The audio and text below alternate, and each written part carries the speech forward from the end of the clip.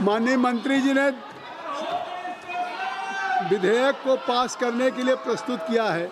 आप में से किसी लोगों को अगर विधेयक पे कुछ कहना हो तो कहिए। तो सदन में आप हंगामा कर रहे हैं। प्रश्न ये है कि विधेयक को पारित किया जाए, जो सदस्य इसके पक्ष में वो हाँ कहें, जो सदस्य विरोध में है वो ना कहें। मेरे विचार में निर्णय हाँ वालों के पक्ष में हुआ, हाँ वालों के पक्ष में हुआ, प्रस्ताव स्वीकृत हुआ और विधेयक पारित हुआ। अब तो आपने इस विधेयक में हिस्सा नहीं लिया। मैं सबसे बार बार मैं रिक्वेस्ट कर रहा हूं कि सभी को अवसर दूंगा, आप सदन में चले जाएं। आपको मैं अवसर देना चाहता हूं। मैं आप बिल तो आप ने पूरा देश देख रहा है, अखिल entire nation is watching you कि who is responsible for the disruption of the house. इस सदन को में जहां चर्चा होनी चाहिए वहां लगातार मानसून सत्र के पहले दिन से आप लगातार व्यवधान कर रहे हैं। क्वेश्चन आवर माननीय सदस्यों का है, 0 और माननीय सदस्यगण का है। ये सब माननीय सदस्यगण बैठे हैं, सतीश गौतम जी, और उसके बाद इनको चर्चा करने की, इनको सदन विषय उठाने को नहीं मिल रहा है। गणेश जी आप हैं, अजय भट्ट जी हैं, इनके विषय आए हैं तो आप क्वेश्चन और में दे नहीं देंगे। जयप्रकाश जी, औजला जी, आपका भी नाम ले रहा हूँ, आप सदन को व्यवस्थित करें। इससे साफ है कि आप केवल प्ले कार्ड लाएंगे। इस सदन में देश के जनता की जो जवाबदेही है, आपकी अकाउंटेबिलिटी है जनता के लिए। जब माननीय संसदीय कार्य मंत्री जी ने आपकी मांग मान ली, बिजनेस एडवाइजरी कमेटी में मान लिया, बिजनेस एडवाइजरी कमेटी में कह दिया कि माननीय गृह मंत्री जी चर्चा का उत्तर देने के लिए तैयार हैं, तो आप चर्चा करने के लिए तैयार नहीं हैं। जब चर्चा का उत्तर देने के लिए गृह मंत्री जी तैयार हैं तो आप चर्चा करिए। नहीं, आप क्या कर रहे हैं? जब सरकार ने कह दिया कि माननीय गृह मंत्री जी इस सदन में जवाब देंगे, तो मैं कहता हूं चर्चा करने के लिए तैयार होइए। बिजनेस एडवाइजरी कमेटी में भी माननीय सभी दल के नेताओं के द्वारा वहां पे संसदीय कार्य मंत्री। फिर सभा की कार्रवाई कल मंगलवार दिनांक 11 अगस्त 2026 को प्रातः 11 बजे तक के लिए स्थगित की जाती है। धन्यवाद।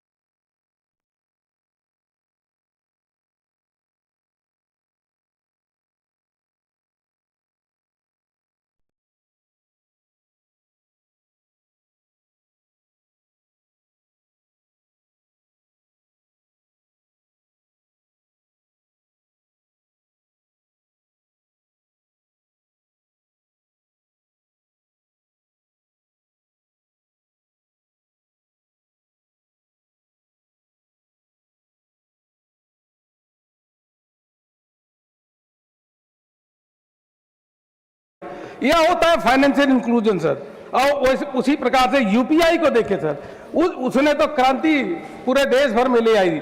देश नहीं, मैं कहूँ तो यह क्रांति पूरा विश्व भर में ले आई सर। यूपीआई के माध्यम से अगर देखें सर, 3,14,000 करोड़ रुपए एक साल में ट्रांजैक्शन हुआ है, इतने रुपए का ट्रांजैक्शन। और स्थिति ये है कि आज यूपीआई प्लेटफॉर्म केवल भारत का नहीं, विश्व का सबसे बड़ा प्लेटफॉर्म बना है, तो यूपीआई बन गई सर।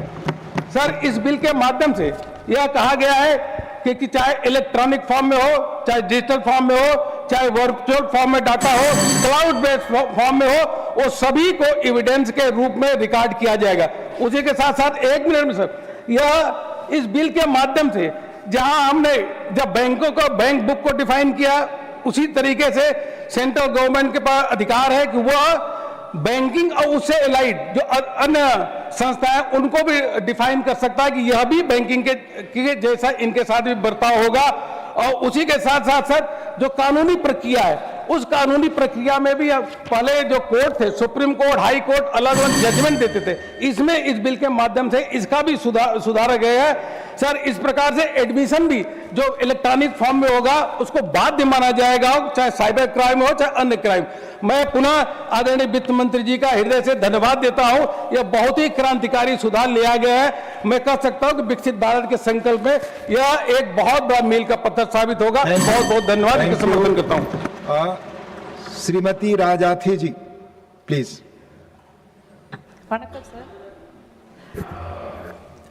இந்த வங்கிகள் குறித்த பில்லில் புதிதாக பேசுவதற்கு ஒன்றும் இல்லை. முதல்ல பேப்பரில் இருந்த விஷயங்கள் இன்றைக்கு இன்ஃபர்மேஷன்ஸ் அத்தனையும் டிஜிட்டலைஸ் பண்ணப்பட்டிருக்கிறது. இன்றைக்கு நம்முடைய ஃபைனான்ஸ் மினிஸ்டர் அவர்கள் நம் முன்பாக வந்து இந்த விவாதங்களுக்கு பதில் சொல்வதற்காக அமர்ந்திருக்கிறார்கள், மகிழ்ச்சி. அதே போன்று நம்முடைய உள்துறை விவகாரங்களில் மாணவர்கள் போராட்டம், மாணவர்கள் மீதான கடுமையான தாக்குதல் பற்றி பேசுவதற்கு ஏன் நம்முடைய உள்துறை அமைச்சர் வர மறுக்கிறார்? You are not interested in speaking on the bill. That will not go on the record. You speak on the bill, only that will go on the record. No, it will not go on. Shri Manas Ranjan Mangraj. Shri Manas Ranjan Mangraj, please. Honorable Deputy Chairman, sir, I rise to speak on the Bankers Books Evidence Bill 2026. At the outset, I support the objective of this bill. As banking has become increasingly digital, our legal framework must also be updated. Today, banking records are maintained electronically, and the law should recognize this change. Sir, however, I would like to make a few suggestions. First, data security and privacy must be given the highest priority. Banking records contain sensitive personal and financial information. The government must ensure strong safeguards to prevent misuse, unauthorized access, and cyber threats. Second, the authenticity of electronic records is very important. Courts must have confidence that digital records are genuine and have not been altered. Proper standards for certification, storage, and audit trails should be put in place. Third, capacity building is essential. Judges, investigative agencies, bank officials, and enforcement personnel should receive adequate training to handle electronic evidence effectively. Sir, we must also remember that not every part of the country has fully adopted digital banking. Many people in rural and remote areas still depend on traditional banking systems. The implementation of this law should not create difficulties for them for smaller financial institutions. This bill should strengthen public confidence in the banking system while ensuring transparency, security, and fairness. With those observations, I support this bill. Thank you, sir. Thank you, Manas Ranjan ji. Manisri S. Niranjan Reddy. Thank you, sir. So my party and I rise to support the bill. The bill seeks to update an old existing law, tries to make it technology neutral. So we understand the reason for this bill being made, but there's one concern I wanted the Honorable Finance Minister to consider. Providing for a statutory form is very salutary because now there will be one standardized form, sir. But the statutory form requires the officer giving this particular certification to indicate about and certify about the integrity, and in a cloud and in the computer mechanism that is operating, it may be difficult for one bank officer to certify the integrity. The bill thankfully has a provision where central government under clause 14 can issue an order to obviate the difficulty, sir. Otherwise, a bill intended to protect the banker and not to disturb them from their regular actions can tomorrow become a problem area. I'm just bringing this to the notice of the Honorable Finance Minister. Sir, second, now this is a slightly larger issue, not just in relation to the bill. I fully understand, sir, why the bill in clause 4 says that this may be applicable to any class of persons operating in the financial sector. So it will be impossible to categorize today because technology is moving so fast that we could have new classes coming up tomorrow. I understand the reason for having this dynamic approach. So this is an area where we as parliamentarians have to now start thinking more seriously. Sir, we will not be able to come back to the parliament each time for making a new law the moment there's a change in technology or an application. So we may have to entrust this responsibility on delegated legislation. But then this creates a problem that if this is going to be excessive delegation, what is going to be the parliamentary supervision? Sir, our standing committees, our subordinate legislation committee are all conceived back in the day when there was no necessity of doing this. Sir, I call upon the chair of this house and maybe the Lok Sabha, sir, we may have to come up with some scheme where we'll have to give flexibility to the government to have this delegation. Sir, just 1 minute, it's a very important issue. Sir, this is not about this bill, it's going to come in many matters. And since many people have walked out, give me please take your time. Yes, Yes, sir. please.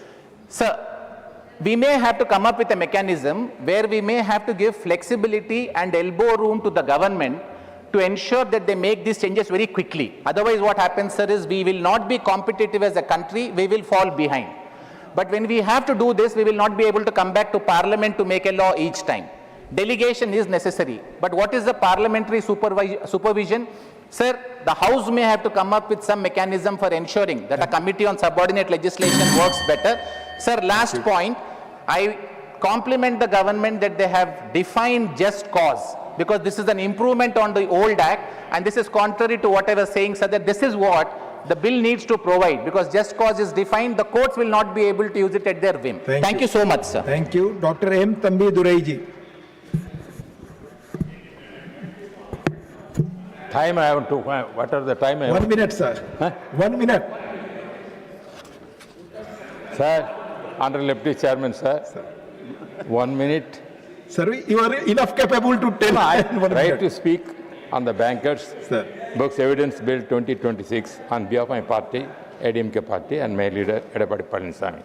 I appreciate the Honorable Finance Minister as taking all the efforts to fulfill the Prime Minister's vision to modernize the everything. That is what I am appreciating her. So at the outset, I would like to appreciate God for this.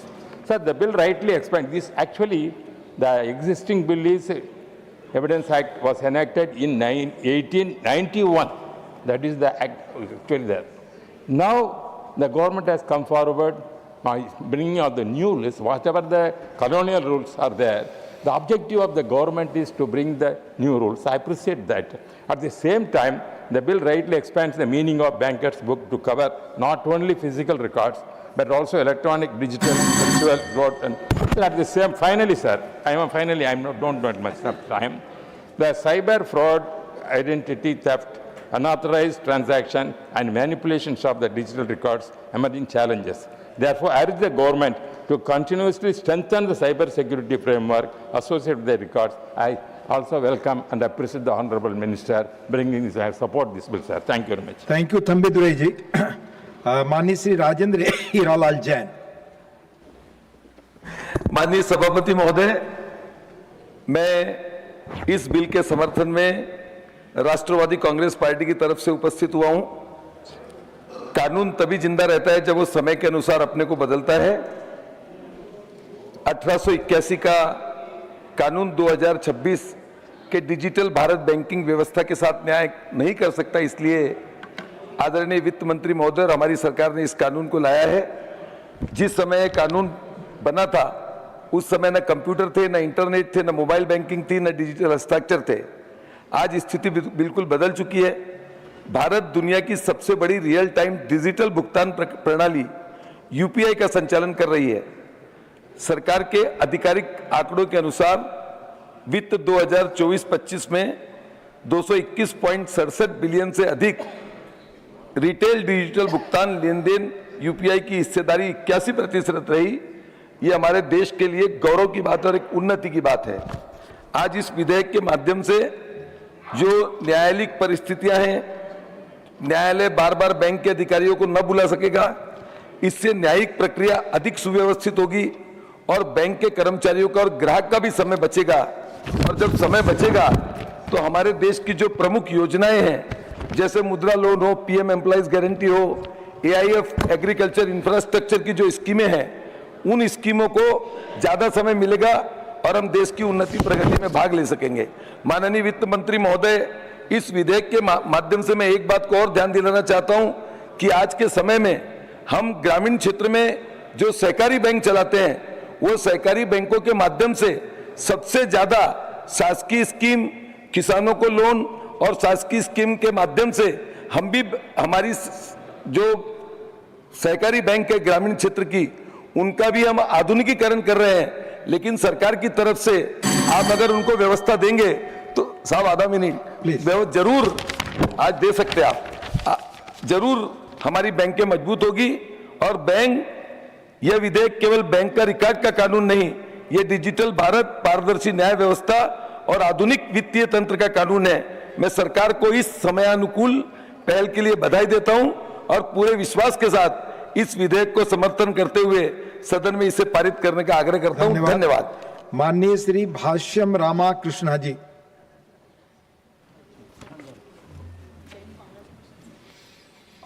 Deputy Chairman, sir, I rise to support the Bankers Books Evidence Bill 2026. Sir, this bill replaces a 135-year-old colonial law with a modern legal framework that recognizes physical, electronic, digital, virtual, and cloud-based banking records. It also provides a clear mechanism for certification of electronic records and clearly defines the circumstances under which banks may be required to produce records before courts. These are timely reforms in an era where India's banking system has become predominantly digital.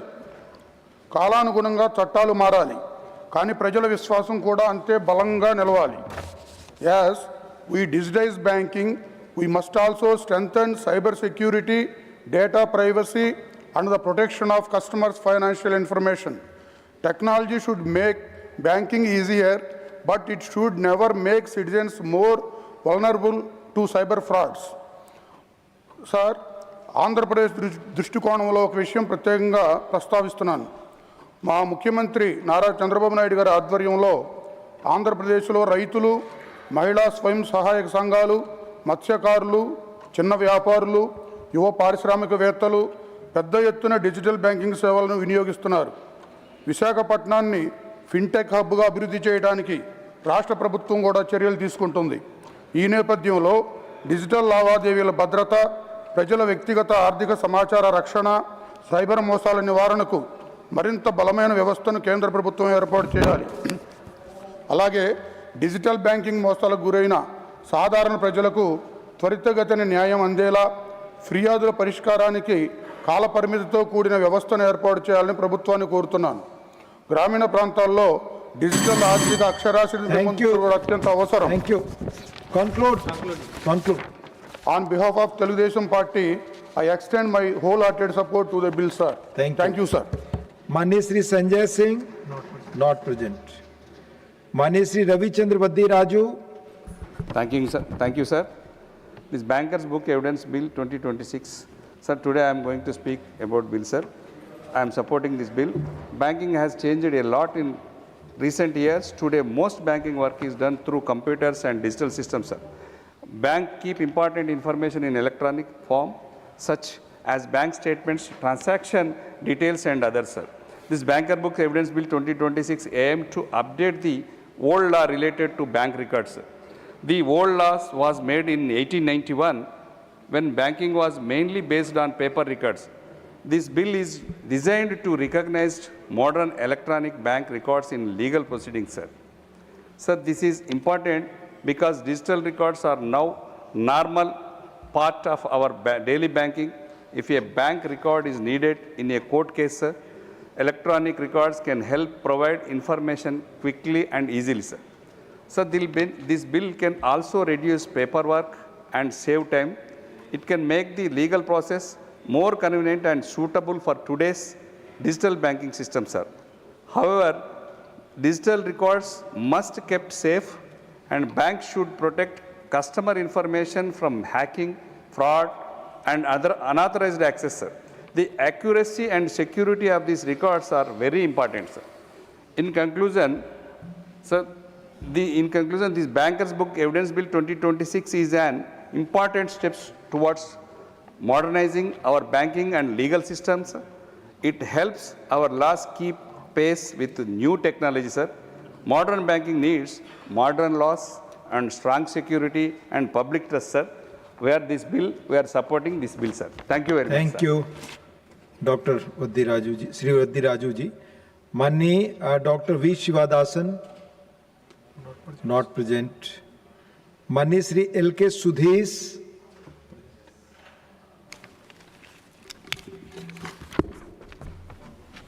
Thank you, Honorable Deputy Chairman. On behalf of Desiya Murpogu Dravida Kalagam, I rise to speak on the Bankers Book Evidence Bill 2026. Sir, the original Bankers Book Evidence Act was 1891. At the time, banking was largely paper-based. Today, in 2026, banking has transformed. We have UPI, IPMS, NEFT, RTGS, mobile banking, internet banking, and core banking solution. Crore of transactions happen digitally every day. But there is a lot of fraud happening every day. That should be controlled, taken action. Therefore, I support the consideration and passing the Bankers Book Evidence Bill 2026. I hope this will bring greater efficiency, transferability, and speed in our legal and financial system. Thank you, sir. Sir, in Tamil Nadu, there is a issue, Kaveri and No, sir, it will Nadu. not go on the record. We are not discussing this issue. You know the rules, Sudhesh ji. Thank you. Srimati Mamta Thakur, not present. Mane Dr. M. Dhanpal, Honorable Dr. M. Dhanpal. Thank you, sir. Sir, I support the Bankers Books Evidence Bill 2026 on behalf of All India Anna Dravida Muneta Kalagam and my beloved leader, former Chief Minister Edapadi K. Padichami. Sir, I welcome the provisions ensuring admissibility of electronic records and safeguards against unauthorized alteration, tampering, and cyber threats. I give some suggestions for this bill, sir. 1. Customer privacy should be protected through appropriate redaction and restricted access to unrelated financial information. 2. Standard electronic formats should be developed for producing banking records before courts. 3. Sir, the government may provide greater clarity regarding fintech and other financial sector entities that may be brought under the Act. Sir, these suggestions would make the legislation more secure, consistent, and future ready. I support the bill and urge the Honorable Minister to consider the 3 constructive suggestions, sir. Thank you, sir. Thank you. Manya Dr. Jyoti Nagnath Bagmare.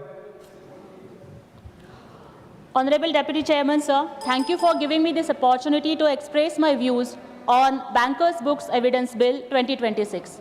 On behalf of my party Shiv Sena, sir, I rise here today to support the bill. So today the House is going to witness the historical moment, the end of 135 years old colonial British rule and the beginning of new revolutionary changes which make our country future ready. Sir, on behalf of our leader, Honorable Deputy Chief Minister of Maharashtra Eknath Shinde ji, who is the torchbearer of women empowerment and started a very important scheme like Ladki Bahin and gifted the financial freedom to the women, I would like to congratulate Honorable Finance Minister Nirmala Sitharaman ji. Sir, I think she is giving a very strong message of women liberation and women empowerment, not only to the country but to the entire nation. And I think, sir, she proved that चूल्हे चौके की चौखट से निकलकर नया इतिहास रचाती है। चूल्हे चौके की चौखट से निकलकर नया इतिहास रचाती है। भारत की नारी आज सिर्फ घर ही नहीं बल्कि देश की अर्थव्यवस्था भी चलाती है। मजबूत इरादे, अदम्य साहस, बुलंदियों को छूता मान है। मजबूत इरादे, बुलंद साहस, बुलंदियों को छूता मान है। अंतरिक्ष से लेकर अर्थव्यवस्था तक नारी शक्ति ही देश की शान है। Sir, I think this bill also reflects the larger vision of our Prime Minister Honorable Narendra Modi ji. Sir, I think the technology had changed the way India banks, and this bill changes the way India proves. Sir, this is the real significance of this legislation. Sir, this bill is a bridge from 1891 to 2026, from paper to digital, from colonial era banking to future ready banking, and from digital transactions to digital justice. So let us not look at this merely as a replacement of an old rule. Let us see it as a statement of confidence in new India, and India that is digital, dynamic and ready for the future. With these words, I extend my full support to the bill, sir. Jai Shivraj, Jai Bhim, Jai Maharashtra. Thank you. माननीय श्री संतोष कुमार पे, not present. माननीय श्री शंभू सनल पटेल जी। आपका बहुत बहुत आभार उपसभापति महोदय। आपने मुझे the bankers book evidence bill 2026 पर बोलने का अवसर दिया है महोदय। मैं इस बिल के समर्थन में बोलने के लिए खड़ा हुआ हूं महोदय। देश की आर्थिक सुरक्षा और सशक्त बैंकिंग व्यवस्था केवल पुराने कागजों से नहीं बल्कि आधुनिक और अभेद्य डिजिटल कानूनों से बनती है। यह विधेयक अंग्रेजों के जमाने के 135 साल पुराने कानून से देश को मुक्ति दिलाकर डिजिटल इंडिया को कानूनी सुरक्षा चक्र देने का ऐतिहासिक काम करेगा। महोदय, हमारी केंद्र की भाजपा और एनडीए सरकार माननीय प्रधानमंत्री नरेंद्र मोदी जी के नेतृत्व में देश की तरक्की के लिए, राष्ट्र के लोगों के विकास के लिए और विकसित भारत बनाने के लिए दृढ़ संकल्पित है। महोदय, केंद्र सरकार विकास की गति को बनाए रखने के लिए देश के व्यापारियों, सरकारी कर्मचारियों, देश के नागरिकों की सुविधा के लिए अंग्रेज के जमाने के 1500 से अधिक कानूनों को हमारे सरकार ने या तो निरस्त किया है या उसमें बदलाव किया है महोदय। उसी की एक कड़ी में आज जो है ये बैंकर्स बिल जो है यह हमारी सरकार इस सदन में लेके आई है महोदय। इस बिल के आ जाने के बाद जो 135 साल पुराना कानून था बैंकर्स बिल का, वो आज निरस्त हो जाएगा महोदय। आज आजाद भारत का आजाद बैंकर्स के लिए आजाद बिल हम लोग को मिलेगा महोदय। वर्तमान विधेयक बैंकर्स बुक की परिभाषा को विस्तार करते हुए बैंक के द्वारा सभी प्रकार के एविडेंस को इसमें शामिल किया गया है। इसके अंतर्गत physical, electronics, digital, virtual and cloud आधारित एविडेंस के साथ साथ बैकअप एवं डिजास्टर रिकवरी केंद्र में सुरक्षित रखे गए एविडेंस भी शामिल है महोदय। आज के एआई के जमाने में जहां पूरी दुनिया बैंकिंग सिस्टम जो है डिजिटलाइजेशन हो गया है महोदय, और भारत आज यूपीआई, एनईएफटी और ये निफ्ट में और आरटीजीएस में रोज नए कीर्तिमान स्थापित कर रहा है महोदय। वही आज नए बिल की भारत के आजाद देश के कानून के लिए यह बिल आवश्यक था महोदय। और इस बिल को आ जाने के बाद जो पहले जो सिर्फ बही खाता लेके हमारे बैंक के अधिकारी को अदालत का चक्कर लगाना पड़ता था महोदय, अब जो है आप डिजिटली जो है सारे एविडेंस को अदालत में रखा जा सकेगा महोदय। और जो दो कंपनियों के बीच में कभी कभी जो झगड़ा हो जाता था महोदय, उसमें एक पार्टी जो है किसी का पूरा बही खाता को अपने एविडेंस के रूप में मंगा लेता था, जिसके कारण उस कंपनी का पूरा जो बैंकिंग सिस्टम है उसका डिस्क्लोज हो जाता था महोदय। अब बेवजह जो अदालत जो है बैंक के अधिकारियों को या या किसी कंपनी को या दो कंपनियों के झगड़ा में बैंकर्स को इन्वॉल्व करने के पहले उसको ऑफिशियली जो है उनको इन्फॉर्म करेंगे महोदय। और जरूरत होगा तभी बैंकर्स जो है उस बिल के ये एविडेंस को लेकर अदालत में जाएंगे महोदय। ये बिल तो बहुत महोदय 30 सेकेंड और बोल दूं महोदय। आज के इस मतलब 75 अब 80 साल आज़ादी को होने जा रहा है महोदय, और इस 80 साल के आज़ाद जो हम वर्ष मनाएंगे महोदय, और इस बैंकिंग जो एविडेंस बिल है, इसके पहले मात्र 2000 ईस्वी में जब हमारे जो पुराने जो हमारे प्रधानमंत्री पहले के प्रधानमंत्री अटल बिहारी वाजपेयी जी के ज़माने में जो है सूचना प्रौद्योगिकी अधिनियम 2000 के माध्यम से इसमें बदलाव किया गया था महोदय। अब समय आपने बहुत कम दिया है, मैं उसके लिए बहुत बहुत धन्यवाद महोदय। मैं इस बिल का समर्थन करते हुए अपनी बात को विराम देता हूं महोदय, धन्यवाद। माननीय शंभू जी, पार्टी समय देती है, हमने तो अतिरिक्त दिया और बैठे। माननीय Shrimati Nirmala Sitharaman ji to reply the discussion. So thank you very much, sir. So actually, before I respond to the discussion points, these are the kind of bills on which the opposition should actually take interest and participate, sir. These are very reformatory. These are going to help the country to move forward fast. And these are steps on which no one can have a difference of opinion, except if they want to suggest improvements on it. So it's such a sad state, sir, that our opposition chooses to walk out on these kind of important debates. So you may remember, sir, Honorable Prime Minister, speaking from the Red Fort, had very clearly called for change in the mindset that is so required. He spoke about the Panch Pran, and one of the things that he had highlighted was get over the colonial mindset. So in keeping with that, I recall our senior member, Arun Singh Ji, also spoke about the number of laws that have been changed, number of regulations which have been simplified, and that helps in ease of doing business. But keeping in line with the Honorable Prime Minister's advice that all the colonial laws which were written for the subjects of the Queen or the King will have to now be changed so that we give ourselves a citizen-centric, facilitating act rather than one for the subjects of a royalty or the imperial force. So in that light, when we looked at the Bankers' Books Evidence Bill, it is 1891 of origin. So also the way in which it had included instruments related to banking which were relevant for that period, which were largely paper-based. Whereas India has shown exemplary speed in digitizing its economy. So the instruments with which you are able to do your banking activities, your financial transactions, have all now become so phone-driven.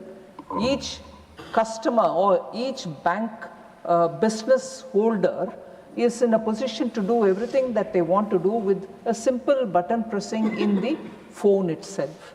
So the related aspects of doing business through a bank, commercial operations, also will have to catch up with that kind of a digitization in the financial inclusion area, financial sector. Therefore, the Bankers' Books Evidence Act in 1891, which was a legislation which was paper-based, as I said, and everything depended on certified copies of bank records as evidence in legal proceedings. So if somebody had a problem transacting money from one account to another and there was a legal dispute, the bank is not a party, but even then the bankers are called to appear before the court. Or the bankers are asked to appear before the court with papers of the original transaction and so on, which also has a problem of privacy. However, at that time in 1891, this was used for legal proceedings also. But with the advent of digital and electronic record keeping, there was a necessity for bankers to be given the power to say, why not the certified copies in the courts rather than get the electronic records, which is sheer impossible. You're carrying a system, even the system which can come on your phone is not accepted as otherwise based on the 1891 Act. Therefore, the Bankers' Book Evidence Act 2026 Evidence Bill 2026 is being brought before this House. We seek to repeal and replace the Bankers Book Evidence Act of 1891. Just for a moment, sir, to say, is this allowed by law? Yes, it is allowed by law, because entry 45 in the Union list, which is the list 1 of the 7th schedule to the Constitution, empowers the Parliament to repeal and re-enact an act. We are invoking that and repealing the 1891 Act and bringing in the Bankers Evidence Bill, Bankers Books Evidence Bill of 2026, which will replace the repealed 1891 Act. So the bill, among various other things that it wants to do, provides for provides for a technology neutral legal framework for bankers' books. It recognizes electronic and digital banking records. It standardizes the certification process, facilitates the admissibility of electronic banking records. It permits authentication through manual, digital, and electronic signatures. It also, therefore, strengthens the statutory protection available to the bank officers where the bank is not a party to the proceedings by requiring the court to record the existence of a special clause, which is the feature in this new one. It suggests to the court to record the existence of a special clause before summoning them, or invoke a cause which is specialized for summoning them, empowers the central government to extend the applicability of the Act to specified financial sector entities, and also aligns the law with the contemporary banking practices. Sir, this particular Act has about 16 clauses which provides for several specific provisions, all of which will allow for the digital records to be in the form of a certified copy, which can be admitted in the court of law. I highlight a few things.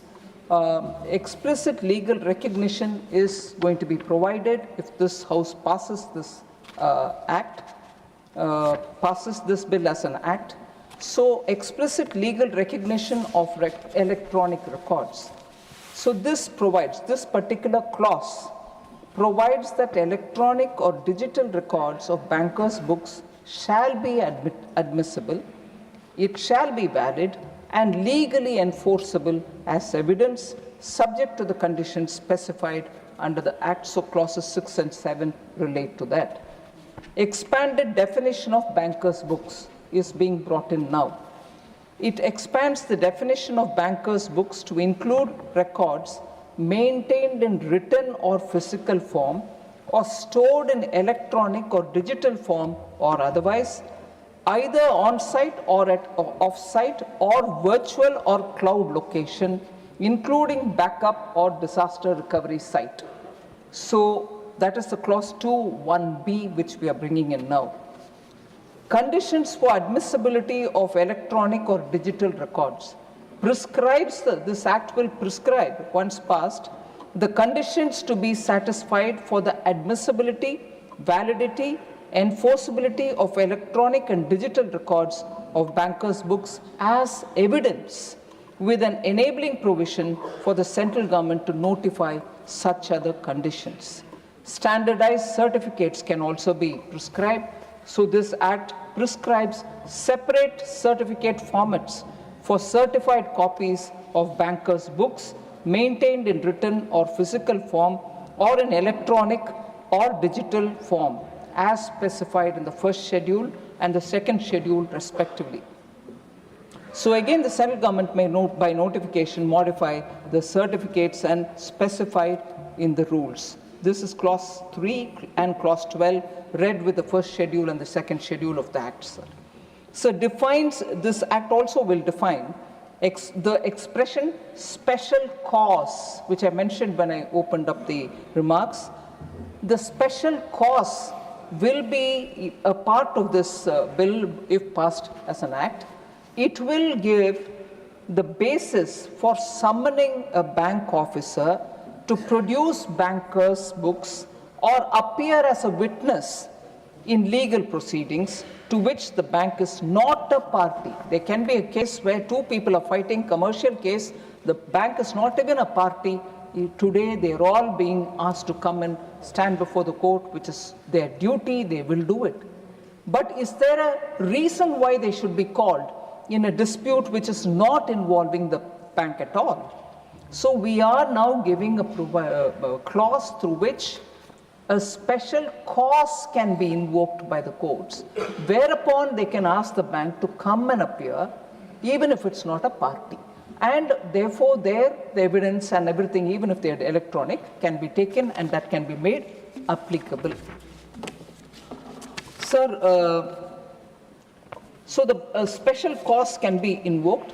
I also, in this context, understand, and also the points which I mentioned a bit earlier, appreciate the point made by Sri Niranjan Reddy of the YSRCP about can there be a committee which therefore authorizes instead of the, every time the government having to come to the parliament.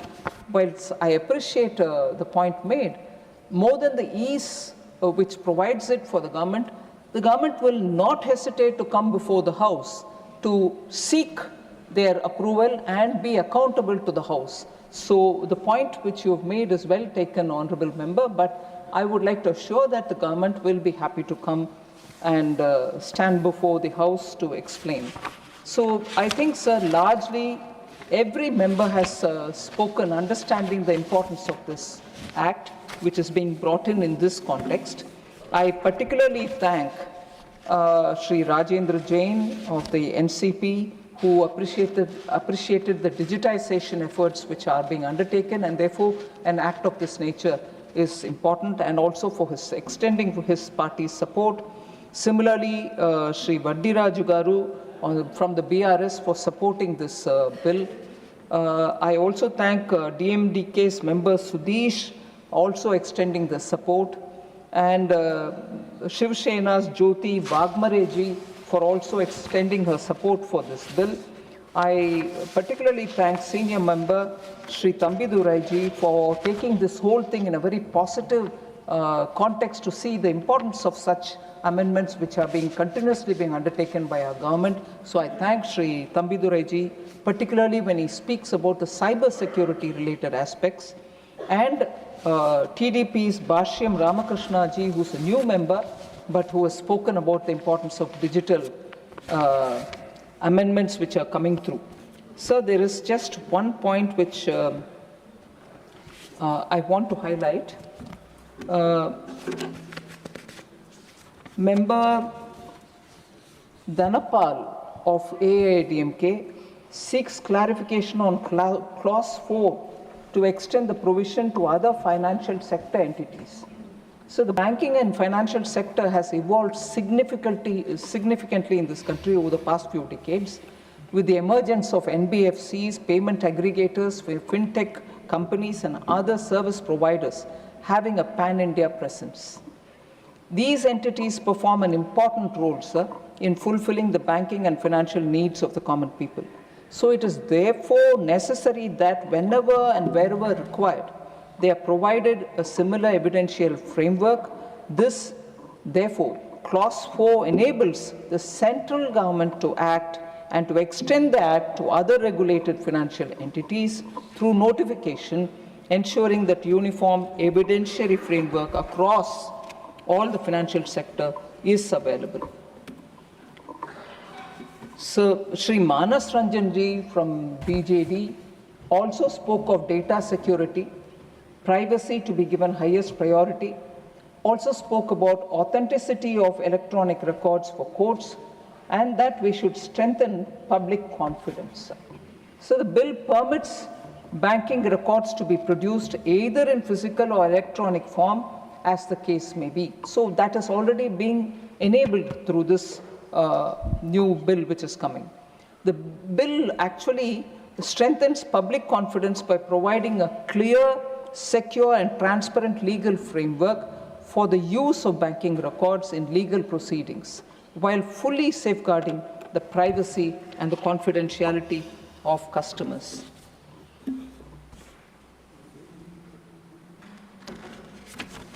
So largely, I think I've addressed most of the concerns of members. In case I've missed out on anything, I'm sorry, I can always meet them in person and talk about it.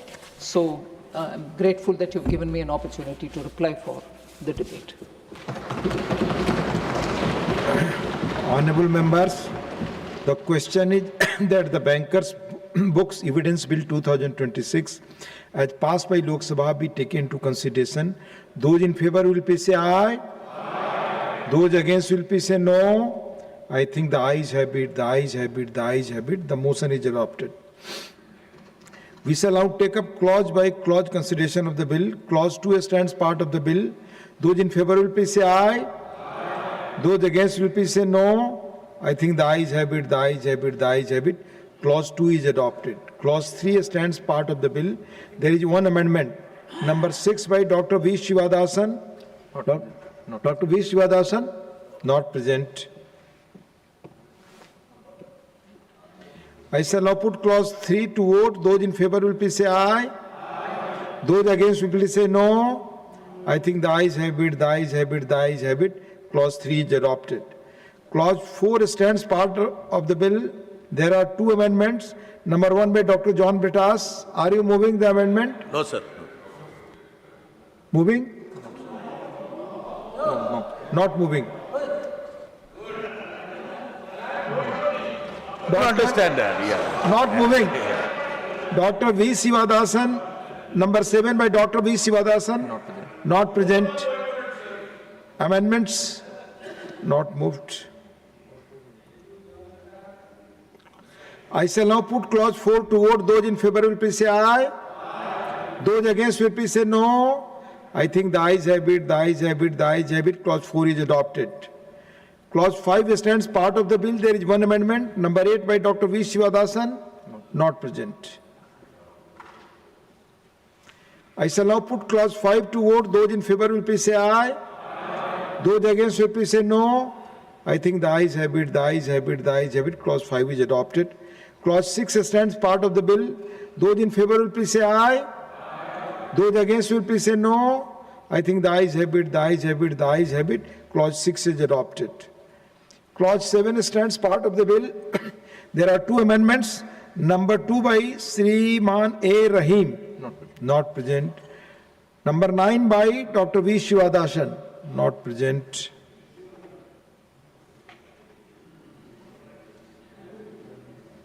I shall now put clause 7 to vote. Those in favor will please say aye. Aye. Those against will please say no. I think the ayes have it, the ayes have it, the ayes have it. Clause 7 is adopted. Clause 8 stands part of the bill. There is one amendment. Number 3 by Sriman A. Rahim. Not present. Amendment not moved. I shall now put clause 8 to vote. Those in favor will please say aye. Aye. Those against will please say no. I think the ayes have it, the ayes have it, the ayes have it. Clause 8 is adopted.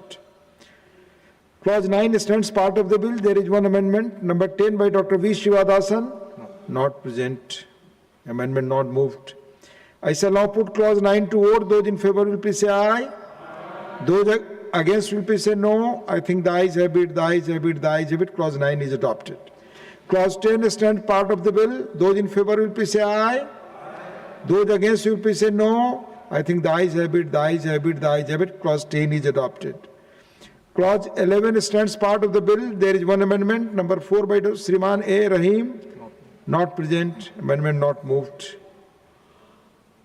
I shall now put clause 11 to vote. Those in favor will please say aye. Aye. Those against will please say no. I think the ayes have it, the ayes have it, the ayes have it. Clause 11 is adopted. Insertion of new clause 1A. There is one amendment. 11A. Insertion of new clause 11A. There is one amendment for insertion of new clause 11A. Number 5 by Sriman A. Rahim. Not present. Amendment not moved. Clauses 12 to 16, the first schedule and the second schedule stands part of the bill. Those in favor will please say aye. Aye. Those against will please say no. I think the ayes have it, the ayes have it, the ayes have it. Clauses 12 to 16, the first schedule and the second schedule are adopted.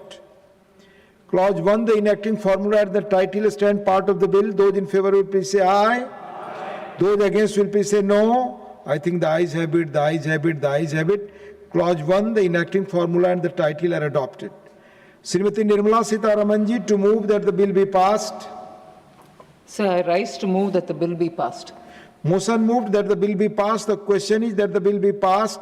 Those in favor will please say aye. Aye. Those against will please say no. No. I think the ayes have it, the ayes have it, the ayes have it. The bill is passed.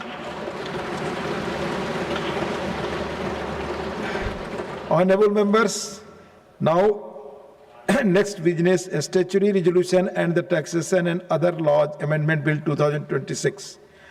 Dr. John Britas to move the following resolution, that this House disapproves of the income tax amendment ordinance 2026 number 2 of 2026 promulgated by the President on 5/6/2026. Please move the resolution. Sir, this House disapproves of the Income Tax Amendment Ordinance 2026, number 2 of 2026, promulgated by the President on 5th June 2026. Sir, my motion is on the premise that they promulgated the ordinance on 5th June and there was a retrospective effect from 1st April. The Parliament was to start functioning from 28th, the monsoon session. There was no hurry at all. And their intention was that those investors who have gone away from India would come back if they are given that much of dividends, in the sense tax exemption. That means what all they contemplated as part of their budget utterly failed. And they thought that by bringing an ordinance, they can arrest the situation. And moreover, the minister has said that evolving geopolitical developments and also to attract stable foreign investors. So the government has to admit on the floor of the House, they have miserably failed. Sir, I have 3-4 minutes, please. Now, what they have done, see, actually they have taken the Parliament and the nation for a ride. Now, in order to convert this ordinance into a law, they have brought a bill that is encompassing many other aspects which were not part of the ordinance. One of the cardinal things which they have actually brought in as part of the bill is that taxing the people in the form of UPI. Those who are using UPI, there is a merchant discount rate that is going to be imposed. And the minister has been trying to explain that, no, this is not for those people who are part of the UPI. 54 crore people are part of these UPIs. Sir, you and me were asked to go to be part of the digital empire. Demonetization happened. They have. Sir, be brief. It's my right. I will be brief. Yes, you are right. Yeah. You are right. I agree. Be brief. And they wanted all the people to be part of the digital currency system. And after we all went voluntarily as part of the UPI, now they say that they are going to bring in MDR. The minister, very conveniently, she is charming enough to, at least convince a section. I'm talking about you, madam, positively. Now she says that, look, this burden is going to be only for the merchants. Can she explain? Is there any burden that has been imposed on merchant, not passed on to the consumers? Anywhere in the world? Thank you. Anywhere in the world. So no, sir. Please, now, please. Sir, now you know what is the volume. You have to be brief. Sir, you have right, but I know what we Sir, please understand, I have a right. Yes. There is a precedent of giving 5 to 7 minutes. Please give me 3 minutes. Sir, you know what is the volume? Per annum, 340 lakh crore is part of this UPI system. Means huge amount. like to America is part of this UPI. You will get again opportunity. Sir, no, sir, please understand. Yes, sir. Please be brief now. Please don't give me that opportunity. Let me use this opportunity. Now, see, what did the Prime Minister say in G23? The Honorable Prime Minister said, we will not impose any charge on this UPI system. This UPI system, this will not be a burden for the people. Now, indirectly, the minister want to impose a tax on the hapless people who went to part of this digital empire. Thank you, Janataji. Sir, please. Thank you. No, you already taken 2 points more. 2 points more. Be brief. I am brief. Sir, now the Reuters estimated that transaction about 2,000 rupees account to around 4% of the merchant payment volume. But, sir, that means 67% of the value. So a 2,000 threshold which she is talking about sounds narrow, but it can still bring lot of money, means misleading the people. Sir, I am brief. Sir, there are honorable petroleum ministries here. I need to, involve him also. There are 1 lakh petrol pumps in this country. If we add the private pumps, 1,25,000 petrol pumps in this country. Imagine that 2,000 rupees additional burden is for a petrol pump owner per day. Just, you know what is impact? 10,000 to 12,000 crore annually for the consumers. Thank you. Now you have moved. Sir, you have moved already. Very important. I am moving. Yes. So I feel that the Honorable Finance Minister is putting a huge burden on this country, and there is no way in the Parliament should give a blanket approval to her. If she is interested, let she come with the clauses. You have made your point out. What is the charge for this category? Instead of taking a blanket approval, this is against the people. Resolution moved. It's moved. Yes. Moved. Resolution moved. I have moved the resolution. Thank you. Okay.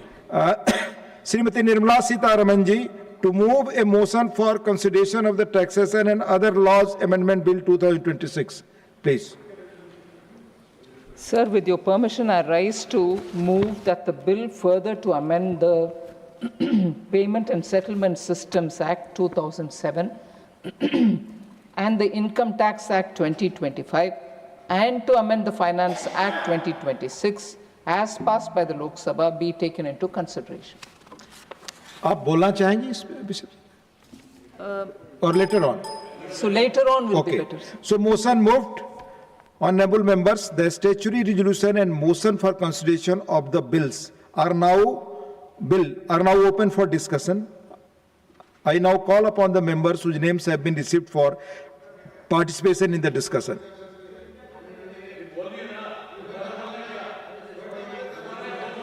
Please, no cross talking. John Pataji, please. Mani Shriman Samirul Islam. No cross talking. Talk. Shriman Samirul Islam, not Shriman Tarun Chug.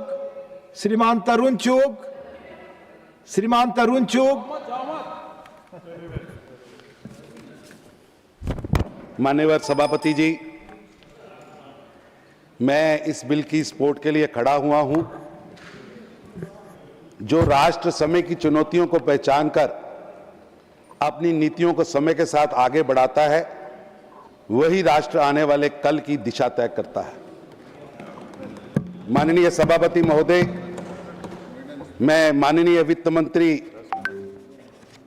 बहन निर्मला जी ने जो bill पेश किया है, उसमें आदरणीय प्रधानमंत्री श्री नरेंद्र मोदी जी की सोच की खुशबू आ रही है। ये विधेयक भारत को आगे बढ़ाने वाला, ये बिल ग्लोबल से लेकर लोकल तक हर क्षेत्र में निरंतर प्रगति करने वाला, चाहे वैश्विक मंच हो, भारत की बढ़ती प्रतिष्ठा हो, हमारी अर्थव्यवस्था के मजबूत करने की बात हो, ये सभी इसमें इंक्लूड हैं। इस विधेयक के पीछे एक बहुत व्यापक और दूरदर्शी सोच है कि भारत की अर्थव्यवस्था मजबूत बनाई जाए, निवेशकों का भरोसा कायम हो, उद्योग, व्यापार और रोजगार को आवश्यक स्थिरता दे, भारत को आने वाले वर्षों के लिए एक मजबूत, शक्तिशाली, आत्मनिर्भर और वैश्विक स्तर पर एक कॉम्पिटिटिव अर्थव्यवस्था के रूप में तैयार करना। माननीय सभापति जी,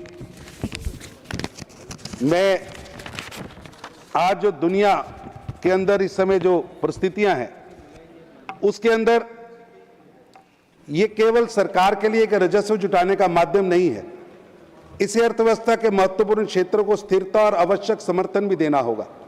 मुझे लगता है इस विधेयक की सबसे बड़ी विशेषता ये है कि आज की बदलती हुई परिस्थिति को समझते हुए targeted tax exemption rationalise conditions का रास्ता अपनाया गया है। माननीय सभापति जी, ये वह सोच है जिसे हम पिछले कई वर्षों से माननीय प्रधानमंत्री श्री नरेंद्र मोदी जी के नेतृत्व में देश की आर्थिक नीतियों में लगातार देखते आ रहे हैं और जिसका परिणाम है कि आज भारत 7.8% की विकास दर से आगे बढ़ रहा है और आज मेरा भारत दुनिया की सबसे तेजी से बढ़ने वाली अर्थव्यवस्था बना है और हमें गर्व है कि प्रधानमंत्री नरेंद्र मोदी जी के नेतृत्व में आज भारत दुनिया की चौथी आर्थिक महाशक्ति के रूप में खड़ा हुआ है। इसके माध्यम से जहां प्रोग्रेसिव अप्रोच होगी, पॉलिसीज में स्टेबिलिटी आएगी, ये एक भारत को आगे बढ़ाने वाला एक माइलस्टोन साबित होगा। ये बिल केवल एक टैक्स अमेंडमेंट्स नहीं है, बल्कि बदलती वैश्विक परिस्थिति के बीच भारत की इन्वेस्टमेंट, मैन्युफैक्चरिंग और इकोनॉमिक कंपटीशन को मजबूत करने का बहुत बड़ा प्रयास है। ग्लोबल ट्रेड अविरोध और सप्लाई चेन अनिश्चितता के बीच स्टेबल, मजबूत और इन्वेस्टमेंट फ्रेंडली टैक्स रेजिम देना ये आज की देश की जरूरत है। सरकार का स्पष्ट उद्देश्य है कि ईज ऑफ डूइंग बिजनेस में और टैक्स में निश्चितता, रणनीतिक निवेश और बढ़े और देश आगे तरक्की करे। फाइनेंशियल एक्ट 2026 के बाद स्टेक होल्डर से मिले फीडबैक को शामिल करते हुए टैक्सेशन फ्रेमवर्क को और रैशनलाइज और सिंप्लीफाई किया गया है। अब इलेक्ट्रॉनिक मैन्युफैक्चरिंग भारत केवल इलेक्ट्रॉनिक्स का बड़ा मार्केट नहीं बल्कि ग्लोबल इलेक्ट्रॉनिक्स मैन्युफैक्चरिंग का भरोसेमंद पार्टनर बन रहा है। इलेक्ट्रॉनिक्स मैन्युफैक्चरिंग में ग्लोबल सप्लाई चेन तेजी से बदल रही है। ऐसे समय में भारत लॉन्ग टर्म टैक्स निश्चितता और रणनीतिक जरूरत दोनों ही देश के लिए आगे बढ़ाना है। फॉरेन कंपनी और इंडियन कॉन्ट्रैक्ट मैन्युफैक्चरिंग को दिए जाने वाले कैपिटल गुड्स को और उसकी टूलिंग पर टैक्स एग्जम्पशन को 2030-31 से 2040-41 तक बढ़ाना, मैं समझता हूं ये एक दूरगामी कदम है। मैं वित्त मंत्री जी को इसकी बधाई देता हूं कि देश को तरक्की के लिए उन्होंने एक बड़ा रास्ता खोला है। इससे भारत का व्यापार, भारत का उद्योग, भारत का रोजगार तेजी से आगे बढ़ेगा। इससे इन्वेस्टर्स को शॉर्ट टर्म इंसेंटिव ही नहीं बल्कि लॉन्ग टर्म पॉलिसी के माध्यम से देश की तरक्की का रास्ता खुलेगा। ये एक इसके अंदर मैन्युफैक्चरिंग इकोसिस्टम व्यापक होगा। मेरा सभापति जी, आपके माध्यम से मैं इस बिल की सपोर्ट करता हूं कि डाटा सेंटर और डिजिटल इकोनॉमी के माध्यम से आज डिजिटल इकोनॉमी आज की डिजिटल इंफ्रास्ट्रक्चर का बैकबोन है। इसलिए डाटा सेंटर्स के लिए टैक्स फ्रेमवर्क को प्रैक्टिकल और आज का बिजनेस फ्रेंडली बनाना ये देश की जरूरत है, जिसकी चिंता यहां की गई है। एलिजिबल फॉरेन कंपनी को डाटा सेंटर सर्विस प्रोड्यूस के लिए और गवर्नमेंट नोटिफिकेशन की जो रिक्वायरमेंट हटाई गई, मैं समझता हूं ये एक लाल लतीफाशाही से जहां वित्त मंत्री जी ने निकालने का प्रयास किया है, वहीं ये भारत की ग्रोथ के लिए एक बहुत बड़ा कदम बनने वाला है। इंडियन कंपनीज द्वारा लीज इंफ्रास्ट्रक्चर पर ऑपरेटेड डाटा सेंटर्स को फ्रेमवर्क में अकोमोडेट किया गया है। इससे कंप्लायंस बर्डन कम होगा और डाटा सेंटर इन्वेस्टमेंट को बढ़ावा मिलेगा। FIIC को गवर्नमेंट सिक्योरिटीज में लेना और उसके इंटरेस्ट इनकम और कैपिटल गेन पर टैक्स एग्जम्पशन दिया गया है। इससे इंडियन गवर्नमेंट सिक्योरिटीज में फॉरेन पार्टिसिपेशन बढ़ेगा। इससे बॉन्ड मार्केट को डीपन और इंडिया को कैपिटल मार्केट इकोसिस्टम मजबूत होगा। भारत का इकोसिस्टम इससे बहुत ज्यादा मजबूत होगा। बैंक और इंटरनेशनल सेटलमेंट्स को भी इस फ्रेमवर्क से एग्जम्पशन दिया गया है। मैं समझता हूं ये बहुत बड़ा कदम है। रफ डायमंड के माइनिंग, ट्रेडिंग, ब्रोकरेज, एग्रीगेशन और ऑक्शन के जुड़ी एलिजिबल फॉरेन कंपनियों को नोटिफाई स्पेशल जोन में टैक्स एग्जम्पशन दिया गया है। ये एक भारत का जो हीरा उद्योग है, उसके लिए एक बहुत बड़ा कदम है। और इस एग्जम्पशन को अब 31 मार्च 2041 तक बढ़ाकर भारत के वित्त मंत्री जी ने देश की जो डायमंड इंडस्ट्री है उसको विश्व की डायमंड इंडस्ट्री में सबसे आगे लाकर खड़ा कर दिया है, जिससे निश्चित रूप से Bharat global rough diamond trading hub बनेगा और मेरा भारत जो इस हीरे की मार्केट का हीरा बनकर सामने आएगा। Payment and settlement system act 2007 में अमेंडमेंट करके इलेक्ट्रॉनिक पेमेंट मोड्स में नोटिफाई करने की पावर को इनकम टैक्स एक्ट की स्पेसिफिक प्रोविजन से डीलिंक किया गया है। इसका उद्देश्य आउटडेटेड स्टैट्यूटरी रेफरेंसेस को हटाना और फ्यूचर पेमेंट टेक्नोलॉजी के ग्रेटर फ्लेक्सिबिलिटी को बढ़ाना है। डिजिटल पेमेंट लगातार इन्वॉल्व हो रही है, कानून को भी टेक्नोलॉजी के साथ इन्वॉल्व किया जा रहा है। सभापति जी, ये bill manufacturing and investment plus capital market और डिजिटल इंफ्रास्ट्रक्चर, इन चारों बिंदुओं को मैन्युफैक्चरिंग, इन्वेस्टमेंट, कैपिटल मार्केट और डिजिटल इंफ्रास्ट्रक्चर, इसको एक स्ट्रेंथन भी करेगा और एक बड़े पिलर के रूप में काम भी करेगा।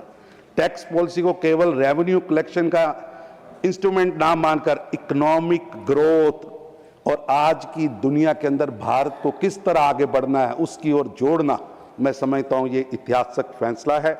लॉन्ग टर्म एग्जम्पशन इंसेंटिव का उद्देश्य टारगेट सेक्टर्स में इन्वेस्टमेंट अट्रैक्ट करना, लार्जर इकोनॉमिक एक्टिविटीज को बढ़ाना, ये अपने आप में भारत के लिए एक बहुत बड़ी उपलब्धि है। माननीय सभापति महोदय, आदरणीय प्रधानमंत्री श्री नरेंद्र मोदी जी के नेतृत्व और मार्गदर्शन में भारत आज समस्याओं से नहीं समाधान की ओर बढ़ रहा है, समाधान से अवसरों की ओर बढ़ रहा है और अवसरों से विकसित भारत 2047 के संकल्प की ओर बढ़ रहा है।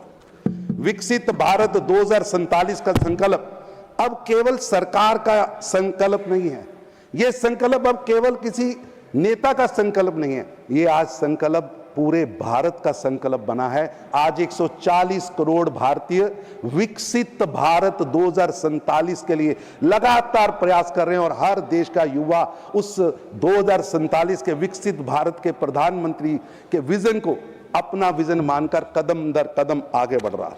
मुझे पूरा विश्वास है जब 140 करोड़ भारतीय एक संकल्प को लेकर आगे बढ़ रहे हैं तो कोई भी चुनौती हमें विकसित भारत बनने से रोक नहीं सकती।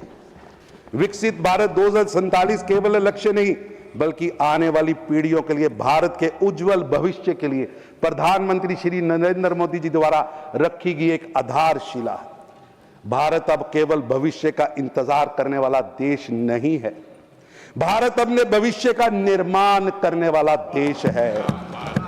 और जब लक्ष्य विकसित भारत का है तो हर सुधार राष्ट्र निर्माण की दिशा में एक बड़ा कदम बन जाता है। कराधान व अन्य विधियां संशोधन 2026 भी इसी व्यापक राष्ट्र निर्माण की यात्रा में एक महत्वपूर्ण कड़ी है। इसलिए मैं इस विधेयक का पूर्ण समर्थन करता हूं और माननीय वित्त मंत्री बहन निर्मला जी को इस दूरदर्शी पहल के लिए हार्दिक बधाई देता हूं। उनके इस प्रयास में प्रधानमंत्री नरेंद्र मोदी जी के विकसित भारत 2047 के संकल्प का पूरा होने का एक माइलस्टोन के रूप में देखता हूं, मैं इसका समर्थन करता हूं। धन्यवाद। धन्यवाद। नेक्स्ट स्पीकर माननीय सदस्य Shri P Wilson, 5 minutes. Thank you, Chairman, sir. This Taxation and Other Laws Amendment Bill 2026 seeks to amend 3 acts: Amendment to Payment and Settlement Act 2007, Amendment to Income Tax Act 2005. Sir, shall I wait, sir? Honorable Finance Minister. Sir, I'll wait for Honorable Finance Minister, sir. नहीं आप बोलिए ना। Honorable Finance Minister is not माननीय here. वित्त राज्य मंत्री जी बैठे हैं। Yes. नहीं, माननीय राज्य मंत्री जी मौजूद हैं। Yes. Madam, I can see you. I can see you. Yes. Amendment to Income Tax Act 2025, and the last one is Amendment to Finance Act 2026. Honorable Vice Chairman, sir, certain provisions are going to really affect the poor people, middle class people, and the common man. The power which the union government wants to bring by virtue of this amendment under section 10A of the Payment and Settlement Act 2007 is, it is going to completely collapse the digital payment structure which the country adopted recently. We are making payments through UPI, through GPay, through Paytm. In fact, in all shops like vegetable shops, tea shops, the flower vendor, now they have been adopted to this payment methodology, that is UPI. The government has been spending years together telling the people of India that you should go digital, use your phone, use UPI, do not carry cash. And India has moved towards the digital economy. In fact, even in Parliament canteen, when we go and have a cup of coffee, which they charge only for 10 rupees, I make payments only through UPI. Whereas my friends will be having more than 500 or 600 rupees, they may give it. But what I'm saying is, this type of payment, people have adopted to this type of payment.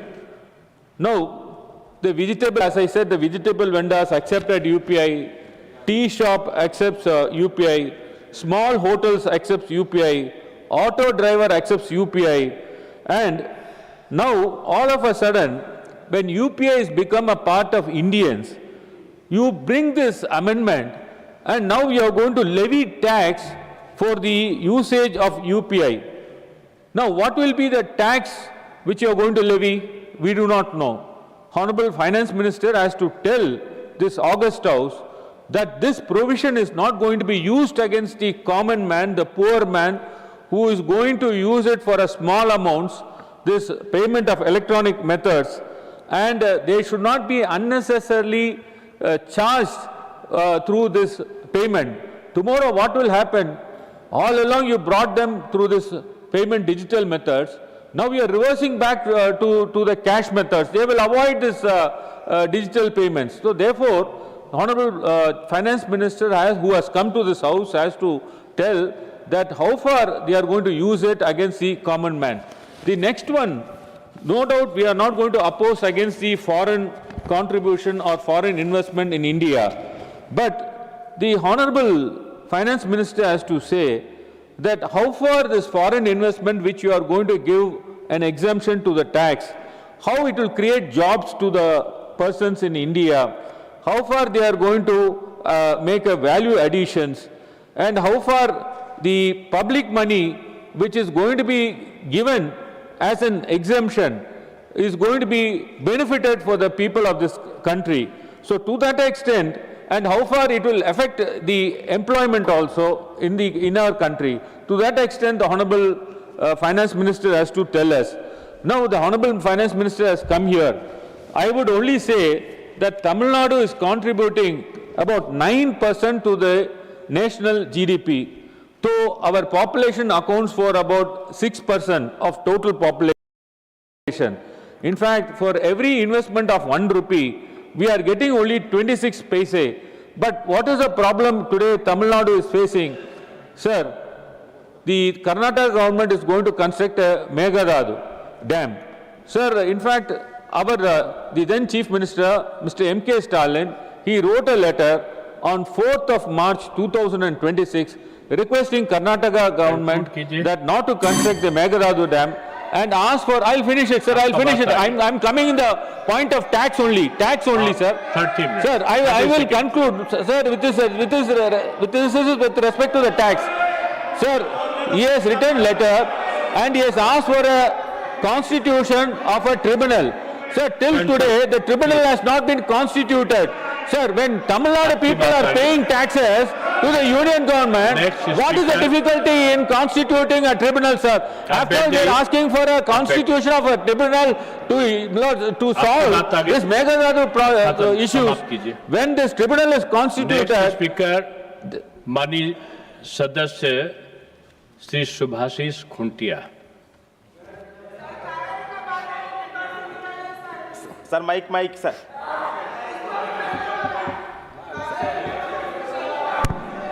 जय Jagannath Thank you, Vice Chairman sir, for giving me the opportunity to speak on the Taxation and Other Laws Amendment Bill 2026. Sir, सरकार ने geopolitical developments और economic uncertainty को ordinance का आधार बताया, लेकिन इसी bill में फॉरेन इंस्टीट्यूशनल इन्वेस्टर्स, डायमंड और इलेक्ट्रॉनिक सेक्टर के लिए 2040 और 41 तक के लॉन्ग टर्म टैक्स बेनिफिट्स दिए गए हैं। यदि आवश्यकता तत्काल थी तो लाभ इतने लॉन्ग टर्म क्यों? क्या ऐसे रिफॉर्म्स पार्लियामेंट के रेगुलर लेजिस्लेटिव प्रोसेस से नहीं लाया जा सकता था? सरकार ने टैक्स एग्जेम्पशन दिए हैं, क्या आकलन किया गया है कि इनसे कितना इन्वेस्टमेंट, एम्प्लॉयमेंट और रेवेन्यू फॉरगन होगा और इंडियन इंडस्ट्रीज तथा एमएसएमईज पर क्या प्रभाव पड़ेगा? सर, क्लॉज 2 के तहत सेक्शन 10A में बदलाव किया गया है। पहले इलेक्ट्रॉनिक्स पेमेंट मोड पर चार्ज नहीं लगाया जा सकता, अब सेंट्रल गवर्नमेंट मोड्स नोटिफाई करेगी। क्या नॉन नोटिफाइड मोड्स पर चार्जेस लगाया जा सकेगा? डाटा सेंटर्स को टैक्स बेनिफिट्स दिए गए हैं, लेकिन इनमें पानी और बिजली की व्यवहार बहुत अधिक होती है। क्या वाटर स्ट्रेस्ड क्षेत्रों में इनके एनवायरमेंटल इंपैक्ट का असेसमेंट किया गया है? सर महोदय, मैं उड़ीसा से आता हूं। श्री नवीन पटनायक जी के नेतृत्व में उड़ीसा ने industrial infrastructure, single window clearance, MSME promotion और पॉलिसी स्टेबिलिटी के माध्यम से इन्वेस्टमेंट आकर्षित किया। उड़ीसा को सरप्लस स्टेट बनाया और नीति आयोग के फिस्कल हेल्थ इंडेक्स में रैंक 1 हासिल किया। एफआईए मुख्य पोर्टफोलियो इन्वेस्टमेंट हो, इससे लिक्विडिटी बढ़ती है, लेकिन फैक्ट्रीज, एमएसएमईज और एम्प्लॉयमेंट स्वतः नहीं बढ़ती। क्या सरकार ने इन इंसेंटिव्स के वास्तविक इंपैक्ट का आकलन किया है? ट्रीटी शॉपिंग और राउंड टिपिंग रोकने के लिए क्या सेफगार्ड्स है? अंत में हर टैक्स इंसेंटिव्स के साथ रेवेन्यू इंपैक्ट स्टेटमेंट पार्लियामेंट के सामने रखा जाए, इंडिपेंडेंट रिव्यू हो और Indian MSMEs, domestic industry, environment तथा इंडियन इन्वेस्टर्स को समान पॉलिसी सपोर्ट मिले। टैक्स कंसेशन का उद्देश्य केवल फॉरेन कैपिटल लाना नहीं, बल्कि इंडियन इंडस्ट्री और हमारा युवाओं के लिए रोजगार को भी मजबूत करना चाहिए। सर धन्यवाद। जय जगन्नाथ, वंदे उत्कल जननी। सर बहुत धन्यवाद। नेक्स्ट स्पीकर माननीय सदस्य Shri S Niranjan Reddy, 2 minutes. Thank you, sir. Sir, my party YSRCP and my leader Jagan Mohan Reddy joins me in supporting this bill wholeheartedly. There are 2 or 3 issues this bill seeks to achieve, sir, so we want to support the government. There's a concern that a lot of members have addressed about the UPI payments and they becoming chargeable. We take comfort that the government has clarified that there will be no UPI burden on the consumers. If steps are taken effectively, that should, I think, harbor any, sorry, sir, it could take away any such concerns. Sir, I compliment the government that they are having a long-term manufacturing policy with regard to providing that for 40 years they will be having a particular mechanism in place. Sir, I may differ with some of the other members with regard to the requirement of foreign investment in India. India cannot progress without foreign investment. We need to do everything that is necessary for the purpose of bringing in foreign investment. I would therefore urge the government to take further steps, sir, for the purpose of ensuring that any obstacles are removed, because as and when the foreign investors would again start looking at India more positively and aggressively, we should have the rails for ensuring that these investments come in seamlessly. Thank you, sir.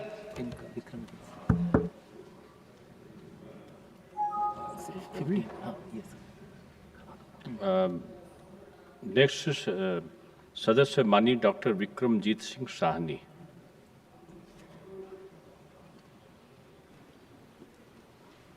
Thank you. Mike. Thank you, Chair. At the monsoon session, this is my first contribution. At the very outset, I rise to wholeheartedly support the Taxation and Other Laws Amendment Bill 2026. जैसे कि चाणक्य ने कहा है कि just as the bee collects honey without hurting the flower, so should a government collect taxes without harming the people. This bill is a modern and very productive legislative expression of that 2,000-year-old wisdom. It may look a technical set of amendments, a schedule substituted here and there, a clause omitted, पर असल में ये bill Bharat की fiscal architecture को global बनाने के लिए एक निर्णायक घड़ी है। सभापति महोदय, ये बिल 3 एक्ट्स को टच करता है। पेमेंट एंड सेटलमेंट एक्ट 2007, हमारा नया income tax act 2025, finance act 2026। लेकिन इसके पीछे की भावना एक ही है, भारत को दुनिया के इन्वेस्टर्स, मैन्युफैक्चरर्स और ट्रेडर्स, एमएसएमई के लिए ज़्यादा प्रेडिक्टेबल, ज़्यादा ट्रांसपेरेंट और ज़्यादा अट्रैक्टिव बनाना। वर्षों से हमारी टैक्स पॉलिसी 1961 का जो पुराना बिल और ये जो चोर मचाए शोर, आज तो शांति है, इनके राज्य में legal ambiguity, outdated cross references, global capital fund managers choosing other jurisdictions over India. We have seen Singapore, we have seen Mauritius being used as a preferred. India का पैसा वहाँ पे बन रहा था, फिर इन्होंने रेट्रोस्पेक्टिव टैक्स लगाए और क्या क्या नहीं किया। Uncertainty that discourages long term manufacturing. आज जो हमारा यूपीआई ट्रांजैक्शन है वो जो 2015 में 2 करोड़ थी, आज 24,162 करोड़ को पार कर गई हैं। डिजिटल पेमेंट्स वैल्यू के मामले में 4,000 गुना से वृद्धि हुई। आज 700 से भी ज़्यादा बैंक और 55 करोड़ से अधिक यूजर यूपीआई तक हैं।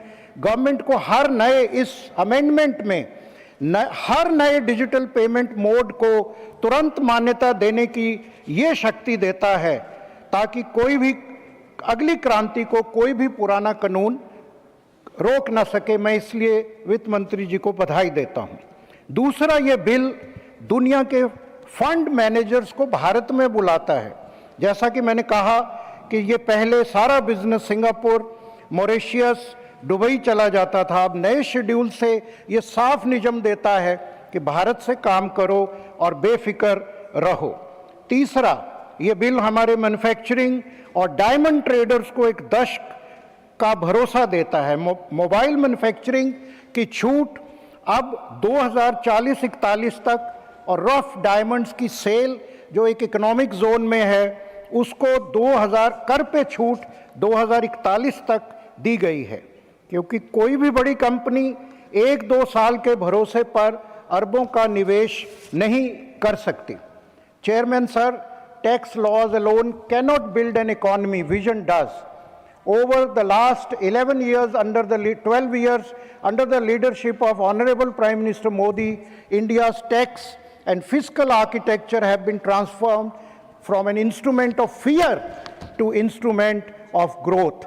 यूपीए सरकार के समय भारत की इनकम टैक्स 1961 60 साल से भी ज़्यादा पुरानी थी।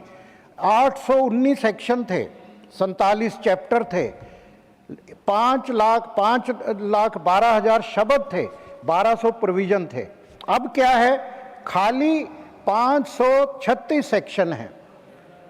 47 चैप्टर की जगह there are only 23 chapters now, और शब्दों की संख्या भी आधी हो गई है। The second transformation was capital.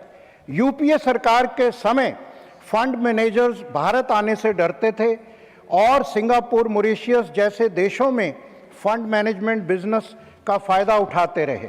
आज मोदी सरकार ने और मैडम निर्मला सीतारमण जी के नेतृत्व में गिफ्ट सिटी ही एक देख लीजिए, आईएफएससी में 200 से अधिक फंड मैनेजमेंट एंटिटीज़ और 300 से अधिक फंड्स रजिस्टर हुए हैं हमारे गिफ्ट सिटी गुजरात में, जिनका एसेट्स अंडर मैनेजमेंट $23.5 बिलियन है।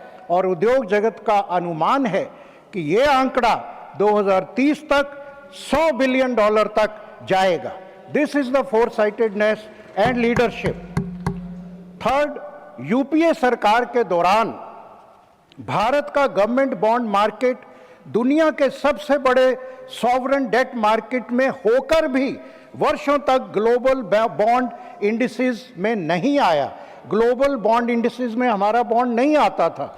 मोदी सरकार के प्रयासों से जून 2024 में भारत को जेपी मॉर्गन के government bond index emerging market में शामिल किया गया। ये भारत के लिए गर्व की बात है। पहली बार हुआ जिससे भारत में 20 से 25 बिलियन डॉलर के फॉरेन इनफ्लोज आएंगे और महीनों के भीतर ही फॉरेन पोर्टफोलियो इन्वेस्टर्स ने 20 बिलियन डॉलर से अधिक निवेश कर दिया, क्योंकि अभी वित्त मंत्री ने एफआईआईज को लेके भी एक बड़ी राहत दी है कि अगर वो गवर्नमेंट बॉन्ड्स में इन्वेस्ट करेंगे। मैन्युफैक्चरिंग में यूपी सरकार के समय मोबाइल फोन भारत के सबसे बड़े इंपोर्ट आइटम्स में से एक था। हर मोबाइल फोन इंपोर्ट होता था। सेमीकंडक्टर जैसी कोर टेक्नोलॉजी में भारत कहीं नजर नहीं आता था। आज पीएलआई स्कीम के कारण मोदी सरकार में मोबाइल फोन प्रोडक्शन 33 गुना बढ़ी है। 18,000 करोड़ से जो है 627 करोड़ तक हो गया। मोबाइल एक्सपोर्ट्स 165 गुना बढ़े, 1500 करोड़। और जो सेमीकंडक्टर मिशन के तहत 1,64,000 करोड़ के 12 प्रोजेक्ट किए। हमारे पंजाब में ही वित्त मंत्री जी ने सेमीकंडक्टर मोहाली को 4,500 करोड़ देके सेमीकंडक्टर लैब को मॉडर्नाइज करने का ऐलान किया। वाटर प्रोडक्शन कैपेसिटी को 100 गुना किया। ये अमेंडमेंट बिल मैन्युफैक्चरिंग एग्जम्पशन को 2040-41 तक बढ़ाकर इस मैन्युफैक्चरिंग और सेमीकंडक्टर रेवोल्यूशन में एक रेवोल्यूशन लाएगा। अंत में जो हमारे भारत दुनिया में 15 में से 14 डायमंड्स को कट करता है और फिर भी रफ डायमंड ट्रेडिंग में हमारा Surat diamond bourse special notified area भी टैक्स अनसर्टेनिटी के कारण 60% रफ डायमंड दुबई और अन्य देशों में बाहर की कंपनियों को भेजा जाता था। लेकिन अब फॉरेन माइनिंग कंपनीज को जो स्पेशल नोटिफाइड जोन में रफ डायमंड निकालेंगे, बेचेंगे, उनको भी इस अमेंडमेंट बिल में 2041 तक टैक्स एग्जम्पशन देकर भारत को डायमंड कटिंग पॉलिशिंग हब ही नहीं बल्कि एक सच्चा ग्लोबल ट्रेडिंग हब बनाने का रास्ता खोल दिया गया है। सभापति महोदय, ये टैक्सेशन खाली अमेंडमेंट बिल नहीं है, ये मोदी सरकार की उस सोच का विस्तार है जो मानती है कि एक simple, predictable, globally integrated tax system विकसित भारत की नींव है। 2014 से अगर मैं गिनाने चलूं, समय नहीं है कि कैसे कैसे टैक्स को रिड्यूस किया गया, पर्सनल को, हाउस होल्ड को, लो इनकम ग्रुप्स को, कॉरपोरेट को, सब में बहुत जो है उसको कम किया गया। सहूलियत के लिए जो कानून पहले फियर, क्रिमिनलाइजेशन, लिटिगेशन के प्रतीक थे, आज वही कानून ट्रस्ट, इन्वेस्टमेंट के माध्यम बन गए हैं। जो कैपिटल पहले भारत से बाहर जाता था, वो आज वो भारत में आने का रास्ता खोज रहा है। आज भारत की टैक्स पॉलिसी मजबूत ही तो है, भारत की इकॉनमी भी मजबूत है। टैक्स पॉलिसी सिंप्लीफाई होगी तो इन्वेस्टमेंट बढ़ेगा।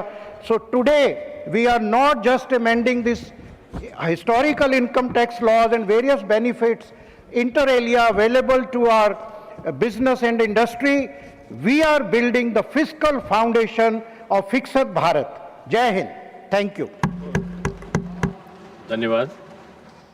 नेक्स्ट माननीय सदस्य doctor M Thumbay दुरे, 2 minutes. Thank you, Honorable Vice Chairman, sir. I support this bill brought by Honorable Finance Minister. Sir, this bill seeks to amend the Payment and Settlement System Act 9, 2007, the Income Tax Act 2025, and the Finance Act 2026. It also seeks to replace the Income Tax Amendment Ordinance 2026 with the Act of Parliament. The government has stated that these measures are necessary in view of the global economic uncertainty, disruption, international trade and supply chains, and the need to provide great tax certainty, sir. I want to raise one point, sir. Honorable Minister, DMK Minister Honorable Vincent spoke about criticism of this bill and also global investment said. I want to know from Honorable Finance Minister, during the DMK period, Stalin visited, former chief minister, visited so many places, global event there. How much money brought for the investment here and benefited Tamil Nadu? Because he's a finance minister, he can explain that, what kind of thing they have done. Because during the DMK period, the whole economy of the Tamil Nadu gone very bad. Nearly 10 lakh crores of loan borrowed crores of rupees, but the economic condition of Tamil Nadu is very bad condition. But he is criticizing certain things. And also same sir, the aspersions he made, because once he said, because some 5 rupees something is giving for getting coffee, but we are having 500 rupees. What about, he thinks about we are very poor, they are poor people, we are rich people. It's an aspersion of the members of other members. It's a member speaking about criticizing that this system and the digital system. He is telling about that other members having 500 rupees, 600 rupees like that. If you have said 50 rupees something you are telling. This is the way aspersion is making on the members being.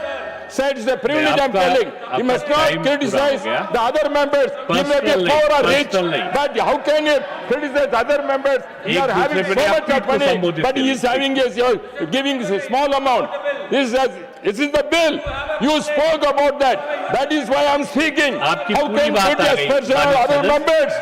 The DMK members' attitude always like this, sir. Thank you very much.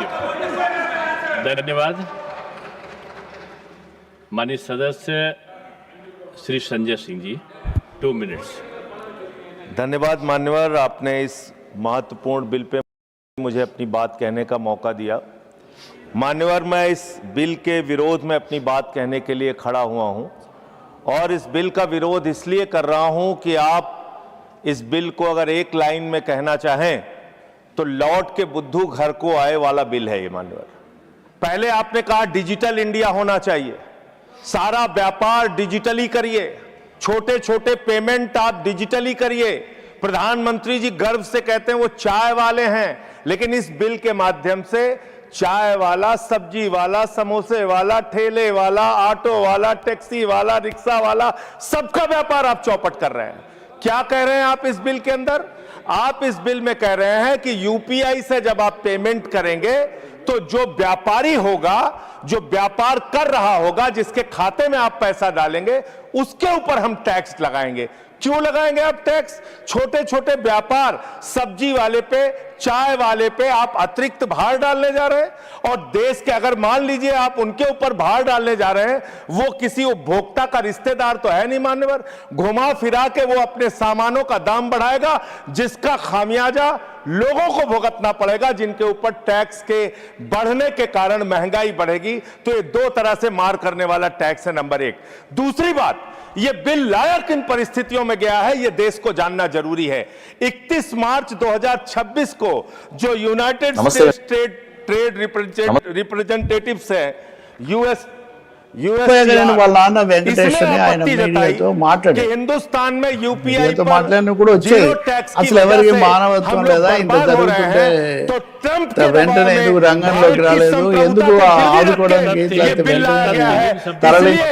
इस bill के हम खिलाफ. मानव बहुत कम నమస్తే, welcome to frankly with Telangana. సమకాలీన రాజకీయ అంశాలు, latest political updates అన్ని विदेशी दबाव में भारत की संप्रभुता को गिरवी रख के సార్ రాజమండ్రి ऐसा बिल ला रहे हैं जिसमें फॉरेन इन्वेस्टर्स को విషాదకరం అండి. మొన్న 100% తేదీలోను लेकिन जो మీడియాలో छोटे छोटे व्यापार करने वाले लोग हैं, నమస్తే, welcome to frankly with Telangana. సమకాలీన రాజకీయ అంశాలు, లేటెస్ట్ పొలిటికల్ అప్డేట్స్ అన్ని మనతో పాటుగా గెస్ట్ తెలంగాణ రవి గారు సిద్ధంగా. రవి గారు నమస్తే సార్. రాజమండ్రి सिस्टम को मैनेज करने में आपको నమస్తే, welcome to frankly with Telangana. సమకాలీన రాజకీయ అంశాలు, లేటెస్ట్ పొలిటికల్ అప్డేట్స్ అన్ని మనతో పాటుగా గెస్ట్ తెలంగాణ రవి గారు సిద్ధంగా. రవి గారు నమస్తే సార్. రాజమండ్రి డాక్టర్ करोड़ों उपभोक्ताओं से ले लिया. तो इसलिए मैं आपके माध्यम से कहना चाहता हूं सरकार से, समकालीन राजकीय अंशाలు, लेटेस्ट इस पॉलिटिकल देश अपडेट्स के आम आदमी के खिलाफ है, छोटे व्यापारियों के खिलाफ है. इस बिल को सर राजमंड्री के विरोध में अपनी बात कहते हुए अनुरोध करूंगा कि इसको वापस लिया जाए. माननीय श्रीमती महुआ माझी, చాలా విషాదకరం అండి. మొన్న not present. నమస్తే, welcome to frankly with Telakapalli. సమకాలీన రాజకీయ అంశాలు, లేటెస్ట్ పొలిటికల్ అప్డేట్స్ అందించడానికి మనతో పాటుగా గెస్ట్ ఎడిటర్ తెలకపల్లి రవి గారు. నమస్తే sir. Sir, Rajahmundry doctor tragedy, real time governors ఇదేనా అంటూ పెద్ద ఎత్తున వార్తలు. చాలా విషాదకరం అండి. మొన్న 6-7 తేదీల్లోనూ మీడియాలో ఒక ప్రమాదం తాలూకు వచ్చే ప్రమాదం అంటే ఆ డాక్టర్ ఆమె ప్రియాంక మెడిసిన్ పూర్తి చేసి పీజీ చదువుతున్నారు రాజమండ్రిలో, సొంత జిల్లా గద్వాల, అక్కడ చదువుతున్నారు. ఒక ఘోర అది ప్రమాదం లాగా లేదు, అదే పనిగా ఒక కారు వచ్చి గుద్దడం అన్నది చాలా స్పష్టంగా అందులో ఇది ఉద్దేశపూర్వకంగానే జరిగిందని చూసే వాళ్ళకి కూడా అది సందేహం వచ్చేట్టుగా అది కనిపిస్తుంది. అది కూడా మీడియాలో జరిగింది 3వ తారీఖు. ఇంత ఫుటేజ్, ఇంత మోడర్న్ సిటీ, ఇంత ఫోకస్ ఉన్న సిటీలో అది జరిగితే మరి 3వ తారీఖు జరిగితే అది 6 మీడియాలో వచ్చినట్టు గుర్తు నాకు. ఇంకో 3 రోజుల తర్వాత మీడియాలో వచ్చేవరకు కూడా జరగలేదు. పోలీసులు కూడా అప్పుడు నెమ్మదిగా కొన్ని చర్యలు తీసుకోవడం మొదలు పెట్టారు, కానీ వాస్తవంగా నిన్న ఆమె చనిపోయింది. भारतीय सरकारी नमस्ते, welcome to frankly with Telugu. समकालीन राजकीय अंशालु, 20% लेटेस्ट पॉलिटिकल अपडेट्स अंदिंचడానికి మనతో పాటుగా గెస్ట్ छूट प्रदान की गई. నమస్తే, welcome to frankly with Telakapalli. సమకాలీన రాజకీయ అంశాలు, లేటెస్ట్ పొలిటికల్ అప్డేట్స్ అందించడానికి మనతో పాటుగా గెస్ట్ ఎడిటర్ తెలకపల్లి రవి గారు. विदेशी निवेश को बढ़ावा मिले. నమస్తే, welcome to frankly with Telakapalli. సమకాలీన రాజకీయ అంశాలు, లేటెస్ట్ పొలిటికల్ అప్డేట్స్ అందించడానికి మనతో పాటుగా గెస్ట్ ఎడిటర్ తెలకపల్లి రవి గారు. నమస్తే sir. Sir, Rajahmundry doctor tragedy, real time governors ఇదేనా అంటూ పెద్ద ఎత్తున వార్తలు. చాలా విషాదకరం అండి. మొన్న 6-7 తేదీల్లోనూ మీడియాలో ఒక ప్రమాదం తాలూకు వచ్చే ప్రమాదం అంటే ఆ డాక్టర్ ఆమె ప్రియాంక మెడిసిన్ పూర్తి చేసి పీజీ చదువుతున్నారు రాజమండ్రిలో. నమస్తే, welcome to frankly with Telakapalli. సమకాలీన రాజకీయ అంశాలు, లేటెస్ట్ పొలిటికల్ అప్డేట్స్ అందించడానికి మనతో పాటుగా గెస్ట్ ఎడిటర్ తెలకపల్లి రవి గారు. నమస్తే sir. Sir, Rajahmundry doctor tragedy, real time governors ఇదేనా అంటూ పెద్ద ఎత్తున వార్తలు. చాలా విషాదకరం అండి. మొన్న 6-7 తేదీల్లోనూ మీడియాలో నమస్తే, welcome to frankly with Telakapalli. సమకాలీన రాజకీయ అంశాలు, లేటెస్ట్ పొలిటికల్ అప్డేట్స్ అందించడానికి మనతో పాటుగా గెస్ట్ ఎడిటర్ తెలకపల్లి రవి గారు. నమస్తే sir. Sir, Rajahmundry doctor tragedy, real time governors ఇదేనా అంటూ పెద్ద ఎత్తున వార్తలు. నమస్తే, welcome to frankly with Telakapalli. సమకాలీన రాజకీయ అంశాలు, లేటెస్ట్ పొలిటికల్ అప్డేట్స్ అందించడానికి మనతో పాటుగా గెస్ట్ ఎడిటర్ తెలకపల్లి రవి గారు. నమస్తే sir. Sir, Rajahmundry doctor tragedy, real time governors ఇదేనా అంటూ పెద్ద ఎత్తున వార్తలు.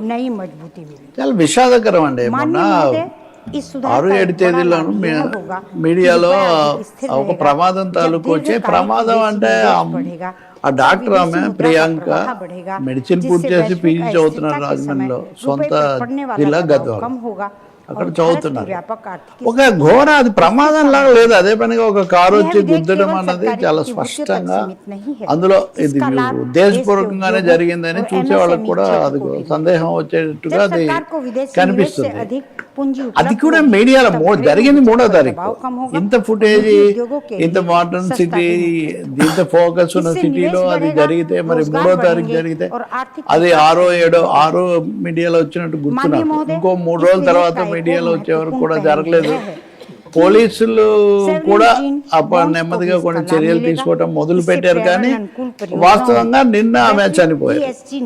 సికింద్రాబాద్ కిమ్స్ లో తరలించారు. ఇంకా చాలా ప్రమాదకరం అని తెలిసినప్పటికీ ప్రయత్నం చేశారు, కానీ ఆమె చనిపోయారు. చనిపోయాక ముఖ్యమంత్రి చంద్రబాబు విచారం వెలిపించారు. ఎవరినైనా వదిలిపెట్టకూడదు, కఠిన చర్యలు తీసుకోవాలి అన్నారు. కానీ చాలా విలువైన 3 రోజులు వాళ్ళేమో కనీసం కనపడకుండా వెళ్ళిపోయారు. పరారీలో ఉన్నట్టుగా 7వ తారీఖు అరెస్ట్. 7వ తారీఖు అరెస్ట్ కూడా ఐ థింక్ దవ్వంత్ అని ఒక అతను కారులోనే పడుకున్నాడు. అంటే చేసి కారులో పడుకున్నగా అతన్ని పట్టుకున్నారు. రెండో అతను ఎడ్వర్డ్ అనే అతనేమో ఇంకా దొరకలేదు. అంటే ఇంత ఘోర और अधिक मजबूत నమస్తే करेगा వెల్కమ్ టు तथा ఫ్రాంక్లీ విత్ विकसित తెలకల్ भारत 2047 సమకాలీన రాజకీయ అంశాలు के లేటెస్ట్ लक्ष्यों పొలిటికల్ అప్డేట్స్ प्राप्त అందించడానికి करने మనతో का పాటుగా में గెస్ట్ एक ఎడిటర్ కరెక్ట్ महत्वपूर्ण రవి గారు సిద్ధంగా ఉన్నారు. రవి గారు నమస్తే సార్. నమస్కారం. अंत में సార్ मैं రాజమండ్రి माननीय वित्त డాక్టర్ मंत्री जी तथा ట్రాజడీ आदरणीय రియల్ టైమ్ प्रधानमंत्री గవర్నెన్స్ श्री ఇదేనా नरेंद्र అంటూ मोदी जी పెద్ద के ఎత్తున వార్తలు. दूरदर्शी नेतृत्व की చాలా सराहना విషాదకరం అండి. మొన్న जिन्होंने ऐसे 6-7 महत्वपूर्ण आर्थिक తేదీల్లోనూ सुधारों के माध्यम से మీడియాలో भारत का वैश्विक ఒక निवेश ప్రమాదం का తాలూకు सबसे వచ్చే विश्वसनीय ప్రమాదం అంటే केंद्र बनाने की दिशा ఆ में డాక్టర్ ఆమె ऐतिहासिक ప్రియాంక कदम उठाया है। మెడిసిన్ పూర్తి इन्हीं చేసి शब्दों के పీజీ साथ చదువుతున్నారు मैं आयकर రాజమండ్రిలో, संशोधन సొంత विधेयक జిల్లా 2026 గద్వాల. का पूर्ण అక్కడ समर्थन करती हूँ। చదువుతున్నారు. धन्यवाद। ఒక ఘోర అది ప్రమాదం లాగా లేదు, అదే పనిగా ఒక కారు వచ్చి గుద్దడం అన్న Kumar. Not present.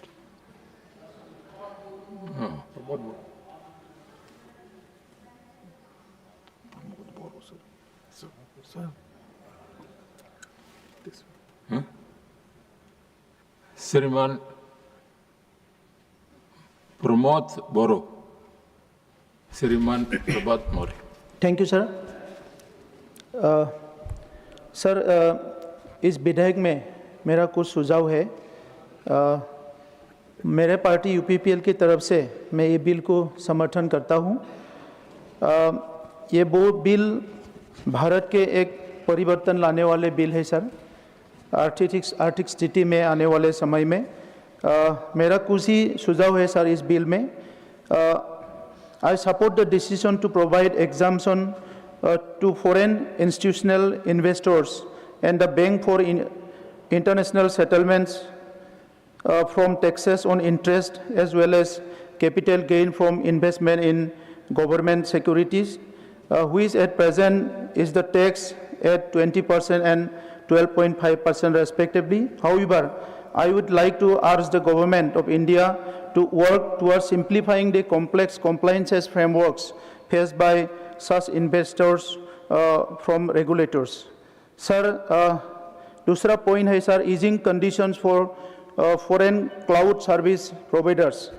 The decisions to remove the condition that only those foreign companies notified by central government providing data center services will be exempted from taxes on income acquiring from procuring such service is a welcome step. Next, sir, I would like to urge the government of India to develop an integrated framework for renewable energy infrastructure with the proposed creation of data centers to account for reduction in carbon emissions in the long term.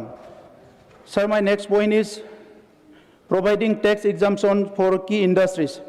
The new bill extends income tax exemption for foreign companies supplying capital goods, tooling and machinery to domestic Indian contract manufacturers, along with extension of exemption until 2040-41 is a welcome step. I would like to urge the government to consider calibrated implementation of such measures, just a second sir, for labor intensive sectors like textile, handicrafts, tourism, which contribute significantly to the employment. Thank you, sir. Oh, next. Srimati Rekha Sharma. Sir, Mike. Thank you, Honorable Deputy Chairman, sir. I rise in support of the Taxation and Other Laws Amendment Bill 2026. Today, I do not wish to speak in sections, schedules, or complicated tax terminology. Laws are not only for the lawyers, chartered accountants, or tax experts. Police శాఖ మీద కదా గతంలో stories గత వారం అంతా మనం చర్చించాం.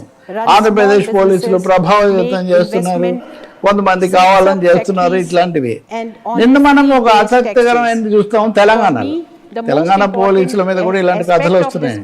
నిన్న సిబిఐ మాజీ డైరెక్టర్ నాగేశ్వర్ రావు కొద్ది రోజులు ఉన్నారు, ఆయన నిన్న ఒక లేఖ మీడియా కూడా విడుదల చేశారు. ఏమని అంటే ఆయన నగర పోలీస్ కమిషనర్ మీద ఆయన ఆరోపణ, సజ్జనార్ మీద. వేరే వాళ్ళు చేశారంటే సరే, సిబిఐ డైరెక్టర్ అంటే అంతకంత కూడా ఈ పోలీసు శాఖ ఐఏఎస్లు ఐపీఎస్లు వీళ్లను రకరకాల వివాదాలకు ఒత్తిళ్లకు గురి చేయడం అన్నది రాజకీయ నాయకులకు ఎలా ఉంటుందో తెలియదు, మీడియాలో మాట్లాడే వాళ్ళకి ఎలా ఉంటుందో తెలియదు, కానీ సామాన్య ప్రజలకు వెళ్ళే వాళ్ళకు లేకపోతే జరిగింది తెలుసుకోవాలనుకునే వాళ్ళకు కూడా మాత్రం చాలా ఇబ్బందికరంగా మారుతున్న of 1961, old, redundant and useless.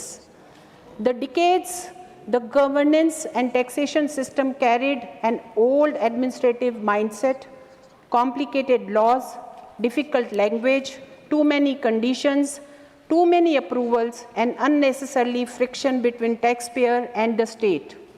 Under the leadership of Honorable Prime Minister Shri Narendra Modi, a major shift has taken place in recent years. The role of government is not to suspect the citizen, but to trust the citizen. What does the common citizen gain? Let me explain this in very simple terms. When investment comes into India, factories will be set up. When factories are set up, jobs will be created. When manufacturing grows, our youth will get opportunities. When infrastructure investment increases, roads, warehouses, commercial spaces, and projects like will expand. And when global companies choose India as their manufacturing and management base, then India will no longer remain just a market. India is becoming a global manufacturing and investment hub. That is the larger vision of this bill, making India a global investment destination. Earlier, eligible investment funds had many complicated conditions. How many investors must be there? How much one investor can invest? What should be the corpus? And in which entities investment can be made? There were multiple restrictions. This bill rationalizes those conditions. This message is very clear. If you are a genuine global investor and want to operate transparently, India welcomes you. We do not want to keep capital outside and count paperwork. We want capital to come, enterprises to come, employment to come, and growth to happen in India. Today, from mobile phones to semiconductors, the world is rethinking supply chains. India has a historic opportunity. This bill provides for exemptions under specified conditions for income related to foreign companies, places component in custom bond warehouses and supplying them to Indian contract manufacturers for electronic production for a period of 15 years up to 31st March 2041. In simple language, it means components will come to India, manufacturing will happen in India, and jobs will be created for our youth. This is not just a tax concession. It is a tool to connect Make in India with global supply chains. India is one of the largest diamond processing center in the world. Our artisans cut and polish diamonds, but a large part of global rough diamonds trade has historically been routed through other international centers. Now, eligible foreign companies dealing in rough diamonds in special notified zones are being given exemption on specified income for 15 years up to 31st March 2041. Our objective is simple. The diamond processed in India should also be traded and valued from India. If Skill India is ours, then opportunity must be ours. Today, infrastructure is not built only through government budgets. This bill removes an anomaly related to dividend taxation for business trust unit holders. Even if a special purpose vehicle moves to the new tax regime, specified dividend income exemption will still be available to unit holders. This makes the taxation structure more rational and predictable. If rules change every day or interpretations keep shifting, investment will never come. Our government's principle is clear rule, stable policy, and predictable taxation. Today, India is globally recognized for UPI. From street vendor to large showrooms, QR codes have become a symbol of India's digital revolution. This bill Sir, Balineni versus updates Damchar. Section అసలు ఏం 10A జరుగుతుంది? of the Payment and Settlement Systems. నిన్న Act Balineni Srinivas Reddy 2007. మాజీ మంత్రి Earlier, it referred to Jaganmohan a Reddy specific section మంత్రివర్గంలో of Income కూడా Tax మంత్రి Act రాజీనామా చేసిన 1961. వ్యక్తి ఆయన కోసం Now, తర్వాత the central బాగా government తొందరగా has రాజీనామా చేసి flexibility బయటకు to వచ్చి notify జనసేనలో electronic చేరారు. payments. జనసేనలో Payment చేర్చుకోవడానికి modes Pawan where no Kalyan charges సుముఖంగా can be ఉన్నా కానీ imposed on జనసేనలో కొంతమంది or పెట్టిన receiver అభ్యంతరాల by వల్ల bank or system అలాగే providers. స్థానికంగా తెలుగుదేశం In simple శాసనసభ్యుడిగా terms, ఉన్నటువంటి the law is Damacharla being made Janardhan more flexible so ఆయన that it can adapt కూడా to ఇష్టం లేకపోవడం అని evolving అన్నారు. digital వాటి వల్ల అది బాగా knowledge. ఆలస్యమైంది, Digital చాలా India ఆలస్యమైంది. cannot be చివరికి static, తీసుకున్నారు. and ఎంత అంటే therefore మొన్న Pawan Kalyan laws can't be static either. Sir, Balineni Sir, versus it is Damchar. not just అసలు ఏం a జరుగుతుంది? tax bill. As I see నిన్న this Balineni bill in 3 words. Sir, Balineni Trust, versus Damchar. certainty, అసలు ఏం జరుగుతుంది? growth, trust in the taxpayers, నిన్న Balineni certainty Srinivas Reddy for మాజీ the మంత్రి investor, growth Jaganmohan for the Reddy nation. మంత్రివర్గంలో Sir, కూడా మంత్రి with this, రాజీనామా I would చేసిన like వ్యక్తి ఆయన to కోసం తర్వాత బాగా again తొందరగా wholeheartedly రాజీనామా చేసి support బయటకు వచ్చి this జనసేనలో bill and చేరారు. must congratulate, జనసేనలో చేర్చుకోవడానికి పవన్ Honorable కళ్యాణ్ Minister సుముఖంగా Nirmala ఉన్నా కానీ Sitharamanji జనసేనలో for getting this, కొంతమంది పెట్టిన అభ్యంతరాల వల్ల 2026. అలాగే Thank you so స్థానికంగా much, sir. తెలుగుదేశం శాసనసభ్యుడిగా ఉన్నటువంటి దామచర్ల జనార్దన్ ఆయన కూడా ఇష్టం లేకపోవడం అని అన్నారు. వాటి వల్ల అది బాగా ఆలస్యమైంది, చాలా ఆలస్యమైంది. చివరికి తీసుకున్నారు. ఎంత అంటే మొన్న పవన్ కళ్యాణ్ వాళ్ళ సంస్థాగత వ్యవహారాల సమావేశంలో మాట్లాడుతూ ప్రతిదానికి మీ అభ్యంతరం ఏంటి, బాలినేని గారిని తీసుకుంటే కూడా బాలినేని గారు లాంటి వాళ్ళు రాకుండా బాలినేని చాలా సార్లు అన్నారు ఆయన పేరు. Sir, Balineni versus Damchar. అసలు ఏం జరుగుతుంది? Destinations.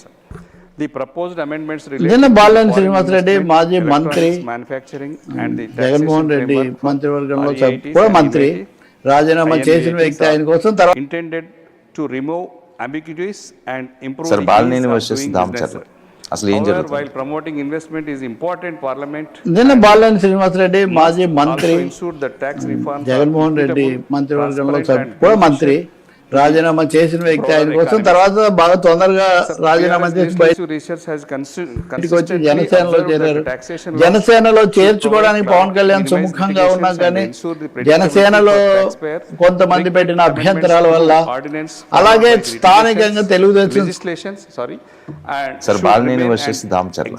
అసలు ఏం జరుగుతుంది? rather than the norm, because stability in tax policy is as important ఇది అసలు as incentives చాలా can be. దారుణంగా ఉంది. అధికార Sir, my పార్టీలో first concern is ముఖ్యంగా whether ఉన్నటువంటి these incentives will translate into higher employment and manufacturing within India, particularly in states like Telangana, which have emerged as major centers for electronics, pharmaceuticals, IT and advanced manufacturing. Tax concessions must be linked with the measurable outcomes in terms of investment, technology, transfer and job creation, sir. Secondly, sir, while the bill provides greater certainly to foreign investors and businesses, the government must ensure that domestic MSME are not placed at a competitive disadvantage. Our small and medium entrepreneurs continue to face compliance costs, limited access to finance and market uncertainties. Tax reform should equally simplify compliance for MSME, sir. Sir, I would also urge the government to provide periodic impact assessments of such incentives. Parliament should know how much revenue is foregone, how much investment has actually materialized, and how many jobs have been created because of these concerns. రాజకీయాల్లోనే కాదు, కూటమి Janasena TDP అనే కాదు, మీరు గమనిస్తే mega family versus Telugu Desam అన్నట్టుగా మొన్న కూడా మనం ఆ సినిమాలో కనకరాజు కదా, కొరియర్ కనకరాజు దీంట్లో కూడా అదే ఏమని ఎన్టీఆర్ గారిని కావాలని చిన్నపుచ్చడానికి ఈ డైలాగ్ పెట్టారు. వాళ్ళు మేమేదో మెమిక్రీ లాగా పెట్టామని వాళ్ళు చెప్తున్నారు. నీ ఇష్టం స్ట్రోక్ అమెచ్యూరిష్ గా ఉందని రామారావు గారు అన్న డైలాగ్ పెట్టారని అందరూ పెట్టామని ఆయన కూడా పెట్టామని వాళ్ళు చెప్తున్నారు. కానీ ఇలాంటి వివాదాలు పెరగడం చూస్తే మటుకు కొన్ని సెక్షన్స్ తప్పకుండా చాలా స్ట్రాంగ్ గా పనిచేస్తూ ఉన్నాయి. కొంత ప్రతికూలత, అంతర్గతమైనటువంటి విభేదాలు గండి పెట్టడానికి అయితే ఒక ప్రయత్నం చేస్తున్నారు. అలాంటి వాతావరణం కూడా ఉంది. ఇక్కడ మెగా ఫ్యామిలీ అనే దాన్ని తీసుకొని రావడం, మెగా ఫ్యామిలీ ఇది కూడా తీసుకొని రావడానికి ఎవరు ఉన్నారు అనేది, ఇదంతా రెండు కారణాలు. ఒక సోషల్ రీజన్స్ వల్ల ఎంతో కొంత స్థానికంగా తాము నిలదొక్కుకోవాలి, లేకపోతే మన ఎమ్మెల్యేలు ఉన్న చోట కూడా తెలుగుదేశం పెత్తనం ఏంటి అని జనసేన వాళ్ళకి వస్తున్న అసహనం ఒకటైతే, ఇక్కడ మేము కదా ఎమ్మెల్యే. ఇప్పుడు ఉదాహరణకు మనం మాట్లాడిన ఒంగోలులో ఆయన Telugu Desam seat, so Telugu Desam seat లో మాజీ మంత్రి బాగా స్ట్రాంగ్ గా అతను స్థానికంగా, మరి ఆయన ఊరుకోడు కదా సహజంగా, ఆయన వాళ్ళ కోసం ప్రయత్నం చేస్తున్నారు. సో ఈ ధోరణి అయితే బాగా పెరుగుతోంది. ఇంతకంటే ఇది కనీసం జనసేన టీడీపీ. కానీ మనం కృష్ణా జిల్లా డైరీ, విజయ డైరీకి సంబంధించిన ఆ చలసాని ఆంజనేయులతో రాజీనామా చేయించిన తీరు చూస్తే అసలు తెలుగుదేశం పార్టీలోనే సమస్య. తెలుగుదేశం పార్టీలో ఎప్పటి నుంచో ఉన్నటువంటి 40 ఏళ్ళ నుంచి ఉన్నటువంటి మనిషి చాలా ప్రతిష్టాత్మకమైన కృష్ణా జిల్లా డైరీకి డైరెక్టర్లు అందరి మద్దతు ఏకగ్రీవంగా ఎన్నికైనటువంటి చైర్మన్ రాజీనామా చేయించటం, అది కూడా అనారోగ్యంతో ఆసుపత్రిలో ఉంటే మంత్రులు వెళ్లి మరి అది కనిపిస్తుంది ఆయన ఆసుపత్రి బెడ్ మీద నుంచి రాజీనామా పత్రం ఇస్తున్నటువంటి దృశ్యం. అంటే కూటమిలోనే కాదు తెలుగుదేశం పార్టీలో కూడా దీన్ని ఎక్కువ మంది ఖండించారు. ఎందుకంటే సహకార సూత్రాల ప్రకారం చూసినా, ప్రజాస్వామికంగా ఎన్నికైన ఇది చూసినా, మూడవది ఆయన ఆంజనేయుల్లోనే ఆయన చాలా రోజులుగా డైరీలో కీలక పాత్ర వహిస్తూ దాన్ని అభివృద్ధికి దోహదపడ్డారు. రైతులకు కూడా బోనస్ ఇచ్చారు. బుడమేరు వరద లాంటిది వచ్చినప్పుడు కూడా తనే నిలబడి ప్రభుత్వం నుంచి ఏం రాకపోయినా కాపాడుకున్నది. ఇన్ని మంచి పనులు చేసిన ఆయన ఎందుకు ఈ విధంగా చేశారు అనే ఒక తీవ్రమైన నిరసన భావం మటుకు తెలుగుదేశం వర్గాల్లో కూడా, బయటి వాళ్ళలోనే కాకుండా తెలుగుదేశం వర్గాల్లో కూడా వస్తున్న పరిస్థితి. దానికంటే ముందు బోండా ఉమేశ్వరరావు ఆ వివాదం కూడా మనం చూస్తాం. ఆ తర్వాత బోండా కొంచెం దానికి పరిహారం లాగా వెళ్ళి కొంచెం అగ్రెసివ్ స్టాండ్ ఆయన తీసుకోవడం, మళ్ళీ బోండా తీసుకున్నాడని మళ్ళీ బుద్ధా వెంకట తీసుకోవడం, ఇలా చెప్తూ పోతే కేసీని చిన్ని మీద వాళ్ళు చేస్తూ ఉండటం.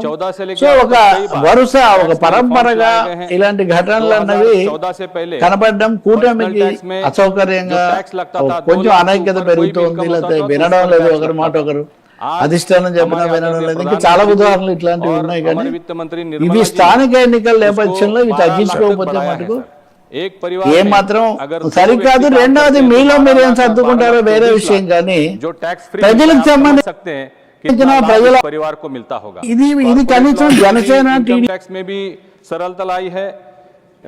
ప్రభుత్వానికి ఏమాత్రం సరికాదు. రెండవది మీలో మీరు ఏం సర్దుకుంటారో వేరే విషయం, కానీ ప్రజలకు సంబంధించిన ప్రజల ఆస్తులు ఇప్పుడు విజయ డైరీ విషయమే తీసుకోండి. అందరూ ముక్త కంఠంతో చెప్తుంది ఏంటంటే हेरिटेज और टैक्स व्यवस्था को सरलता और इन्वेस्टमेंट को भारत में इन्वेस्ट करने में कोई हिचक ना हो, इसके लिए विधेयक बहुत महत्वपूर्ण है। सर, जब बाजार में किसी बदलाव की ज़रूरत महसूस होती है तो हमारी सरकार ने फाइलों में समय बर्बाद नहीं किया, तुरंत अध्यादेश के जरिए फैसला लागू किया और अब उसे संसद में विधिवत कानून का रूप दिया जा रहा है। सर, इस विधेयक में इंटरनेशनल इंस्टीट्यूशनल इन्वेस्टमेंट और बैंक फॉर इंटरनेशनल सेटलमेंट्स को गवर्नमेंट सिक्योरिटीज़ में निवेश से होने वाली इनकम पर टैक्स से छूट दी जा रही है। बहुत बड़ा बदलाव है सर। चाहे वो इंटरेस्ट इनकम से हो या सिक्योरिटीज़ की बिक्री से हुआ लाभ हो, उसे टैक्स से एग्जम्पशन दिया जा रहा है। पहले इस पर सर 20% तक इंटरेस्ट टैक्स और 30% तक शॉर्ट टर्म कैपिटल गेन लगता था। अब ये छूट 1 अप्रैल 2026 से प्रभावी होगी। इसका सीधा फायदा यह होगा कि दुनिया भर की पूंजी इन्वेस्टमेंट भारत की गवर्नमेंट सिक्योरिटीज़ में और ज़्यादा भरोसे के साथ आएगा, जिससे हमारी सरकार को विकास कार्यों के लिए सस्ती दर पर कैपिटल मिल सकेगा और जो हमारा भारतीय रुपया है उसको भी मजबूती मिलेगी सर। महोदय सर, हमारे देश में सूरत जैसे शहर दुनिया के हीरे उद्योग की धड़कन है, जहां लाखों कारीगर परिवार अपनी रोजी रोटी कमाते हैं। यह विधेयक अधिसूचित विषय क्षेत्र में कच्चे हीरों की बिक्री से जुड़ी विदेशी कंपनियों की इनकम टैक्स से मुक्तता कराता है सर, जिससे बड़ी हीरा खनन कंपनियां और व्यापारी भारत में ही अपना कारोबार केंद्रित करेंगे। हमारे विपक्ष के साथियां भी कह रहे थे कि विदेशी इन्वेस्टमेंट जो होगी उसको टैक्स से क्यों निजात दी जा रही है और हमारी कंपनियों को क्यों टैक्स लगाया जा रहा है। तो इसका सबसे महत्वपूर्ण यही उद्देश्य है सर कि फॉरेन से ज़्यादा पैसे हमारे देश में इन्वेस्टमेंट आए, हमारी कारीगरों को और काम मिलेगा। इसी तरह फ़ोन, लैपटॉप, सर्वर जैसे इलेक्ट्रॉनिक उपकरण बनाने वाली कंपनियां, इनके लिए विदेशी पुर्जे जो कस्टम बॉन्डेड क्षेत्र में जो वेयर हाउसेस में और गोडाउन में रखे जाते हैं उनको भी इनकम टैक्स से छूट दी जा रही है सर। और ये सर 2041 तक ये पॉलिसी बनाई जा रही है। कोई भी पॉलिसी अगर 7-2 साल के लिए बनाई जाती है तो लोग इन्वेस्ट करने में हिचकिचाते हैं, लेकिन इसे 2041 तक ये पॉलिसी लागू करने से हमारे देश को बहुत बड़ा लाभ होगा सर। ये सब हमारी सरकार के मेक इन इंडिया और आत्मनिर्भर भारत के संकल्प को और मजबूत करता है। दुनिया भर की कंपनियां अब भारत में इन्वेस्टमेंट करना चाहेंगी और इससे हमारे युवाओं को भी बहुत बड़े पैमाने पे रोजगार मिलेगा सर। सर, हमारी सरकार का मानना है कि जितने कम नियम कायदे होंगे उतना ही आसानी से कारोबार होगा। इस विधेयक में उन विदेशी इन्वेस्टमेंट फंड्स के लिए जो भारत से ऑपरेट होते हैं कई पुरानी शर्तें हटाई जा रही हैं। जैसे पहले था ऑपरेट करने में 25 सदस्यों की शर्त थी, एक निवेशक को सिर्फ 10% ही तक की सीमा थी, या 100 करोड़ मिनिमम कॉर्पस फंड्स, इसकी जो शर्तें थी ये सारी शर्तें हटाई जा चुकी है सर। ये सरलीकरण गिफ्ट सिटी जैसे हमारे अंतर्राष्ट्रीय फाइनेंशियल सेंटर को और मजबूत करेगा और दुनिया भर के फंड मैनेजर अब भारत से ही अपना काम चलाने के लिए प्रोत्साहित होंगे, जिससे भारत में रोजगार और रेवेन्यू दोनों में बढ़ोतरी होगी सर। सर, आज पूरी दुनिया डिजिटल अर्थव्यवस्था की ओर बढ़ रही है और डेटा सेंटर उसकी रीढ़ है। इस विधेयक में डेटा सेंटर से जुड़ा जो भी होगा उसे टैक्स एग्जम्पशन दिया जाएगा और जो पहले दिया गया था उसको और जनरस किया जा रहा है सर। सरकार से अलग नोटिफिकेशन की शर्त अब हटाई गई है और डेटा सेंटर किसी भारतीय कंपनी द्वारा किराए पर लेकर ऑपरेट किए जाते हैं उन्हें भी ओनरशिप राइट जैसे टैक्स में एग्जम्पशन मिल रहा है सर। इससे भारत की डिजिटल अर्थव्यवस्था और डेटा सेंटर इन्वेस्टमेंट इसको वैश्विक केंद्र बन पाएगा, ये मेरा मानना है सर। सर, इस विधेयक को लेकर कुछ दिनों से भ्रम फैलाया जा रहा है। अभी भी विपक्ष के कुछ साथी बात कर रहे थे तो उन्होंने यूपीआई के बारे में बात की।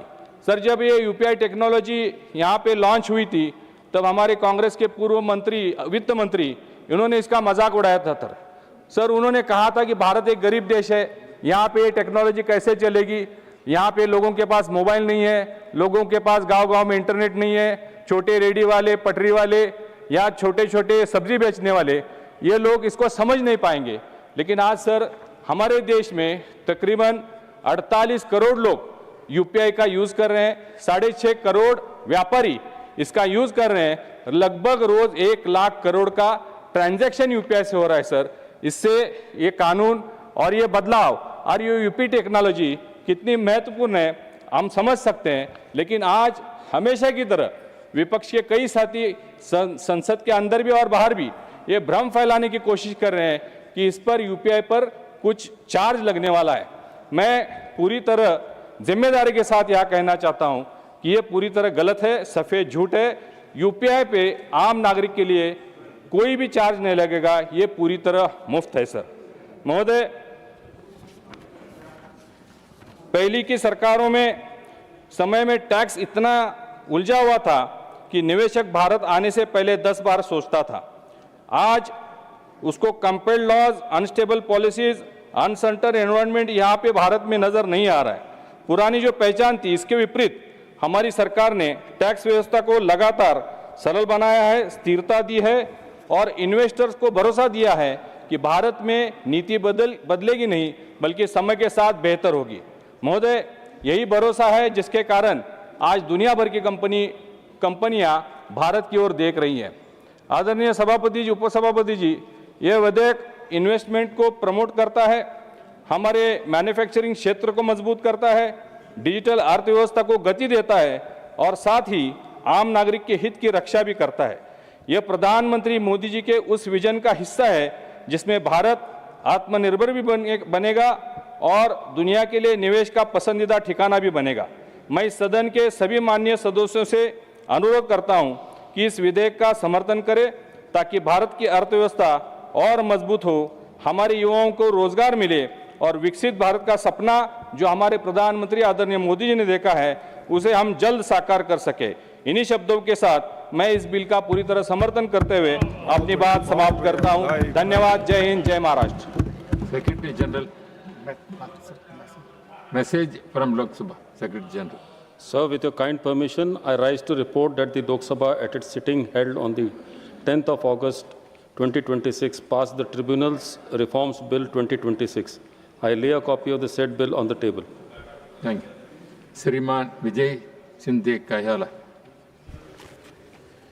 Honorable Deputy Chairman, sir, I rise today to support the Taxation and Other Laws Amendment Bill 2026 on behalf of the Telugu Desam Party. Mahoday, at first glance, this may appear to be a bill making changes to different tax provisions, but if we look at it more closely, there is one common idea running through all of them. Make India a more attractive place to invest, manufacture, manage capital, and build technology. And in today's global economy, Mahoday, that is not a small objective. Capital has choices, technology has choices, companies have choices. If India wants to become a developed economy by 2047, our tax system must not merely collect revenue, it must also create confidence, encourage investment, and enable growth. As Honorable Prime Minister Shri Narendra Modi ji has put it, reform to simply, perform to deliver, transform to impact. Mahoday, this bill is a reform designed to simplify, attract, and enable. Honorable Chairman, sir, this bill should be seen as part of much larger transformation in India's economic governance. Over the last decade, India has moved from a system of complicated complaints towards a system increasingly based on digitalization, transparency, and ease of doing business. We have seen GST, we have seen the insolvency and bankruptcy code, we have seen Gift City, we have seen faceless assessment and digital tax administration. The Economic Survey 2025-26 noted that income tax filings rose from 6.9 crore to 9.2 crore, while the share of direct taxes is total tax revenue increased from 51.9% to 58.2%. So the lesson is not that a strong tax system means a high tax burden. The lesson is the better tax system is one that improves compliance while making legitimate economic activity easier. Minimum government, maximum governance is the philosophy, Mahoday. I therefore place on record my appreciation for the leadership of Honorable Prime Minister Shri Narendra Modi ji and Honorable Finance Minister Shri Nirmala Sitharaman ji for steadily moving India in this direction, Mahoday. And I would like to remind the words of Modi ji, as said, make in India, make for the world. I would add, invest in India, manage from India, manufacture in India, innovate from India. Okay, thank you. And last point, Mother. And there's, we are first in my bloodline. I'm seeing this Google Data Center AI Hub in Visakhapatnam. And this is done by our Honorable Chief Minister Chandrababu Naidu ji. And this will be useful for the renewable energy, fiber networks and everything. And as Pandit Deen Dayal Upadhyaya ji said, विकास का लाभ अंतिम व्यक्ति तक पहुंचना चाहिए, and digital infrastructure is increasingly becoming one of the ways to take opportunity to that last mile, Mahoday. And I would like to, on behalf of our party, I would like to suggest one thing: investment in data must go together with security of data. So I would like to extend my wholehearted support to the Taxation and Other Laws Bill 2026. Thank you very much. Sriman Sanjay.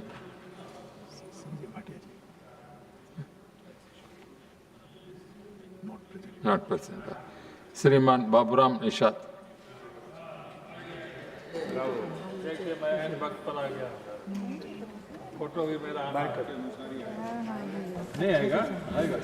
बहुत बहुत धन्यवाद माननीय उपसभापति जी। मुझे आपने कराधान एवं अन्य विधियां संशोधन विधेयक 2026 के समर्थन में बोलने के लिए खड़ा हूँ। निश्चित रूप से ये जो विधेयक आया है ये इसकी बहुत महती आवश्यकता थी, क्योंकि ये विधेयक देश की अर्थव्यवस्था को मजबूत करने वाला विधेयक है और पूरी दुनिया, पूरा देश की अर्थव्यवस्था से अवगत है। लेकिन ये विधेयक और आधार बनेगा इस देश की अर्थव्यवस्था को बढ़ाने में। निश्चित रूप से विदेशी निवेश को बढ़ावा देने वाला, इलेक्ट्रॉनिक्स निर्माण को प्रोत्साहित करने वाला और भारत को आधुनिक डिजिटल एवं वित्तीय गतिविधियों का बड़ा केंद्र बनाने की दिशा में महत्वपूर्ण कदम है। माननीय महोदय जी, आज दुनिया में निवेश वहीं जाता है जहां का कानून सरल हो, कर व्यवस्था स्पष्ट हो और व्यापार करना आसान हो। जब से ये मोदी सरकार आई है और हमारे भारत सरकार की वित्त मंत्री बहन सीतारमण जी वित्त मंत्री बनी है, लगातार हम यहाँ निवेश बढ़ता जा रहा है। कानून ऐसे पड़े थे जो उलझे हुए थे, लोग व्यापार करने में सरलता सहजता नहीं महसूस कर पा रहे थे, न कर पा रहे थे। और निश्चित रूप से जब से मोदी जी देश के प्रधानमंत्री बने हैं, देश में ये व्यवस्था सुधरी है।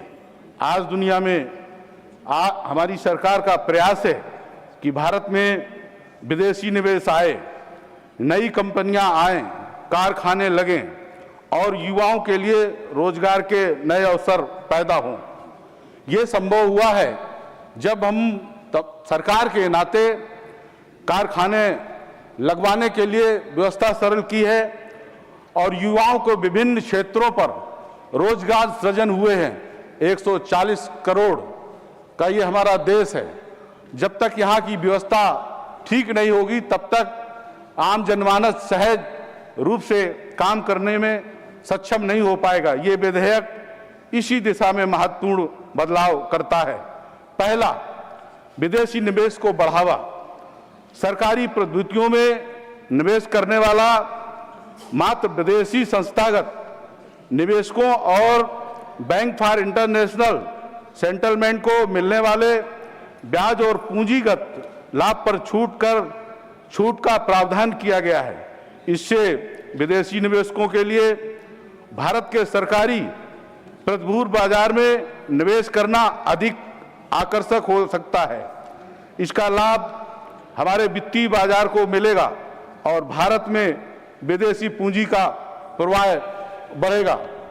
दूसरा, भारत को इलेक्ट्रॉनिक मैन्युफैक्चरिंग का केंद्र बनाना।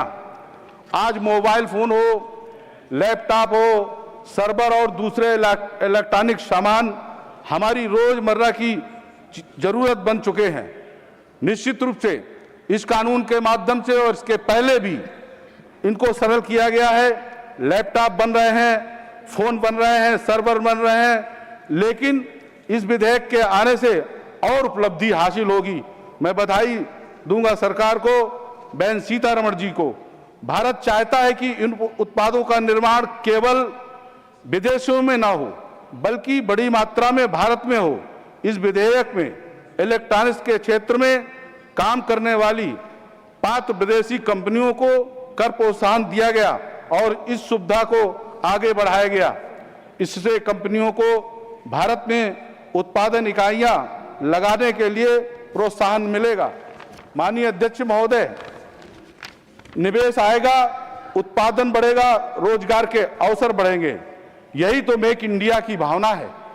अगर ये सब सुविधाएं ना होती और मेक इंडिया का नारा आदरणीय देश के प्रधानमंत्री ने दिया तो आज मैं कह सकता हूं कि यह संभव हुआ है कि आज मेरे देश में ढेर सारी वस्तुएं, ढेर सारे इलेक्ट्रॉनिक सामान जो बन रहे हैं और विदेश में उसकी डिमांड बढ़ी है। निश्चित रूप से ये ऐतिहासिक कदम है हमारी देश के सरकार का। भारत का हीरा उद्योग पूरी दुनिया में अपनी पहचान रखता है।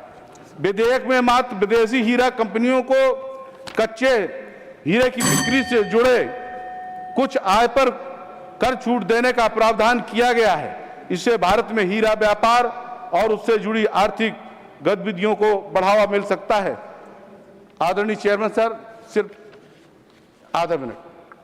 चौथा, डेटा सेंटर क्लाउड क्षेत्र को बढ़ावा। माननीय अध्यक्ष जी, आज के समय में डेटा ही नई ताकत है। आज हमारा युवा, आज हमारे देश में मोबाइल बैंकिंग से लेकर आर्टिफिशियल इंटेलिजेंस तक हर डिजिटल सेवा के लिए डेटा सेंटर की जरूरत होती है। ये विधेयक डेटा सेंटर से संबंधित कुछ जटिल अनुमोदन की शर्तों को सरल करता है। तभी तो इस देश का युवा, माताएं और बहनें, किसान, नौजवान डेटा से जुड़कर देश और की उपलब्धियां और सरकार की उपलब्धियां से अवगत होता है और उन उपलब्धियों से लाभ लेता है। अपनी बात खत्म करता हूं। बहुत बहुत धन्यवाद। जय Hind. Next. Dr. Satish Punia. Not present. Not present. Okay. Sriman Mahesh Kewat. Sriman Mahesh Kewat.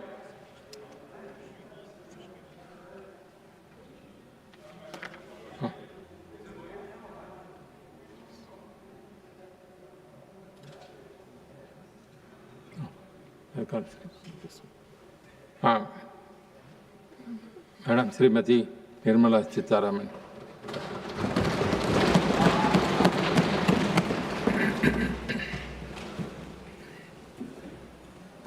Thank you, sir. Even at the stage of introduction, I had mentioned that we are discussing amendments to the Payment and Settlement System Act 2007, the Income Tax Act of 2025, and also amendment to the Finance Act of 2026. Sir, post the budget this year, considering the evolving global situation, considering... No, ministers have to, minister reply, I will call you. See, when I called you, you are in person. Look.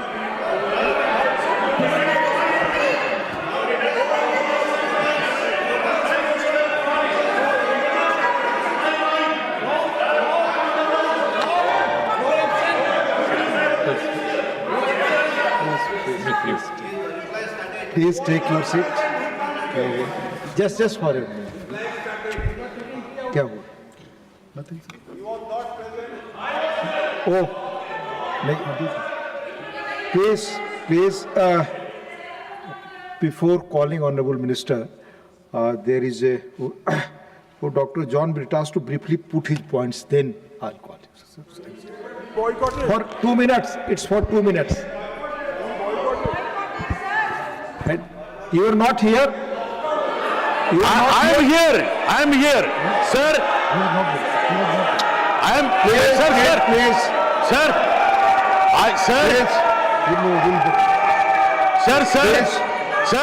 Please don't deny the right of a member who have moved a motion. You are doing a wrong thing. And all these 10 courts are more enthusiastic. Please, 1 minute. Yes. 1 minute. Honorable members, there is one direction by chairman, the then chairman. It's of, I think, 1974. On the same issue, when the mover was not present in the house. Please, as they are telling you are not there. After calling down to reply, then please, I'll come to you. Just, I'll come to you. But first, let me read the direction of the chair. I cannot restrain myself from observing that the mover of the resolution is not present here, nor anyone who appended their names to the resolution is present here. as the opposition wants the ministers to be present. When somebody moves a resolution, he should also be present to hear the debate. This is the ruling. Even then, briefly, in 2 minutes you put the point. Please. Thank you very much, sir. Thank you very much, sir. Please. I am thankful to the deputy chairman. 2 minutes only. 2 minutes. Sir, 5 minutes minimum, sir. Sir, Honorable Minister. Please. Honorable, baite, what is it? Just briefly you tell you आपकी समय जा रहा है, आपका समय जा रहा है. Sir, Honorable Minister has facilitated promulgation of the ordinance and subsequently brought this bill, thinking that the foreign capital would come to this country.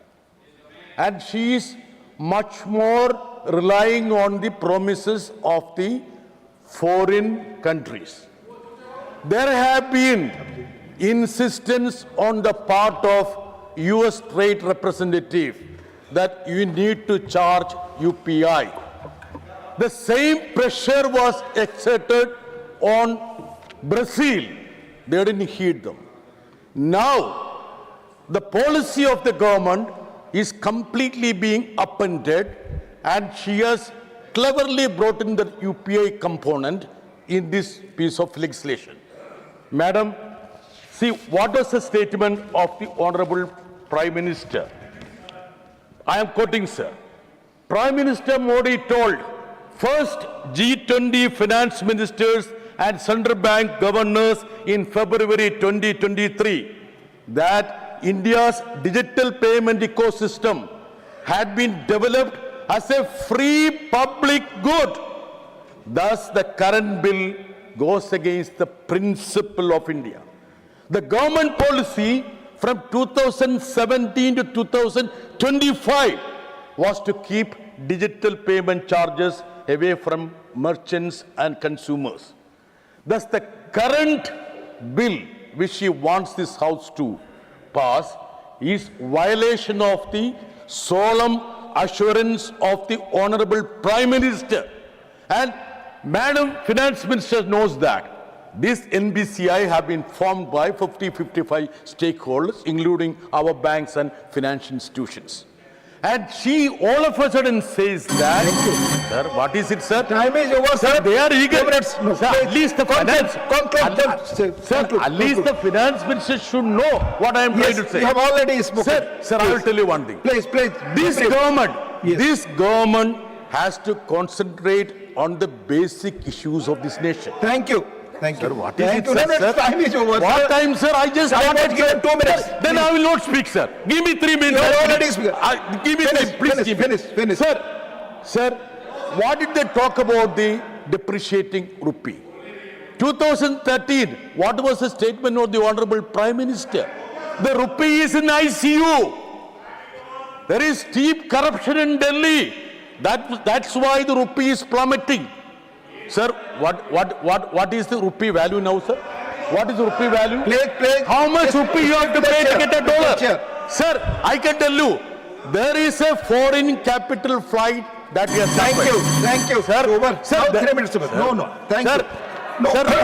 Now I'll request, please, you have 3 minutes I have already. Give me 1 minute, I'll sum up.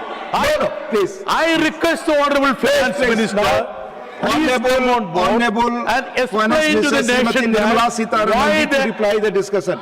Honorable Finance, please. No, sir. I allowed you 3 minutes. The time was 2 minutes. Even I read the ruling. You are not in the house. Please. You are not in the house. Even then I gave opportunity to you. Please do not go. Honorable Finance Minister, please. Honorable Finance Minister. Abul, please. Honorable Finance Minister. So thank you, sir. Please. Honorable, please. Thank you, sir. So, sir... have patience of listening, Honorable Finance Minister. Please, have patience of listening, Honorable Finance Minister now. Please. So thank you, sir. As I said, we are dealing with 3 different acts and their amendments. Because of the evolving global situation, sir, Income Tax Amendment Ordinance of 2026 was brought in sometime early June 2026. And in that, we had just 2 proposals in the ordinance. The 2 proposals were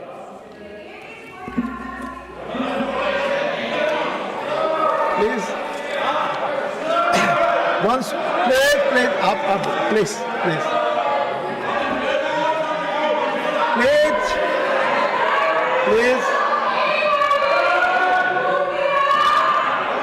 Sir, Please.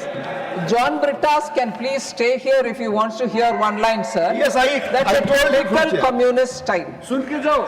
Blast everybody with not facts. Twist the facts and do something, and also demand my right, I have to speak, all that. And when actually the replies are going to be given to them point by point, they don't have the courage. Cowards! Communists in this country are total cowards. Member has proven that. They can't face facts, but they will go on filibustering, making noise. I have a right. They don't have a right to listen. Occasion को मुख्य अतिथि का भारत प्रधान Given, I feel like saying it's my right to stand up and reply. of social sciences అనేది ముంబైలో ఉంది. Whatever they say and reply, taking their ఇది names. చాలా ముఖ్య. Honorable John Britta should stay ఇది here ఉమ్మడిగా hear the reply, because he's been creating confusion all over, not just here but in the country, because that's the tactics the communists adopt. Total lies, sir. I'm sorry, lies may not be parliamentary, untruths. So when I said there are 3 acts we are dealing with today, one is an ordinance which was passed, ordinance which was issued on 5th June 2020. Convocation को मुख्य अतिथि का भारत प्रधान address some of the challenging global situations. And that ordinance had only 2 particular. ఇది జరిపారు సంస్మరణ సభ. Professor Saibaba చనిపోయారు కదా జైల్లో ఉండి. ఆ సభ జరిపినందుకు పోలీసులు కేసులు పెట్టి అరెస్టులు ఇవన్నీ చేశారు. సుప్రీంకోర్టు మొన్న దాన్ని విచారించి వీళ్ళ మీద ఎందుకు మీరు ఈ చర్యలన్నీ కూడా తీసుకున్నారని విచారించి కొన్ని ముఖ్యమైన వ్యాఖ్యలు చేసింది. ఎవరో కొంతమంది ఏదో and also exemption on the దాని వాళ్ళు బయట మీటింగ్ జరిపారు. tax exemption on the interest లేఖలు రాశారు. those investments which are made in the G6.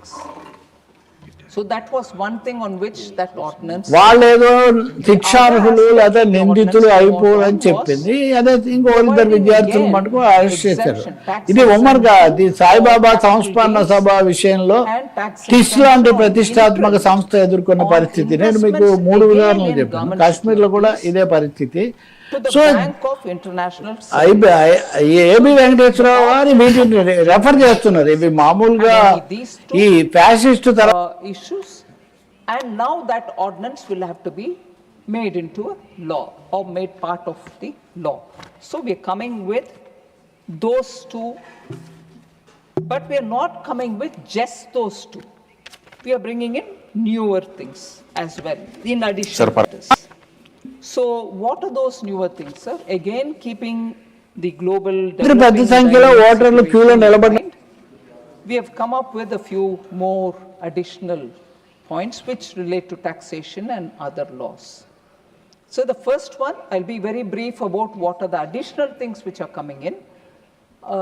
The first one is to extend the exemption period which are provided for foreign companies which provide capital goods equipments to a contract manufacturer. Take an example, sir, of some kind of a commodity which is being produced. But when producing that, they need certain tools or equipments to produce that.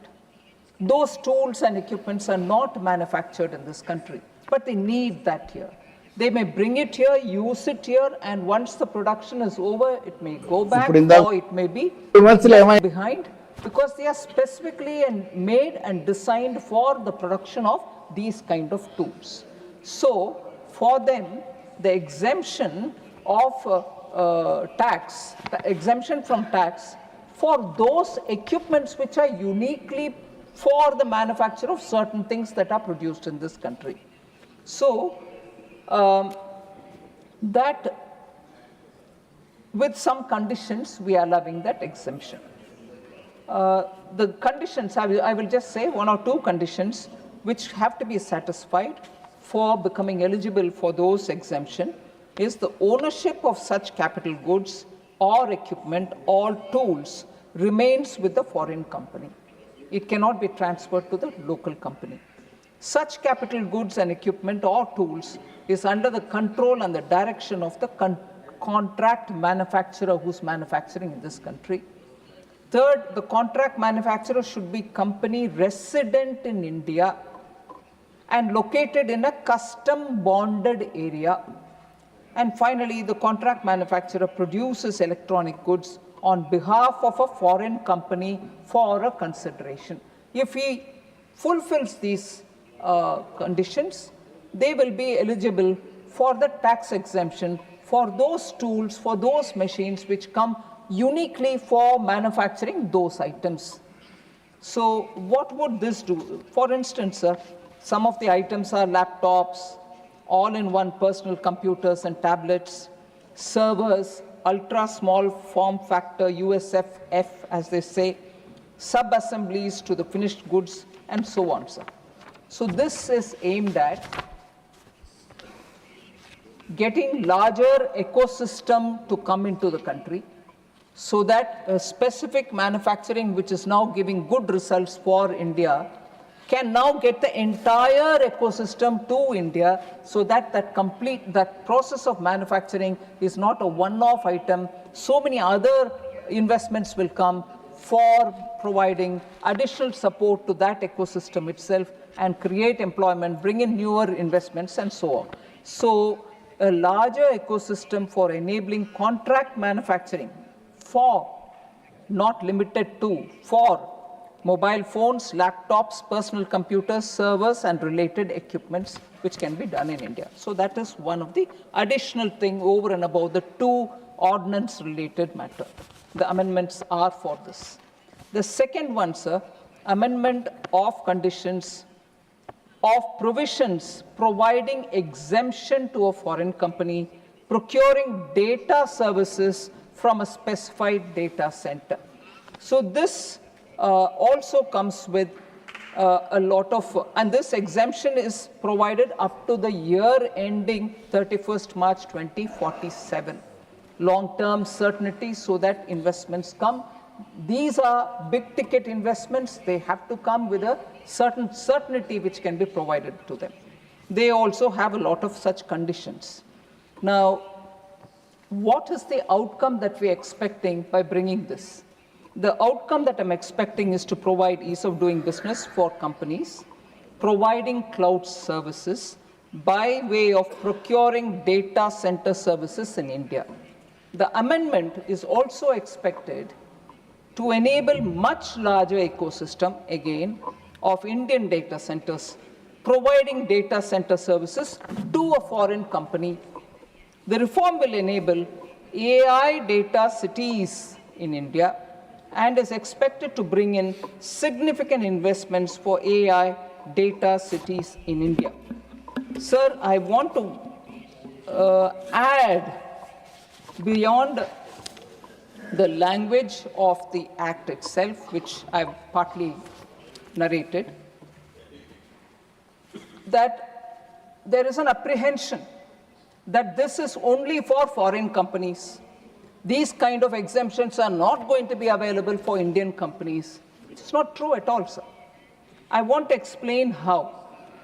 This will enable, sir, current data centers to expand their footprints and services for foreign cloud service providers. There are foreign cloud service providers, but there are very many Indian companies providing services to them. they also get covered. This will have the impact of large-scale expansion and setting up of hyperscale data centers in India.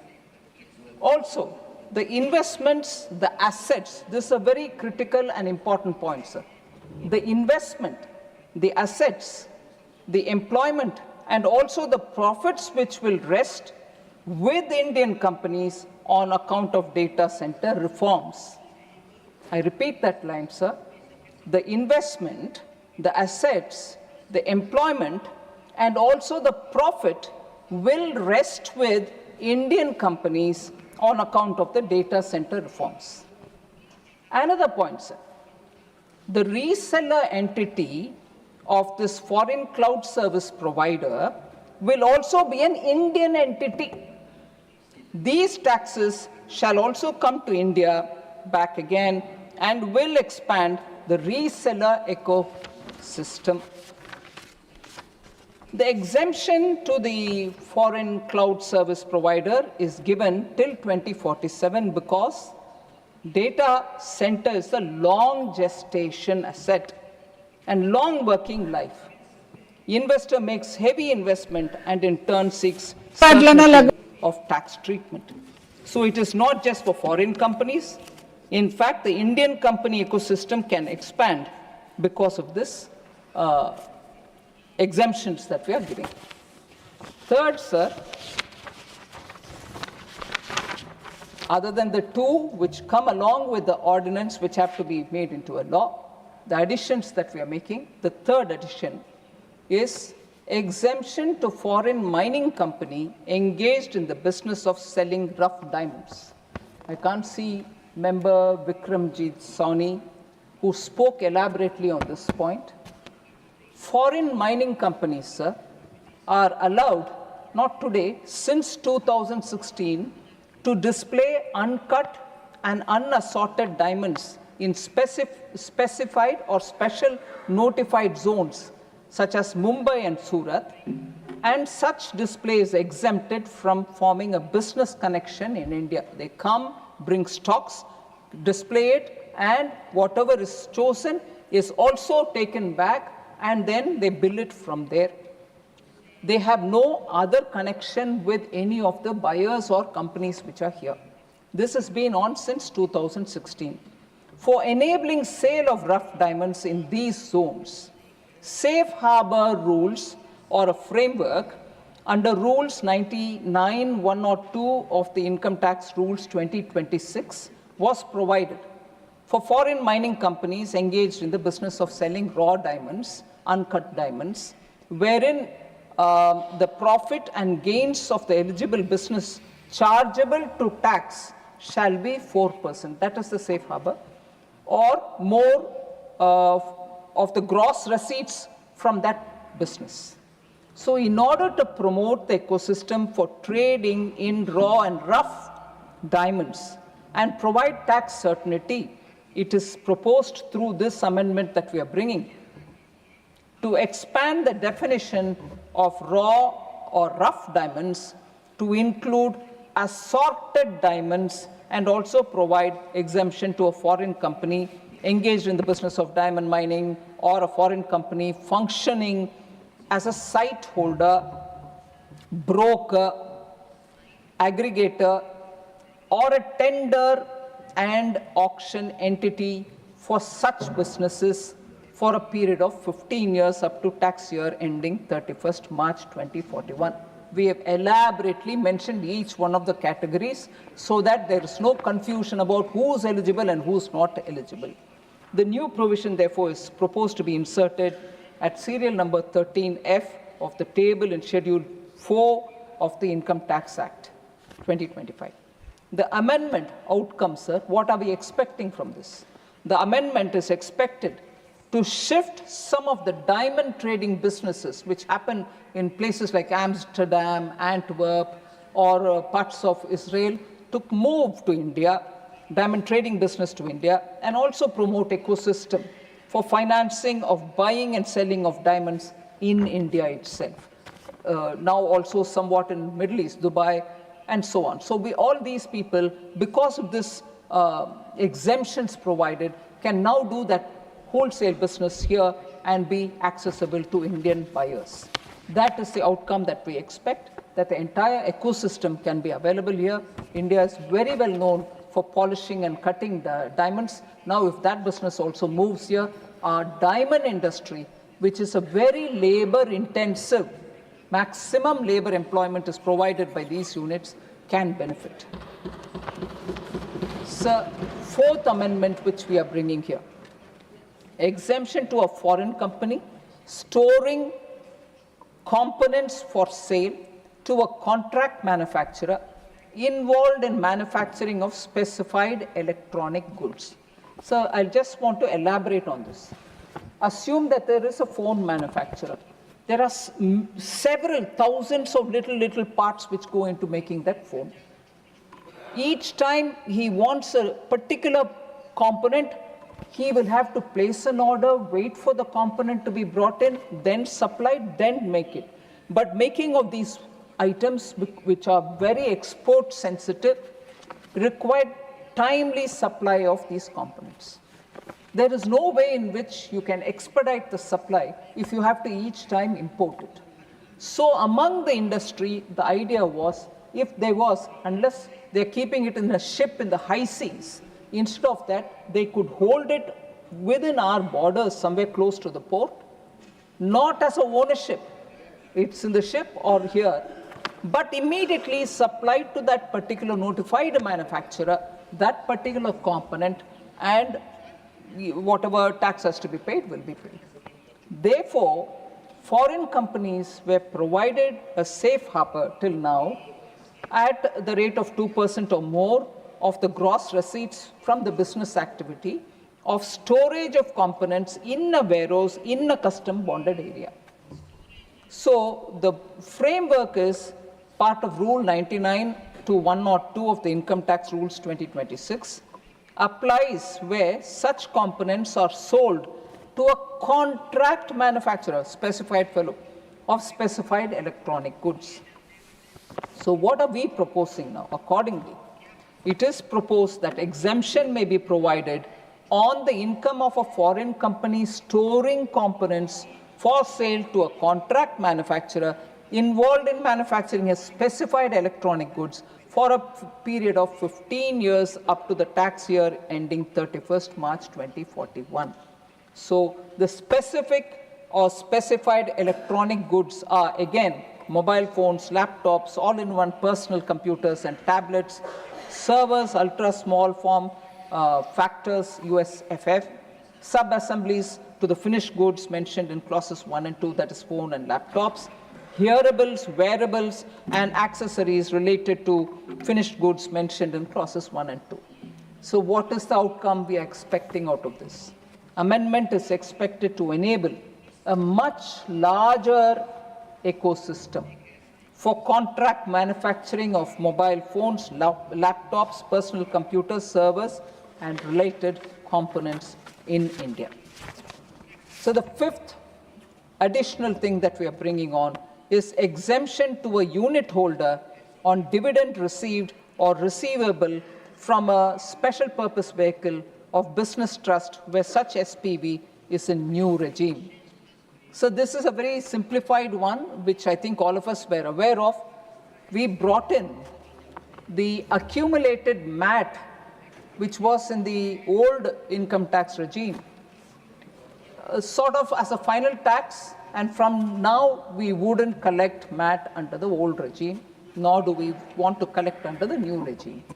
But in order to exhaust the MAT or the MAT, which has already got accumulated, we said companies will have to move over to the new tax regime.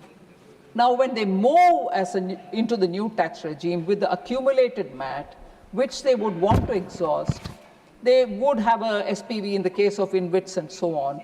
They would have an SPV. That's one thing which has happened through the finance bill. In the new income tax regime, sir, we don't allow any exemptions, which is well known to everybody. But because people are moving into the new regime with accumulated MAT, they have to exhaust it. Then what happens is if they pass the dividend from their hand to the unit holder, because it's all units which come together, InvIT is a set of units, Ratus is a set of units. Unit holder is an individual. When they pay the dividend in the new tax regime, these dividend receivers, unit holders, will be subject to tax. So that is inconsistent with the practice which existed in the old regime.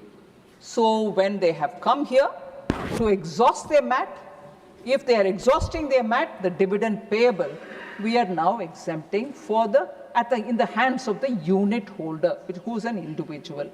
So the SPV of a business trust may also have to move to the new tax regime, either to avoid final MAT tax in the old regime or to avail accumulated MAT credit in the new regime, which is what I explained.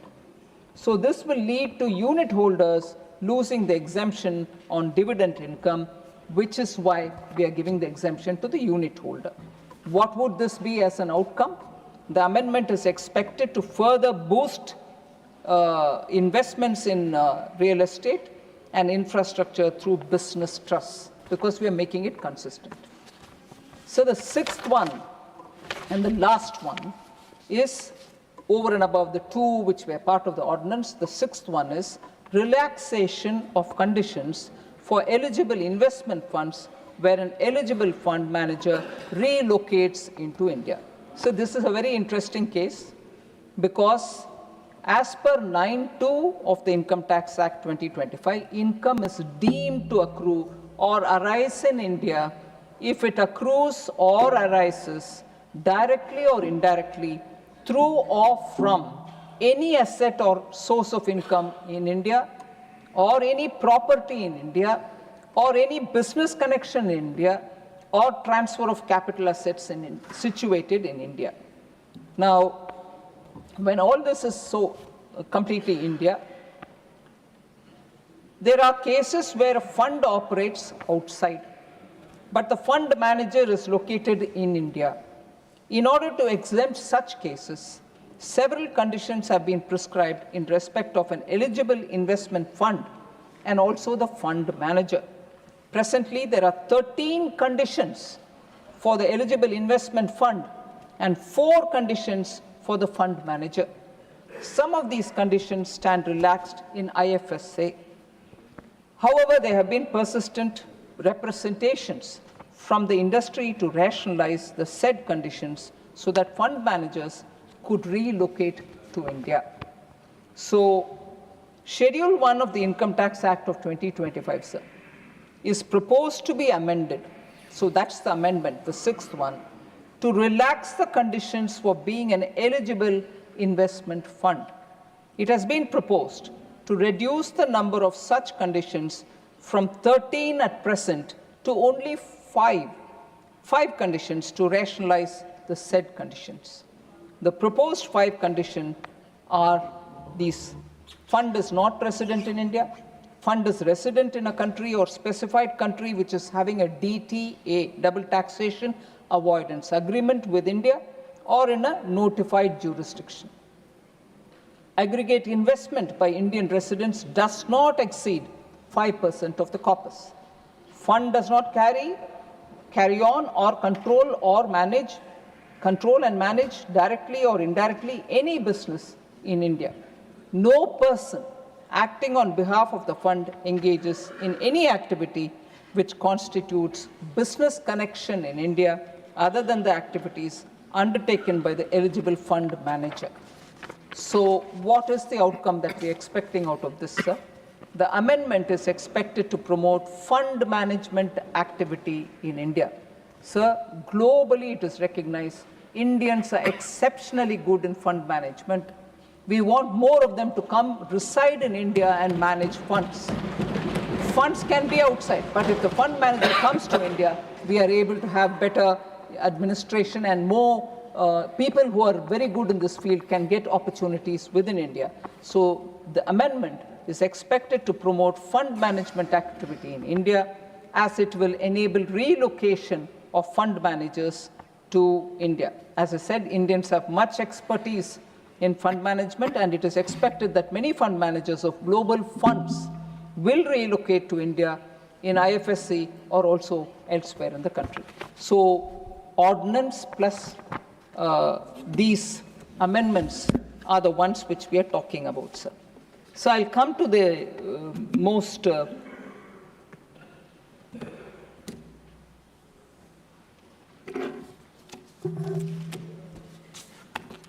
discussed and debated points, sir. On the UPI. First of all, what does this amendment do about the UPI? So the Taxation and Other Laws Amendment Bill, as we call this Bill 2026, which has been passed by the Lok Sabha, which is now being discussed here, proposes to amend Section 10A of the Payment and Settlement Systems Act 2007. The amendment is an enabling provision. It does not impose any tax or transaction charge on UPI users. Let this be clear. It enables the government to specify through notification the electronic payment modes that will continue to receive statutory protection against charges. So I'd like to read that again.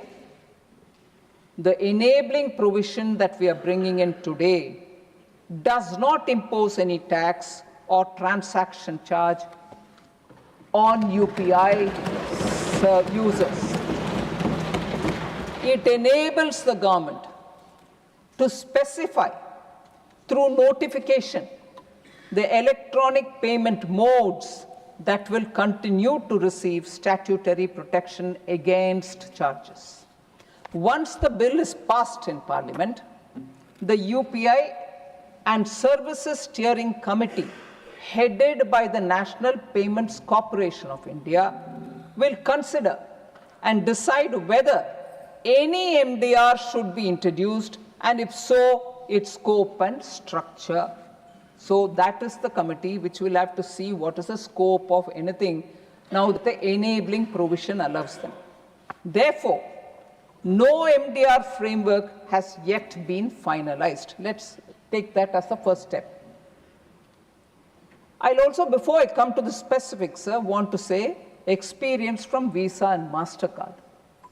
Electronic merchants routinely pay MDR of around 1.5% to 2% or plus more than 2% on credit cards and up to 0.90% on debit cards today too. Yet major retailers generally do not add a separate charge to the customers. So you have these charges on the businesses, but they don't charge separately on the customers. Instead, they actively promote card usage through discounts and EMI offers. For instance, I'm taking names just for us to understand. Amazon, Flipkart, Chroma, Reliance Digital, Vijay Sales, etc. On a 10,000 rupees or up to 1 lakh purchase, you'll typically find them following on credit and debit cards, instant bank discounts, no-cost EMI options, additional cashback offers, or exchange bonuses.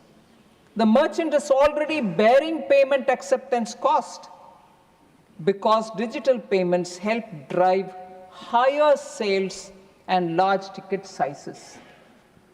A vast number of electronic purchases are financed through EMI in one form or the other. Customers often choose a card specifically because of EMI and issuer-funded offers. UPI is currently the least attractive option in this category, even with zero MDR. Unlike credit cards, today, nobody offers rewards and issuer-funded discounts on UPI. The sustainable revenue stream can actually enable more innovations such as merchant issuer offers on UPI.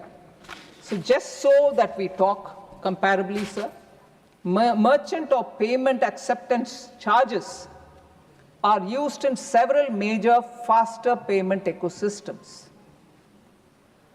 Australia, sir, up to Australian dollar 0.3 per transaction or 0.50% per transaction. Brazil, about which our honorable member John Britta said, Brazil example. Brazil has 0.22% to 0.33%. I'm giving an indicative charge. Brazil has charges. China, which they'll feel very close towards, approximately 0.40%. I don't know if you'll be able to shout at Beijing, hey, we follow you. Why are you charging on India? Are you anti-people? China does it, it's all right. But China has charge. Indonesia, 0.30%. Japan, US dollar 1 or 1.49, flat amount. South Korea, 0.72 to 1.99%.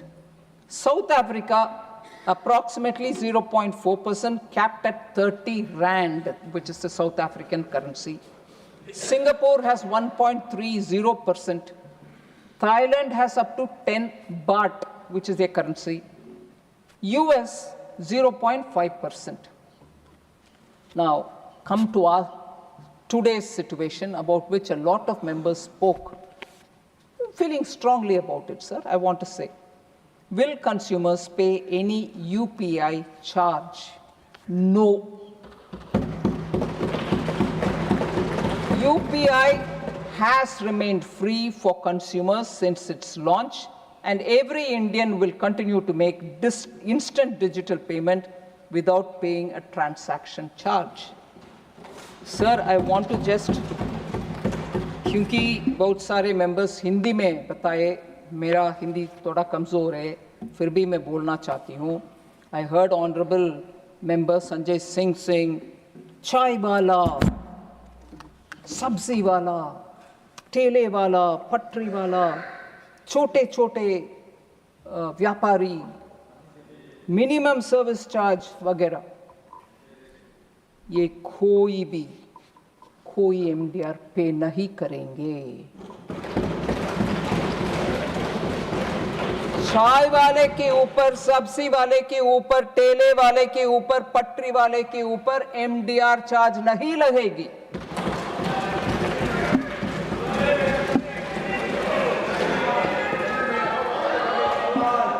Sir, छोटे merchants और kirana stores हमारे inclusive financial schemes और सरकार के ये बहुत बड़ा commitment है फाइनेंशियल इंक्लूजन का. Small merchants remain central to UPI's inclusive growth. उनके ऊपर हम कोई एमडीआर लगाने वाले नहीं है, इरादा नहीं है. इनेबलिंग प्रोविजन का हम ध्यान रखना है. Any future MDR will apply only to a limited category of merchant transactions above a certain prescribed high threshold. The vast majority of merchant transactions, including ordinary low-value transactions, will continue to remain free. इसीलिए मैं उसी शब्दों को repeat करना चाहती हूँ. चाय वाला, रेडी पटरी वाला, छोटे दुकानदार, उनके ऊपर एमडीआर लगाने वाले नहीं है.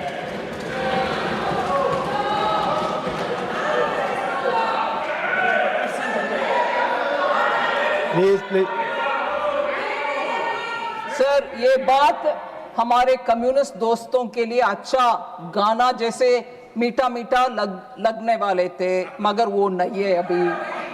हाँ, उनको हम जाके बोलना चाहिए, भैया प्लीज इतना अच्छा खुशखबरी हम आपको दे रहे हैं, मगर बाहर जाकर दोबारा वही गलत फहमियां रगड़ करके बोलना नहीं है.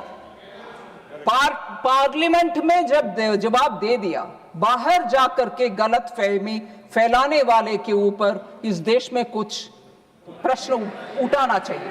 मैं ये नहीं बोल रही हूँ कानून बनाना चाहिए, कम से कम उनके ऊपर प्रश्न तो उठाना चाहिए. क्या है भाई, पार्लियामेंट में सुन लिया, एनपीसीआई कल तो मीडिया में बोल दिए, डिपार्टमेंट ऑफ फाइनेंशियल सर्विसेज के द्वारा प्रेस नोट भी आ गए ना, फिर भी हम हमारे ही ध्वनि में जाएंगे, गलतफहमी कहाँ सर। सो आदत की मजबूर, केरल में भी साफ हो गए। हाँ, इसीलिए केरल में भी टोटल साफ हो गए। भारत देश में अभी कई कम्युनिस्ट का राज्य नहीं है sir. So the amendment does not contemplate a blanket charge on vegetable vendors, चाय वाले, फ्लावर वाले, ऑटो ड्राइवर्स, किराना स्टोर, किसी के ऊपर हम कोई इसमें नहीं। So इससे ज़्यादा इस विषय में और ना करते हुए sir, world largest real time payment system हमारा है। In July 2026 alone, we processed 2,366 crore transactions worth, in July alone, worth 29.9 lakh crores, world records. So ये हमारा छोटे स्वनिधि व्यापारी या डिजिटल पेमेंट के द्वारा छोटे छोटे QR कोड्स रखने वाले, रेडी पटरी वाले, सब के देन है भारत देश का। उनके ट्रांसैक्शंस के द्वारा हमारी यूपीआई बढ़ रही है। और हमारे ही स्पीकर शायद हमारे महाराष्ट्र से जो बात किए, धनंजय याद दिलाए हमें कैसे फॉर्मर वित्त मंत्री जी हंसी मजाक से हमारे देश में पावर है क्या, छोटे लोगों के पास इंटरनेट है क्या वगैरह पूछे थे। एक समय पर सब लोग उनके साथी हंस रहे थे। आज उसी यूपीआई 2,366 करोड़ एक ही जुलाई 2026 महीना में ट्रांजैक्शन किए पूरे देश में चल रही है। हम इसका वैल्यू समझ रहे हैं और 11 देश में लाइव यूपीआई आज भी अवेलेबल है, सिर्फ भारत में नहीं पूरे दुनिया में। इसीलिए मैं सभी मेंबर्स को ये बताना चाह रही हूँ, इस मॉडल को सस्टेनेबल रखना भारत देश के हित में, क्योंकि हमारे लिए ये बहुत बड़ा वरदान है और हमारे लिए ये बहुत बड़ा ताकत है। आज देश में बहुत विदेश में हमसे पूछ रहे हैं कि ये टेक्नोलॉजी हमें भी दे। सो ये मॉडल सस्टेनेबल रहना है, सेफ रहना है, रिसिलिएंट रहना है, इनोवेशन इसमें और ज़्यादा होना है। इसीलिए हम इसमें गलतफहमी फैलाना नहीं है। मैं स्पष्ट तौर से आपके सामने आपके द्वारा सभी मेंबरों को इसमें जो भी है गलतफहमियां उसको हटाने के लिए कोशिश की। धन्यवाद sir.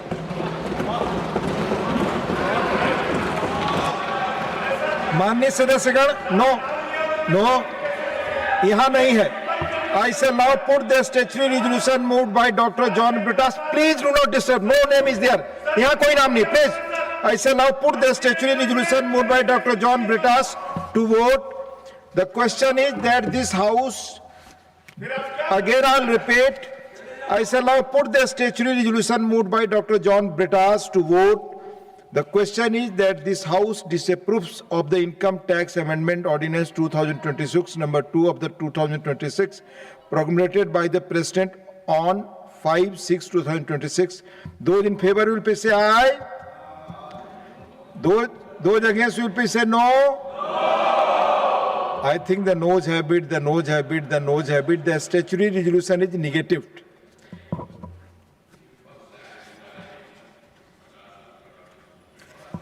I shall now put the motion moved by Srimati Nirmala Sitharaman ji to vote. The question is that the Taxation and Other Laws Amendment Bill 2026 as passed by Lok Sabha be taken into consideration. Those in favor will please say aye. Aye. Those against will please say no. No. I think the ayes have it, the ayes have it, the ayes have it. The motion is adopted. We shall now take up clause by clause consideration of the bill. Clauses 2 to 7 stand part of the bill. Those in favor will please say aye. Aye. Those against will please say no. No. I think the ayes have it, the ayes have it, the ayes have it. Clauses 2 to 7 are adopted. Clause 1, the enacting formula and the title stand part of the bill. Those in favor will please say aye. Those against will please say no. I think the ayes have it, the ayes have it, the ayes have it. Clause 1, the enacting formula and the title are adopted. Srimati Nirmala Sitharamanji to move that the bill be returned. Sir, I rise to move that the bill be returned. Motion moved that the bill be returned. The question is that the bill be returned. Those in favor will please say aye. Those against will please say no. I think the ayes have it, the ayes have it, the ayes have it. The bill is returned. Now, special mentions. Honorable members, special mention. First, Dr. Medha Visram Kulkarni. Namaste, sir. My subject for today's special mention is need to restore the storage capacity of Khadakwasla Dam and strengthen Pune's water security. Honorable Vice Chairman, sir, I seek to draw the attention of the government to the serious and long-term challenge posed by the declining storage capacity of the Khadakwasla Dam, which remains the principal source of water supply for Pune city and several adjoining areas. Recent assessments indicate that the dam, originally designed to store approximately 3.75 TMC of water, has lost more than half of its effective storage capacity due the special mention is going on. decades of silt accumulation. As a result, its current holding capacity has reportedly reduced to nearly 1.75 TMC. This substantial loss of storage has weakened the reservoir's ability to conserve water during the monsoon and meet growing urban demand during the dry periods. Pune is one of India's fastest growing metropolitan regions.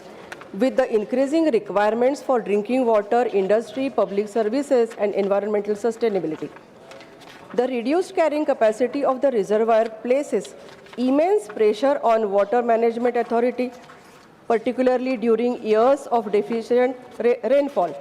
It also raises concerns regarding the long-term water resilience and the adequacy of existing storage and distribution systems. I urge the government to coordinate with the concerned authority to examine measures such as scientific desilting, catchment area treatment, sediment management, reservoir modernization, and improved water budgeting. A comprehensive assessment of the Khadakwasla reservoir system and its future sustainability is essential to safeguard the water security of millions of citizens. Water security is central to urban development, public health, and economic growth. Timely intervention today will help prevent a far more serious crisis in the years ahead. Thank you, sir. Thank you. Manisri Amar Pal Maurya ji.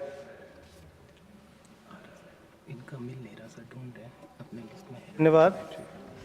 My subject demand for resumption of operations at the Parag Cooperative Milk Production Center located at Katra Medni in Pratapgarh district. महोदय, मैं सरकार का ध्यान उत्तर प्रदेश के जनपद प्रतापगढ़ की नगर पंचायत कटरा मेदनी स्थित पराग सहकारी दुग्ध उत्पादन केंद्र की ओर आकर्षित करना चाहता हूं. यह दुग्ध संकलन केंद्र कभी क्षेत्र के दुग्ध उत्पादक किसानों की आजीविका का महत्वपूर्ण आधार था.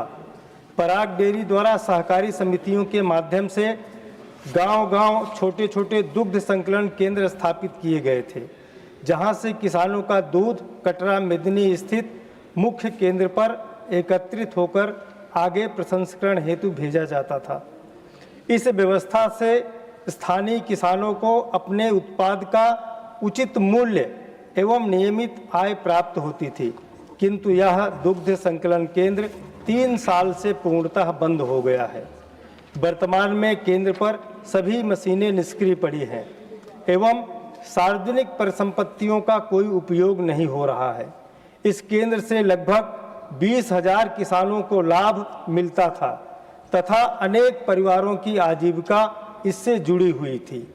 अतः मैं सरकार से आग्रह करता हूं कि किसानों के लंबित भुगतान एवं अनियमितताओं की समीक्षा की जाए तथा कटरा मेदिनी स्थित पराग सहकारी दुग्ध उत्पादन केंद्र को आधुनिक सुविधाओं के साथ पुनः संचालित करने हेतु आवश्यक वित्तीय एवं प्रशासनिक कदम उठाए जाएं, जिससे क्षेत्र के दुग्ध उत्पादक किसानों की आय में वृद्धि हो तथा ग्रामीण दुग्ध सहकारिता को पुनर्जीवित किया जा सके। बहुत बहुत धन्यवाद। धन्यवाद। माननीय doctor Anil Sukhdev Rai Bonde. Thank you, sir. Sir, subject is need for policy to combat antimicrobial resistance. Sir, I seek to bring to the attention of the government the growing threat of antimicrobial resistance, a silent pandemic that is weakening our ability to treat common infections and threatening the very foundation of modern medicine. India is among the world's highest consumer of antibiotics.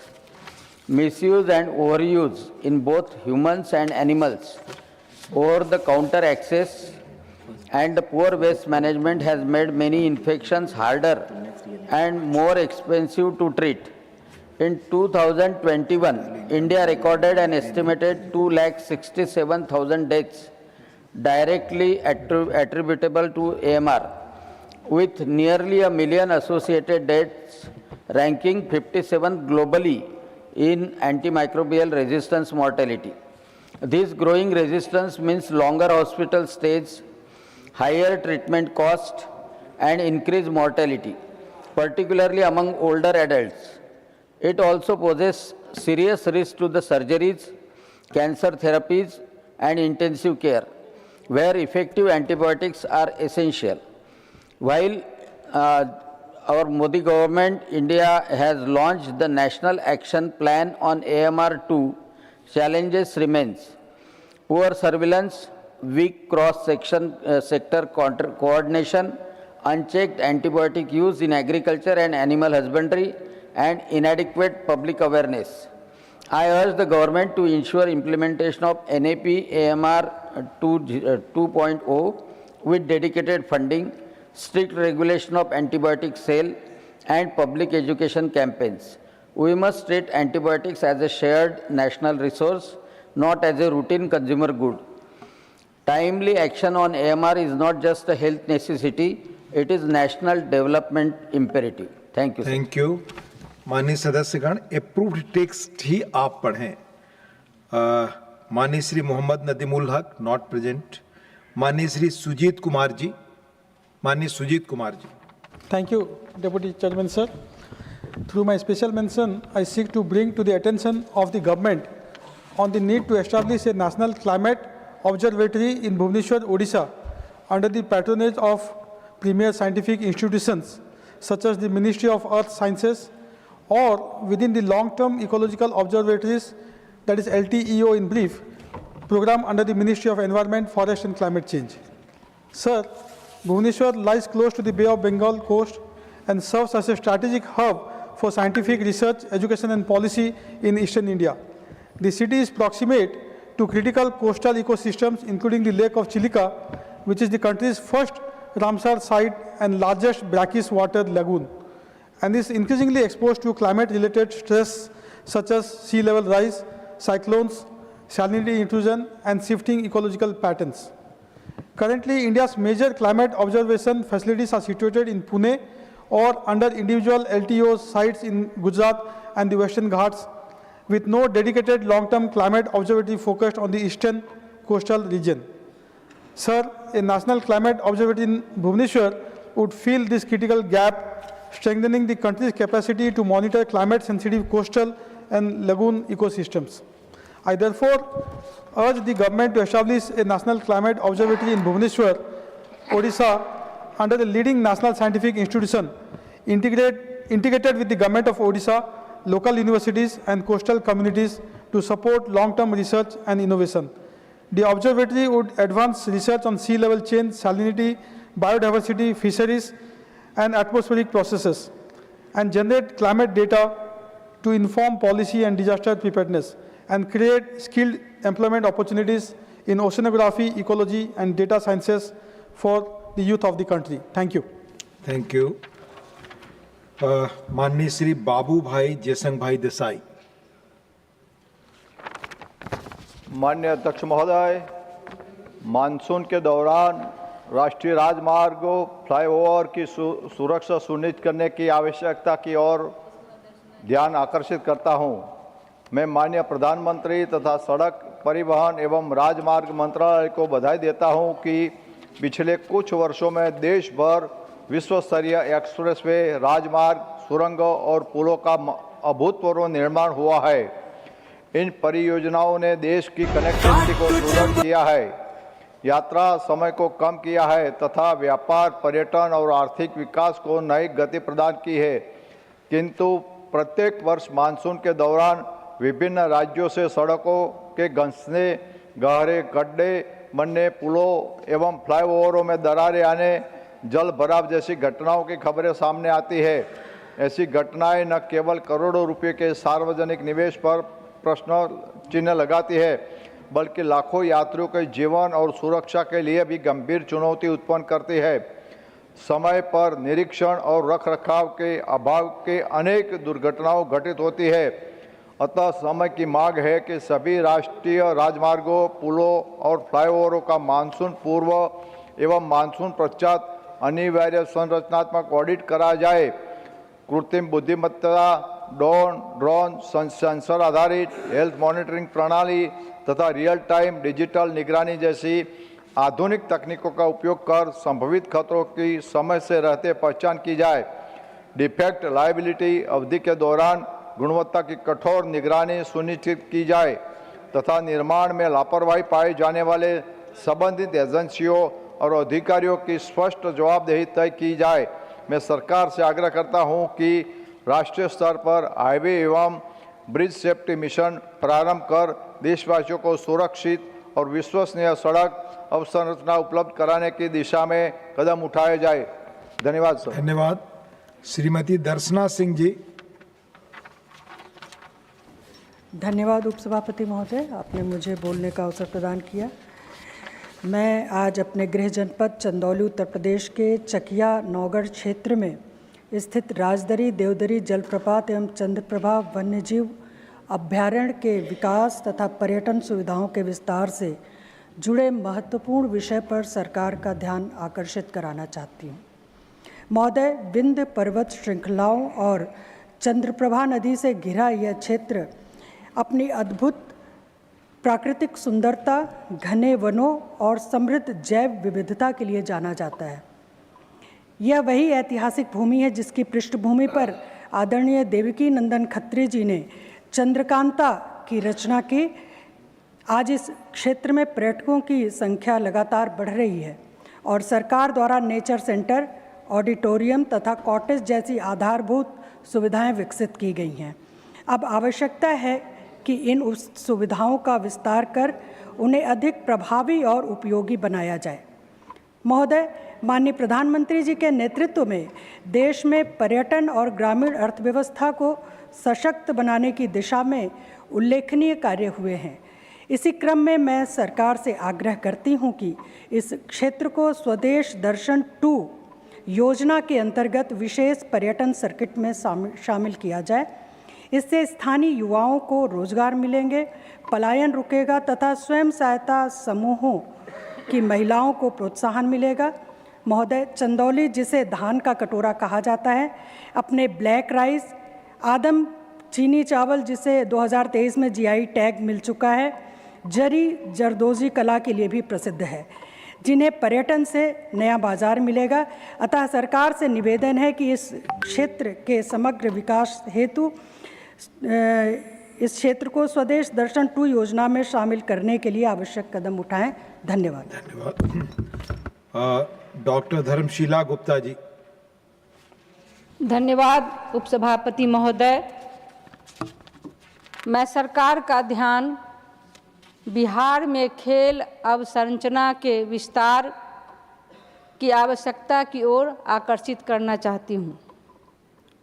माननीय प्रधानमंत्री जी के नेतृत्व में केंद्र सरकार ने खेलो India, fit India movement, target Olympic, podium scheme तथा खेल विश्वविद्यालय जैसी अनेक ऐतिहासिक पहलें की हैं।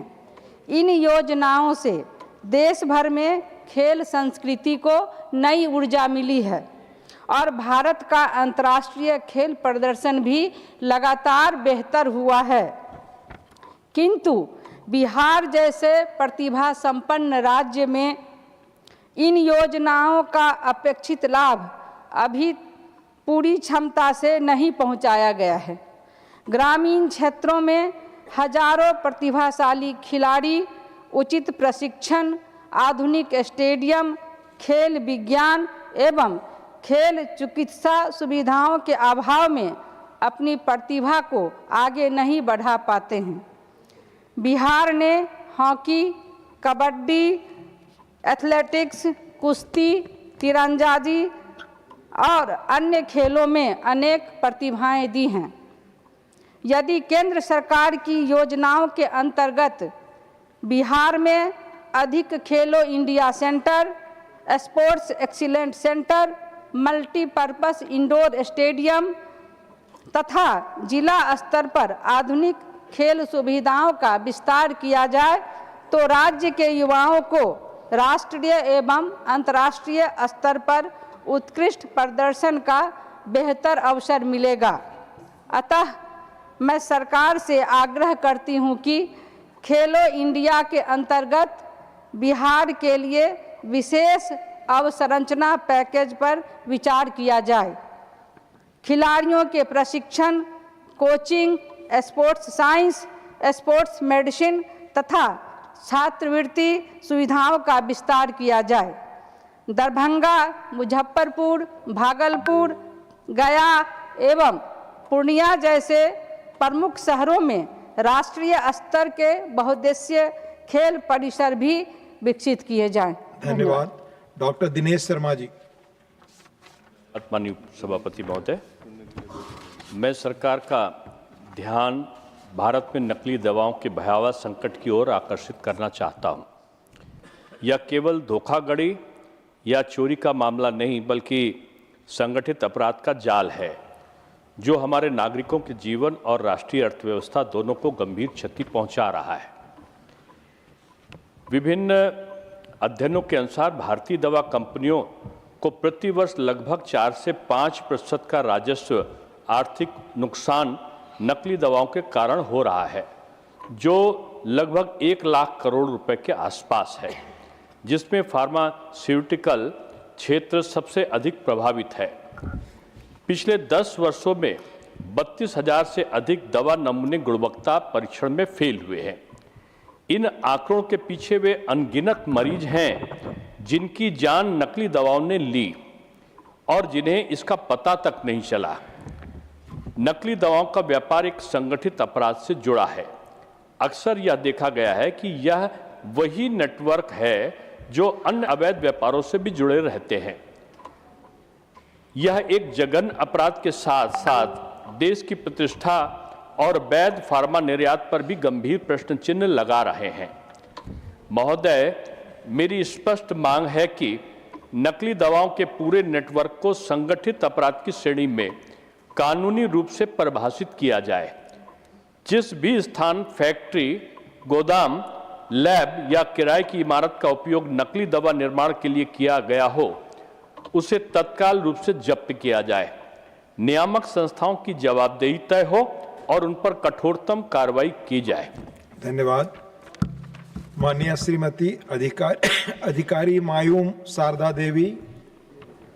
Honorable Deputy Chairman, this is my maiden speech. Today's my subject is need to grant National Sports Federation recognition to Thangta. I seek to draw the attention of government to need for granting National Sports Federation recognition to Thangta, one of India's oldest indigenous martial arts and a proud symbol of cultural and sporting heritage. Thangta is not merely a martial art. It instills discipline, courage, self-control, and patriotism among the youth. Over the past 3 decades, it has evolved into a modern competitive sport with 31 affiliated state and union territories units regular. National, Asian, and World Championships and participation in 24 countries. It has already been included in Khelo India, School Games Federation of India, and All India Inter-University Championship. I sincerely appreciate Government of India's sustained efforts to strengthen the sports in the Northeast through the National Sports University. Khelo India Infrastructure Project, National Center of Excellence in Manipur, and the annual Khelo India Northeast Games. The Honorable Prime Minister has also recognized Thang Ta, an important indigenous sports of India. Granting National Sports Federation recognition would be a natural progression of this vision. Manipur is steadily moving towards peace through continuous efforts of central and state governments. As rehabilitation and resettlement of internally displaced families continue. National Sports Federation recognition for Thang Ta can serve as a powerful instrument of youth engagement, employment generation, social harmony, and national integration. While preserving an invaluable part of India's heritage, I therefore urge government to grant National Sports Federation recognition to Thang Ta, Federation of India at the earliest in the interest of our youth, our sporting ecosystem, and our national unity. Thank you. धन्यवाद. Next माननीय सदस्य श्री केसरी देव सिंह झाला. Thank you, Deputy Chairman, sir. So my subject is a need for statutory framework to control digital addiction in underage children. Through you, sir, I seek to draw the attention of the government to a grave silent epidemic sweeping our nation, which is the digital addiction among underage children. The recent economic survey has rightly sounded an alarm, warning that compulsive screen time is severely fracturing our children's cognitive capacity, crushing attention spans, and destroying long-term productivity. Our children are being exposed to highly weaponized algorithms designed by global tech giants to ensure endless scrolling, leading to severe mental health crises, sleep deprivation, and depression. More dangerously, minors are increasingly exposed to deeply harmful online content, cyberbullying, and predatory networks without any structural shields. The world is moving rapidly to protect its youth. Australia has enforced a historic law imposing a strict ban on social media accounts for children under 16, backed by massive penalties on tech platforms. France has recently passed legislation banning social media for under 15s, alongside complete mobile phone restrictions in schools. Even within India, states such as Andhra Pradesh and Goa have taken proactive steps, actively evaluating legal frameworks to restrict underage social media access and introduce legislative measures. So, our children cannot be left at the mercy of manipulative design and toxic content. I urge through you the central government to step in, look at a global and state level models, and introduce a comprehensive central statutory framework with strict age-wise verifications protocols to curb digital addiction and safeguard the future of our nation. Thank you, sir. Thank you. Next, Srimati J.B. Mathir Hisham, not present. माननीय सदस्य doctor कल्पना सैनी. झाला जी के धन्यवाद. मेरा subject need of effective management and safe disposal of the growing e waste in the country. मैं सरकार का ध्यान एक अत्यंत गंभीर और तेज़ी से बढ़ती राष्ट्रीय चुनौती ई वेस्ट इलेक्ट्रॉनिक कचरा की ओर आकर्षित करना चाहती हूँ. आज मोबाइल फ़ोन, लैपटॉप, टेलीविज़न, बैटरियाँ, चार्जर तथा अन्य इलेक्ट्रॉनिक उपकरण हमारे दैनिक जीवन का अभिन्न हिस्सा बन चुके हैं, लेकिन इनके अनुपयोगी होने के बाद सुरक्षित निपटान की समुचित व्यवस्था न होने के कारण ई वेस्ट की मात्रा लगातार बढ़ गई है। इसमें मौजूद सीसा, पारा, कैडमियम जैसे विषैले तत्व मिट्टी, जल और वायु को प्रदूषित कर रहे हैं, जिससे कैंसर, श्वसन रोग तथा बच्चों और महिलाओं के स्वास्थ्य पर गंभीर दुष्प्रभाव पड़ रहे हैं। चिंताजनक यह है कि देश में ई वेस्ट का बड़ा हिस्सा आज भी असंगठित क्षेत्र में असुरक्षित तरीके से निपटाया जाता है। ई वेस्ट प्रबंधन के लिए नियम तो बनाए गए हैं, किंतु जन जागरूकता और प्रभावी क्रियान्वयन की अभी भी आवश्यकता है। अधिकांश नागरिकों को यह जानकारी नहीं है कि पुराने इलेक्ट्रॉनिक उपकरणों का सुरक्षित निपटान कहाँ और कैसे किया जाए। अतः मैं आपके माध्यम से सरकार से आग्रह करना चाहती हूँ कि देश भर में ई वेस्ट संग्रह एवं वैज्ञानिक रिसाइकलिंग की सुदृढ़ व्यवस्था विकसित की जाए। इलेक्ट्रॉनिक कंपनियों की EPR का कड़ाई से पालन सुनिश्चित किया जाए। नगर निकायों एवं पंचायतों को स्पष्ट जिम्मेदारी दी जाए तथा राष्ट्रीय स्तर पर व्यापक जन जागरूकता अभियान चलाया जाए। यदि समय रहते प्रभावी कदम नहीं उठाए गए तो ई वेस्ट भविष्य में पर्यावरण और जन स्वास्थ्य के लिए गंभीर संकट बन सकता है। इसलिए सरकार इस विषय को सर्वोच्च प्राथमिकता देते हुए शीघ्र ठोस कदम उठाए। आपके माध्यम से मेरा धन्यवाद। जय हिंद। माननीय सदस्य Shri M. Nagraj. Honorable Deputy Chairman, sir, I being a researcher and professor in the field of highway engineering, transportation engineering and traffic engineering, I would like to draw the attention of the government in the subject need for a scientific, sustainable and future elevated railway solution to urban congestion in Belgavi city, Karnataka. Belgavi stands at a critical juncture in its urban mobility and development. Elevated railway track on viaducts throughout the city would permanently eliminate crippling railway gate bottlenecks, safeguard daily commuters, and accelerate Belgavi evolution into modern gridlock-free smart city without disturbing established commercial precincts. Existing railway bridges in densely inhabited area have not adequately responded to sound urban planning imperatives and have generated concerns regarding safety, accessibility, congestion, and community convenience. Proposed 9-kilometer elevated railway track project on viaducts would constitute a comprehensive, scientifically conceived and future-ready urban transport intervention designed to eliminate all 9 existing level crossings within Belgavi city. It would reduce ground-level disruption and dependence upon intrusive ROBs, enhance public safety, ensure unhindered movement of ambulances and emergency services, facilitate heavy vehicle mobility, strengthen long-term infrastructure planning and strategic connectivity, improve accessibility and urban aesthetics, enable urban renewal and economical revitalization, preserve the environment, protect Belgavi's cultural and heritage sensitivity.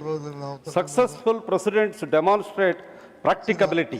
The Kurukshetra elevated railway track was undertaken to bypass 5 manned level crossing in central Kurukshetra, while the proposed Mandhana Anwarganj elevated railway corridor in Kanpur seeks to eliminate numerous level crossings. This project is not merely an infrastructural intervention, but a decisive commitment to improving citizens' quality of life amid increasing population and vehicular density.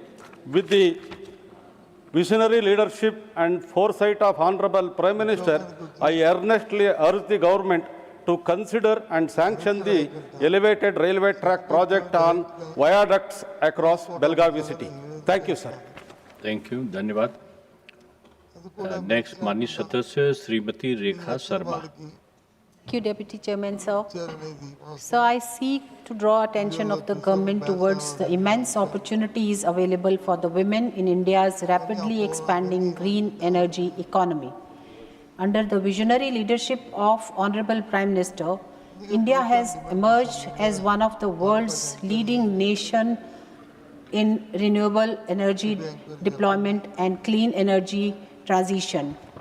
Ambitious initiatives such as PM Surya Grah, Muft Bijli Yojana, the National Green Hydrogen Mission, and the accelerated adoption of electric mobility are creating new avenues for employment, entrepreneurship, and skill development.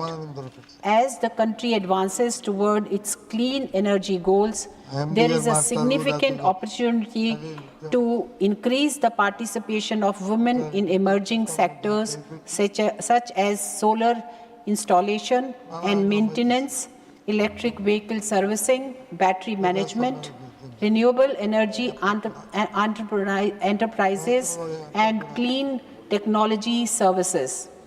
Targeted skill development programs, industry partnership, and entrepreneurship support can enable women, particularly those from rural and semi-urban areas, to become active contributors to this transformation. Several women-led self-help groups across the country have already demonstrated remarkable success in adopting clean energy solutions and community-based enterprises. Building upon these encouraging examples, a focused national effort to promote women's participation in the green energy workforce would further strengthen the vision of women-led development and inclusive growth. I therefore urge the government to consider a dedicated framework for skill development and entrepreneurship promotion for women in renewable energy and allied sectors, enabling them to play a greater role in India's journey toward a sustainable and self-reliant future. Thank you, sir. Thank you. माननीय सदस्य doctor Satish Poonia ji, not present.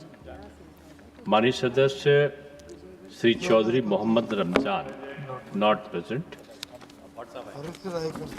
माननीय सदस्य श्री महेंद्र भट्ट.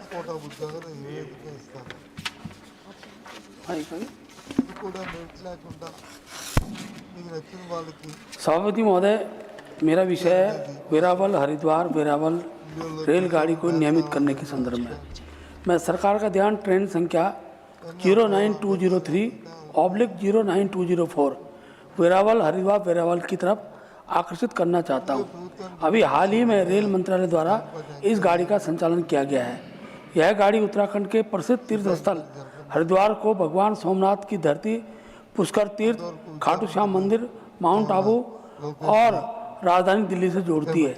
यह पहली ऐसी रेलगाड़ी है जिससे इतने प्रमुख स्थानों की यात्रा सुगमता से होती है. इसके कारण देवभूमि में भी यात्रा बढ़ती है तथा देश में इन प्रमुख क्षेत्रों की भी यात्रा बढ़ती है. सोमनाथ तथा खाटू श्याम मंदिर दोनों ही सुप्रसिद्ध तीर्थों में से एक हैं. उत्तराखंड में भी बड़ी संख्या में लोग यहाँ जाना चाहते हैं. अभी इस गाड़ी का संचालन केवल 4 फेरों के लिए किया गया है, जिससे जनता को काफ़ी परेशानी हो रही है. इस बात का उल्लेख करना चाहूँगा कि रेल का जो टाइम टेबल है वो इस गाड़ी का समय 36 घंटे अंकित है, जबकि गाड़ी 28 घंटे पहुँच जाती है. इस गाड़ी की समय सारणी को भी ठीक करने की आवश्यकता है. इस गाड़ी को स्पेशल ट्रेन के रूप में संचालित किया गया है, जिसमें अतिरिक्त किराए का भुगतान किया जाता है, जबकि इस गाड़ी के संचालन में रेगुलर ट्रेन की तरह विशेष ध्यान देने की आवश्यकता है. अतः मैं सरकार से मांग करता हूं कि इस ट्रेन को नियमित कराया जाए, इसकी समय सारणी में सुधार किया जाए, जिससे यात्रियों को विशेष सुविधा मिले तथा रेलवे को अच्छा राजस्व प्राप्त हो सके. धन्यवाद माननीय महन जी. माननीय सदस्य श्रीमती माया नारोलिया. धन्यवाद माननीय उपसभापति महोदय जी, आपने विशेष उल्लेख के माध्यम से हमें बोलने का अवसर प्रदान किया. जलवायु परिवर्तन अब भविष्य की नहीं बल्कि वर्तमान की चुनौती है. अनियमित वर्षा, बढ़ते तापमान, सूखा, अतिवृष्टि और बदलते मौसम चक्र का सबसे अधिक प्रभाव हमारे अन्नदाताओं पर पड़ रहा है। इसलिए केवल संकट आने पर राहत देना पर्याप्त नहीं होगा। आवश्यकता है कि हम दूरदर्शी सोच के साथ आज ही भविष्य की तैयारी करें। मध्य प्रदेश मां नर्मदा मैया, चंबल, सोन, ताप्ती जैसी जीवनदायिनी नदियों तथा समृद्ध कृषि परंपरा वाला राज्य है। आवश्यकता केवल प्राकृतिक संसाधनों के उपलब्ध होने की नहीं, बल्कि उनके संरक्षण, संवर्धन और विवेकपूर्ण उपयोग की है। जल संरक्षण को जन आंदोलन का स्वरूप देते हुए वर्षा जल संचयन, तालाबों के पुनर्जीवन, सूक्ष्म सिंचाई, जल ग्रहण क्षेत्र विकास तथा भूजल पुनर्भरण को व्यापक स्तर पर प्रोत्साहित किया जाना चाहिए। साथ ही हमारी पारंपरिक जल प्रबंधन प्रणालियों को आधुनिक विज्ञान एवं तकनीक के साथ जोड़कर अधिक प्रभावी बनाया जा सकता है। मैं सरकार से आग्रह करती हूं कि अगले 25 से 50 वर्षों को ध्यान में रखते हुए कृषि एवं जल प्रबंधन की एक समग्र और दूरदर्शी रणनीति तैयार की जाए। इसमें मिट्टी के स्वास्थ्य की सतत निगरानी, जलवायु अनुकूल बीजों का विकास, मौसम आधारित वास्तविक समय की कृषि सलाह, जल के दक्ष उपयोग तथा किसानों की जलवायु अनुकूलन क्षमता को बढ़ाने पर विशेष ध्यान दिया जाए। यदि आज दूरदृष्टि के साथ ठोस कदम उठाए जाते हैं तो मध्य प्रदेश न केवल अपने किसानों और जल संसाधनों को सुरक्षित करेगा, बल्कि जलवायु परिवर्तन के इस दौर में टिकाऊ कृषि और जल प्रबंधन का एक अनुकरणीय राष्ट्रीय मॉडल भी बन सकता है। धन्यवाद। धन्यवाद माननीय सदस्य। माननीय सदस्य professor Manoj Kumar Jha not present. माननीय सदस्य श्री मयंक कुमार नायक। जय Somnath sir, thank you sir. मेरा सब्जेक्ट है demand for national campaign for the prevention and the early detection of the rising cancer cases in the country, particularly breast cancer among the women. Sir, मैं सरकार का ध्यान देश में cancer से लगातार बढ़ते जा रहे मामलों की ओर आकर्षित करना चाहता हूँ। विशेष रूप में महिलाओं में स्तन कैंसर के बढ़ते मामले गंभीर चिंता का विषय है। यदि समय रहते कैंसर की जांच और उपचार शुरू हो जाए तो बचाया जा सकता है। आज ग्रामीण एवं दूरदराज के क्षेत्र में लोग, विशेषकर महिलाओं को नियमित कैंसर जांच और स्क्रीनिंग की पर्याप्त सुविधा उपलब्ध नहीं है। जागरूकता की कमी के कारण भी कई मामलों का पता बीमारी की गंभीर अवस्था में पहुंचने के बाद चलता है। अतः मेरा सरकार से आग्रह है कि कैंसर की प्रारंभिक पहचान के लिए देशव्यापी विशेष स्क्रीनिंग एवं जागरूकता अभियान चलाया जाए। विशेष रूप में स्तन कैंसर एवं सर्वाइकल कैंसर के नियमित जांच के लिए ग्रामीण क्षेत्रों तक मोबाइल स्क्रीनिंग वैन और विशेष जांच शिविर आयोजित किए जाए। इससे साथ ही कि अत्यधिक प्रोसेस्ड खाद्य पदार्थ, अस्वास्थ्यकर खान पान और खाद्य पदार्थों में मिलावट के गंभीर प्रभावों को देखते हुए खाद्य सुरक्षा मानकों की सख्ती से पालन सुनिश्चित किया जाए। मिलावट करने, प्रतिबंधित एवं हानिकारक रसायनों का उपयोग करने तथा जन स्वास्थ्य से खिलवाड़ करने वाले व्यक्तियों, प्रतिष्ठानों एवं कंपनियों के विरुद्ध कठोर कानूनी कार्यवाही की जाए तथा नियमित सैंपलिंग और निगरानी को प्रभावी बना जाए। मेरा सरकार से अनुरोध है कि कैंसर की रोकथाम, जागरूकता एवं प्रारंभिक जांच के लिए व्यापक राष्ट्रीय अभियान प्रारंभ किया जाए। Thank you sir. धन्यवाद माननीय बैंक जी। अगला नाम बोलने से पहले एक सूचना। Honourable members, now it is 6 PM. If the House agrees, we may extend the sitting till the disposal of the permitted special mentions. धन्यवाद. माननीय सदस्य श्री रामजीलाल सुमन not present. माननीय सदस्य Shri Raghav Chadha. Sir. Thank you, sir. आपने अपॉर्चुनिटी दी स्पेशल मेंशन गुरैन स्वामी अक्कड़े कुप्पकु इशू को हाईलाइट करने की जो हमारे देश की आम जनता से जुड़ा हुआ है matter of public importance. Sir, my subject is concern over withholding of dead bodies by hospitals due to unpaid bills. Sir, इंसान की डेड बॉडी को आज कुछ प्राइवेट हॉस्पिटल्स ने एक्सटॉर्शन का एक जरिया बना लिया है. పోయారు. అధికారులు సిబ్బంది హుటాహుటిన ఆయనను ఆసుపత్రికి తరలించారు. రైతు సమస్యను వెంటనే పరిష్కరిస్తామని మంత్రులు హామీ ఇచ్చారు. सीमा जी को इमरजेंसी में एक प्राइवेट हॉस्पिटल लाया गया. सिर्फ 2 घंटे के इलाज के बाद उनकी डेथ हो गई और हॉस्पिटल ने उनके परिवार को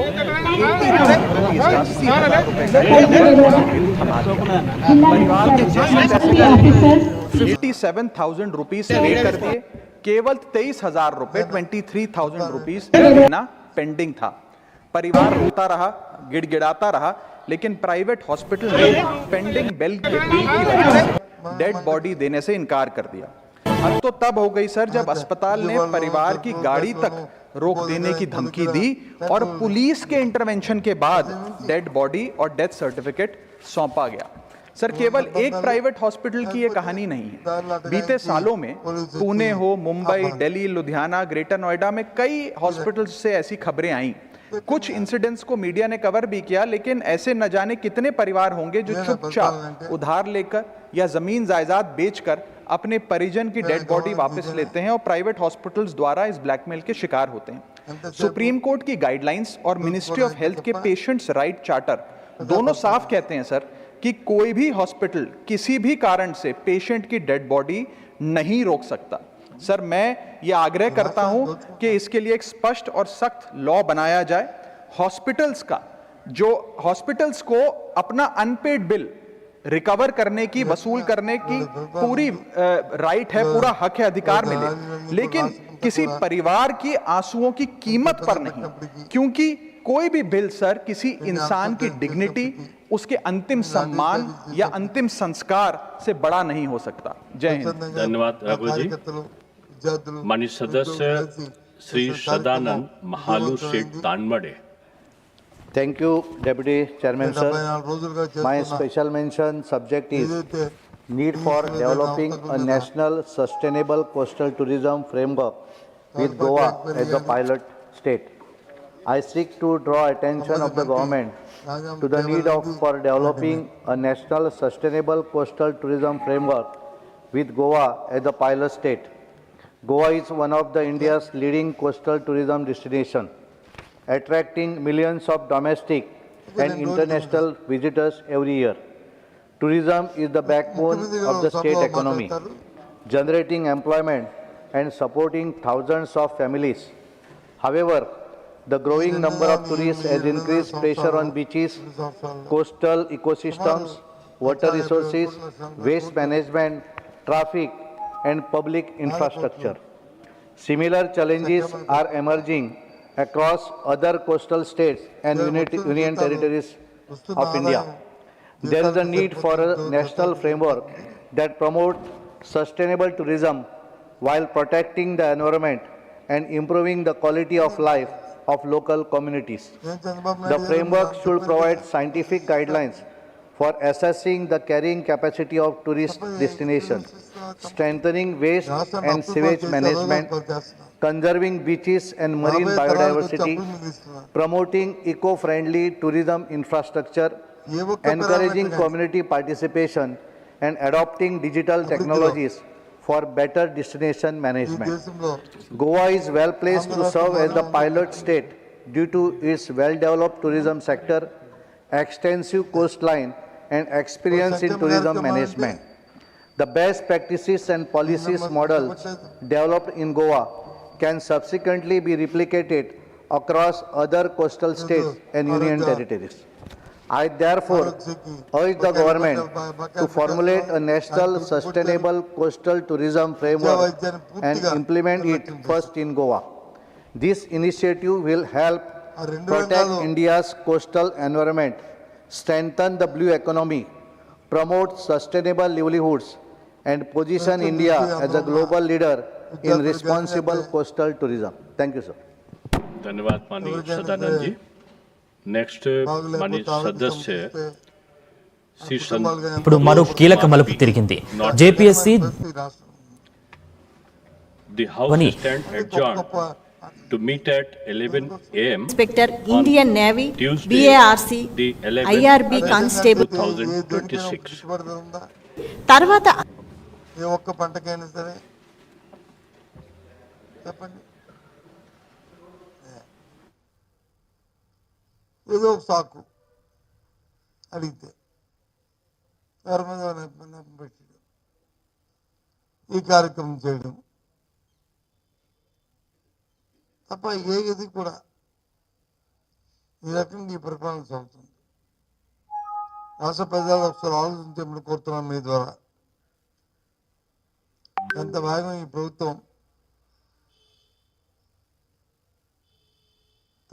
తలెత్తే ప్రభుత్వం పోతే అంత మనం సుఖంగా ఉంటాం, సంతోషంగా ఉంటాం. విద్యార్థులు కానీ, ఆరోగ్య సంస్థతో ఉన్న కుటుంబాలు కానీ, పేద కుటుంబాలు కానీ, రైతులు కానీ, రైతు కూలీ కానీ,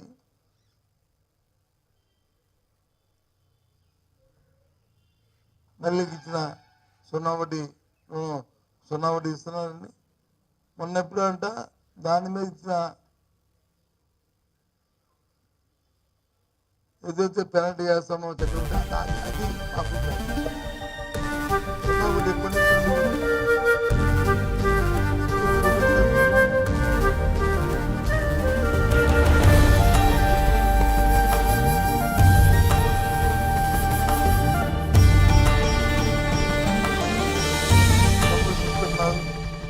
వీధులు కంపు కొడతాయి ఎక్కడికైనా సరే. శానిటేషన్ లేక, పర్యవేక్షణ లేక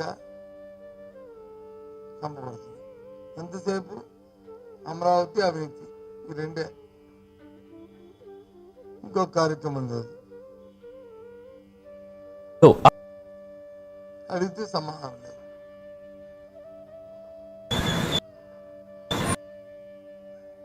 చాలా సరే ఏదోని ఒకసారి ప్రజాస్వామ్యంలో ఎన్నికలు జరిగితే ఒకసారి ఓటేస్తే 5 సంవత్సరాలు భరించవలసిందే, ఈ ప్రభుత్వాన్ని భరించవలసిందే.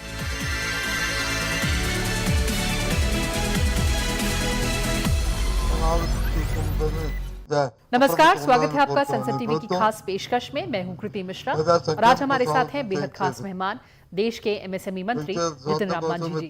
सर, स्वागत है आपका संसद टीवी में। चलिए, धन्यवाद आपको। सर, सबसे पहले बात करते हैं एमएसएमईज की कंट्रीब्यूशन की। 31% to GDP, 35% to manufacturing output और 48% टू एक्सपोर्ट्स। ऐसे में सरकार एमएसएमई डेवलपमेंट अमेंडमेंट बिल लाई है, क्या उद्देश्य है इस बिल के पीछे? देखिए, एमएसएमई विभाग का जहाँ तक सवाल है, प्रधानमंत्री जी इसको मानते हैं कि वो उनके विजन का विभाग है। जब भी विभाग मुझे दिया जा रहा था तो उन्होंने कहा कि मांझी जी, मैं अपने विजन का विभाग दे रहा हूँ। आज जब मैं उसको देख रहा हूँ तो सचमुच में लगता है विजन, इसलिए कि आज भी 69% भारत के निवासी गरीब माने जाते हैं। गरीब उत्थान की बात जहाँ तक आती है, सभी सरकारें करती है, तो आखिर 69% क्यों गरीब हैं? इसकी बात अगर हम देखते हैं तो हम देखा कि बड़े बड़े उद्योग जो यहाँ स्थापित हुए, वो लोगों ने कुछ लोगों की नौकरियाँ दी, उत्पादन हुआ, लेकिन उससे पर्यावरण का भी क्षति हुई और सब लोगों को नियोजन नहीं मिल सका। तो हिंदुस्तान में, भारत में अभी 2 ही बड़ा प्रॉब्लम है कि कैसे हम पर्यावरण को ठीक रखें और कैसे हम युवाओं को नियोजन दे सकें।